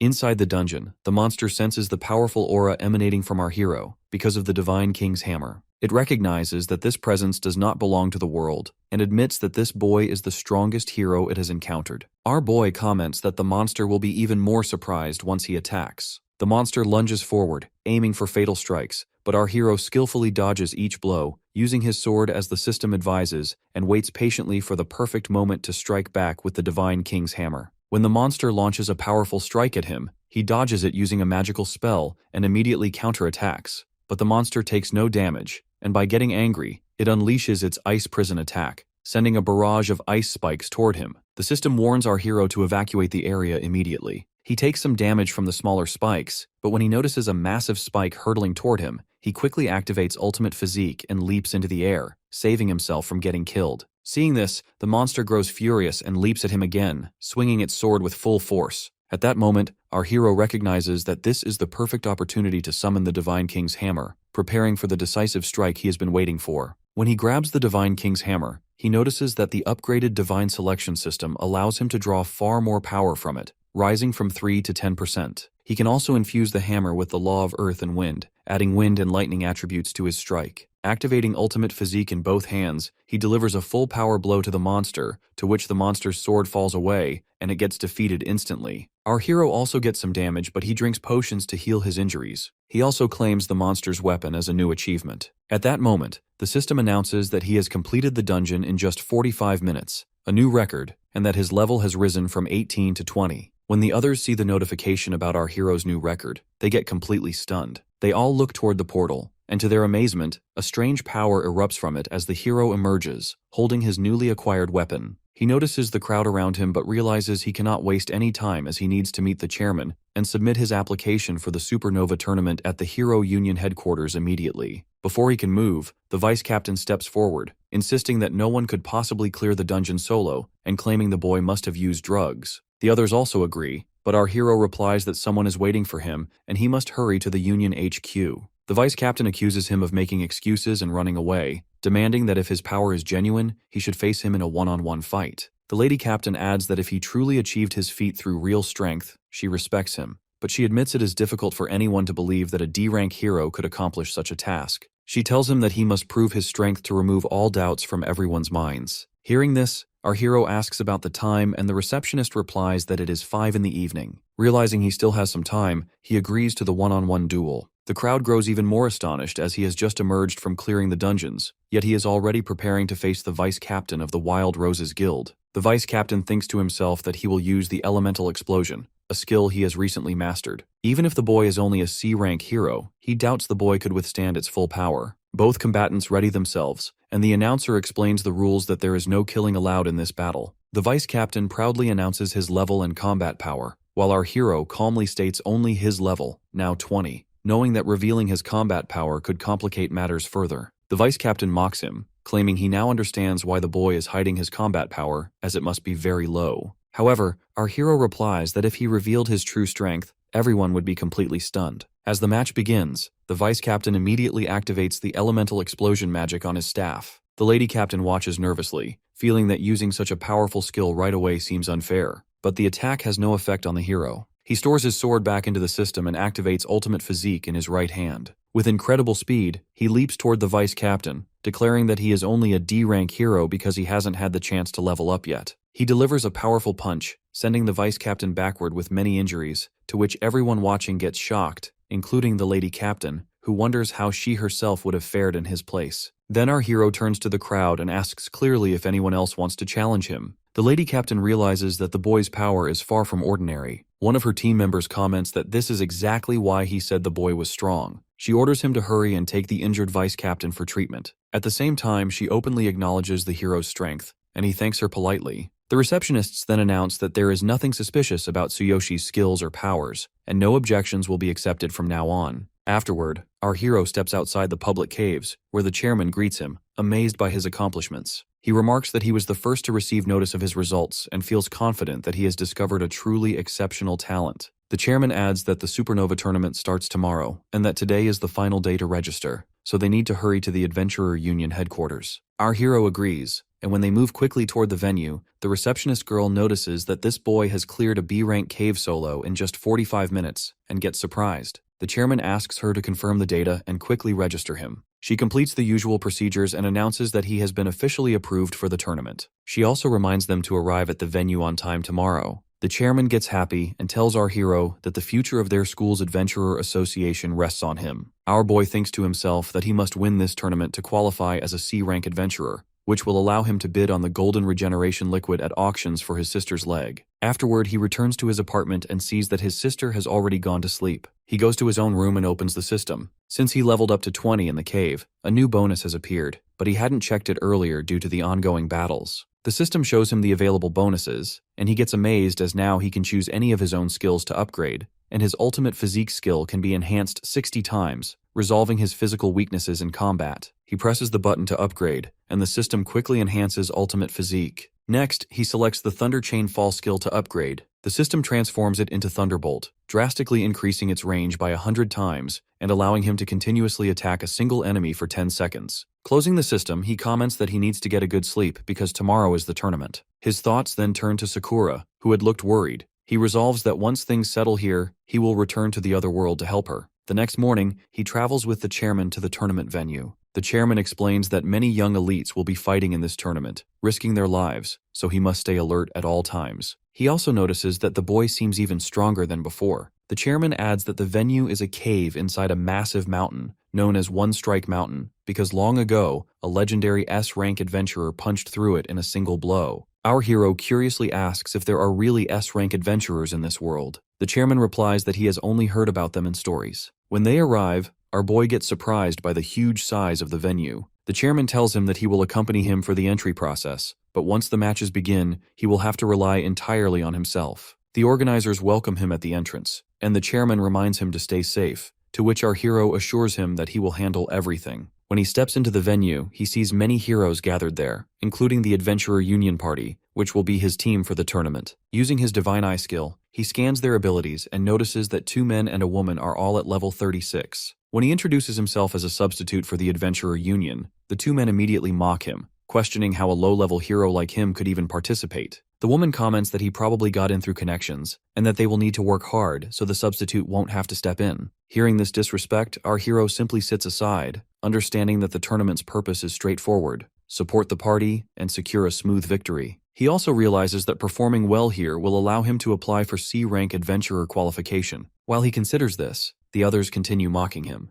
Then he notices another party, the Hido group, entering the venue. All their members are level 37, making them clearly stronger than his own party. When the Hido group hears that the boy is only a D-rank hero, they laugh and comment that the Adventurer Union will be defeated soon. Fabian, one of the union's members, feels angry and tells them to watch their words and not get ahead of themselves. Hearing this, the Hido group's senior Gon asks if he wants a warm-up sparring match without weapons before the tournament officially starts. The guy agrees and steps forward to fight. As the match begins, he leaps at Gan, aiming to strike with his secret hand blade, but that guy dodges just in time and delivers a powerful kick to his leg, to which his bone gets broken. As Gon moves in for another kick, our hero jumps in between them to stop the attack. He immediately calls for the organizers to take Fabian to the medical room. Then he readies himself to face Gan and take over the sparring match. The bully feels angry at our hero's arrogance and leaps forward to punch him, but our boy quickly activates the law of earth and wind to dodge the attack. He strikes the bully's leg with a precise kick, breaking it instantly. Not stopping there, he grabs the bully by the face and slams him hard to the ground, which causes him to faint. The bully is now unable to participate in the tournament, and everyone watching gets completely shocked. Our hero then asks if anyone else wants to spar with him,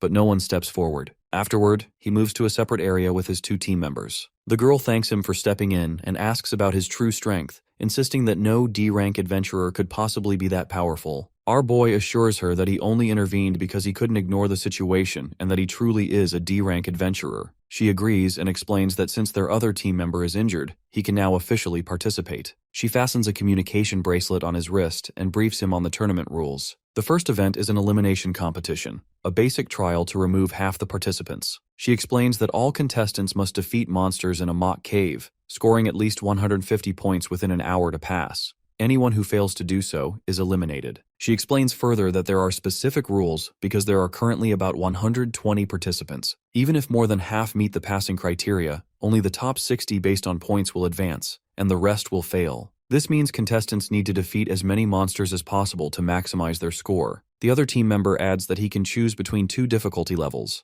normal mode and dark mode. In normal mode, defeating 1 monster gives 1 point. In dark mode, only darkness-type monsters appear, and defeating one grants 5 points. He also warns that every 30 seconds, the number of monsters doubles automatically, and cautions him not to choose dark mode at his current level, because level 20 monsters will appear. Our hero curiously asks about the highest record, and they tell him that long ago, a contestant from the Adventurer Union chose dark mode, lasted 45 minutes, and scored 1,500 points, defeating 300 monsters of the same level. That contestant later became an S-rank adventurer, and is now one of the prideful members of their Adventurer Union. After that, they move to the spot where the real cave has appeared. The girl asks our hero if he's heard that this mountain cave was supposedly created by a legendary S-rank adventurer's single blow. She adds that the cave still contains mysterious energy that even modern science and S-rank adventurers can't fully analyze, which is why it naturally generates the mock caves for the tournament. At this moment, our boy notices his ring start to glow, but he ignores it. His team members advise him to stick with normal mode as long as possible and to maintain distance when the number of enemies increases, defeating them one by one. Then our hero notices the ring glowing again, as if it is reacting to something. When the selection screen appears in front of him to choose the cave's difficulty, he comments that normal mode would be safer, but instead, he confidently selects dark mode. When he enters, the system gives him the details about the monsters. Since he is level 20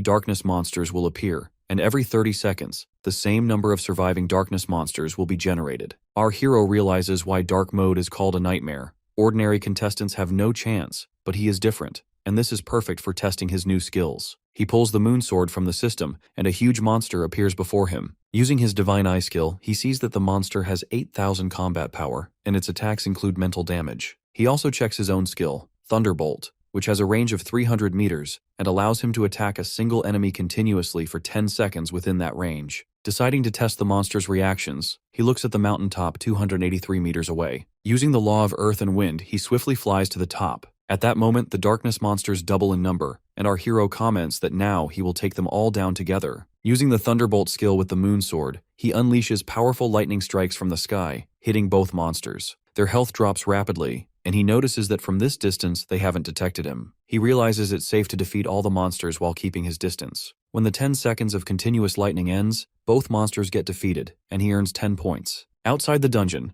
the A-rank judges sit in a separate room, carefully observing all the heroes' performances. They comment that this basic trial will eliminate half the participants, and if everything goes smoothly, should conclude in about 30 minutes. They also note that only 18 out of 100 participants have chosen dark mode. Suddenly, they realize that 10 minutes have passed and the eliminations officially begin. At that moment, one of the judges gets shocked to see the data of our hero that this boy has defeated 98 darkness monsters in just 10 minutes, earning 490 points. When the others check, they also get confused. Noticing that he is from the Adventurer Union, they turn to the union's representative, a girl, and ask her to explain. She admits that she hasn't heard of anyone named Tsuyoshi, but when she checks her own tablet, she sees that he applied late and is registered as a substitute member of the Adventurer Union. Hearing this, the judges speculate that he must be using some special high-grade item, and some even suggest that this boy might break the record for the youngest S-rank adventurer. Meanwhile, our hero continues defeating the monsters in the cave using the Thunderbolt skill. After clearing the third wave, he drinks a potion to restore his energy,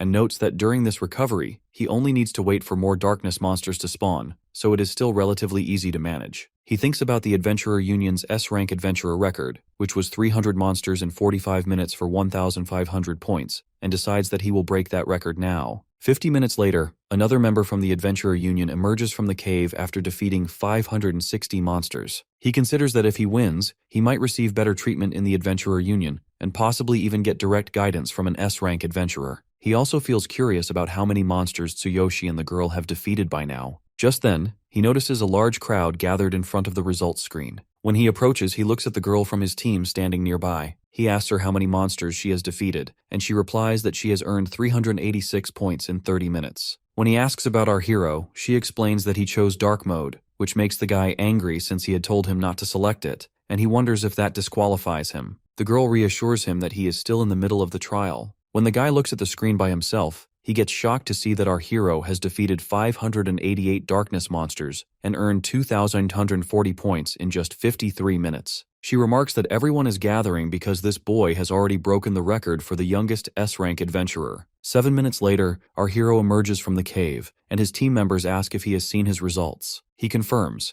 and the guy exclaims that he has broken the highest record, achieving an astonishing 3,240 points by defeating 648 darkness monsters in 60 minutes. Our hero says that if he had more time, he could have defeated even more monsters. The announcer then declares him the winner of the round and the new record holder. The girl tells him he is truly the pride of the Adventurer Union, but warns that he has now become the greatest rival for everyone else. He reassures her that he expected this and can handle it on his own. Suddenly, their communication bracelets light up with messages announcing that the second event is about to begin, where they will enter the caves with their respective parties.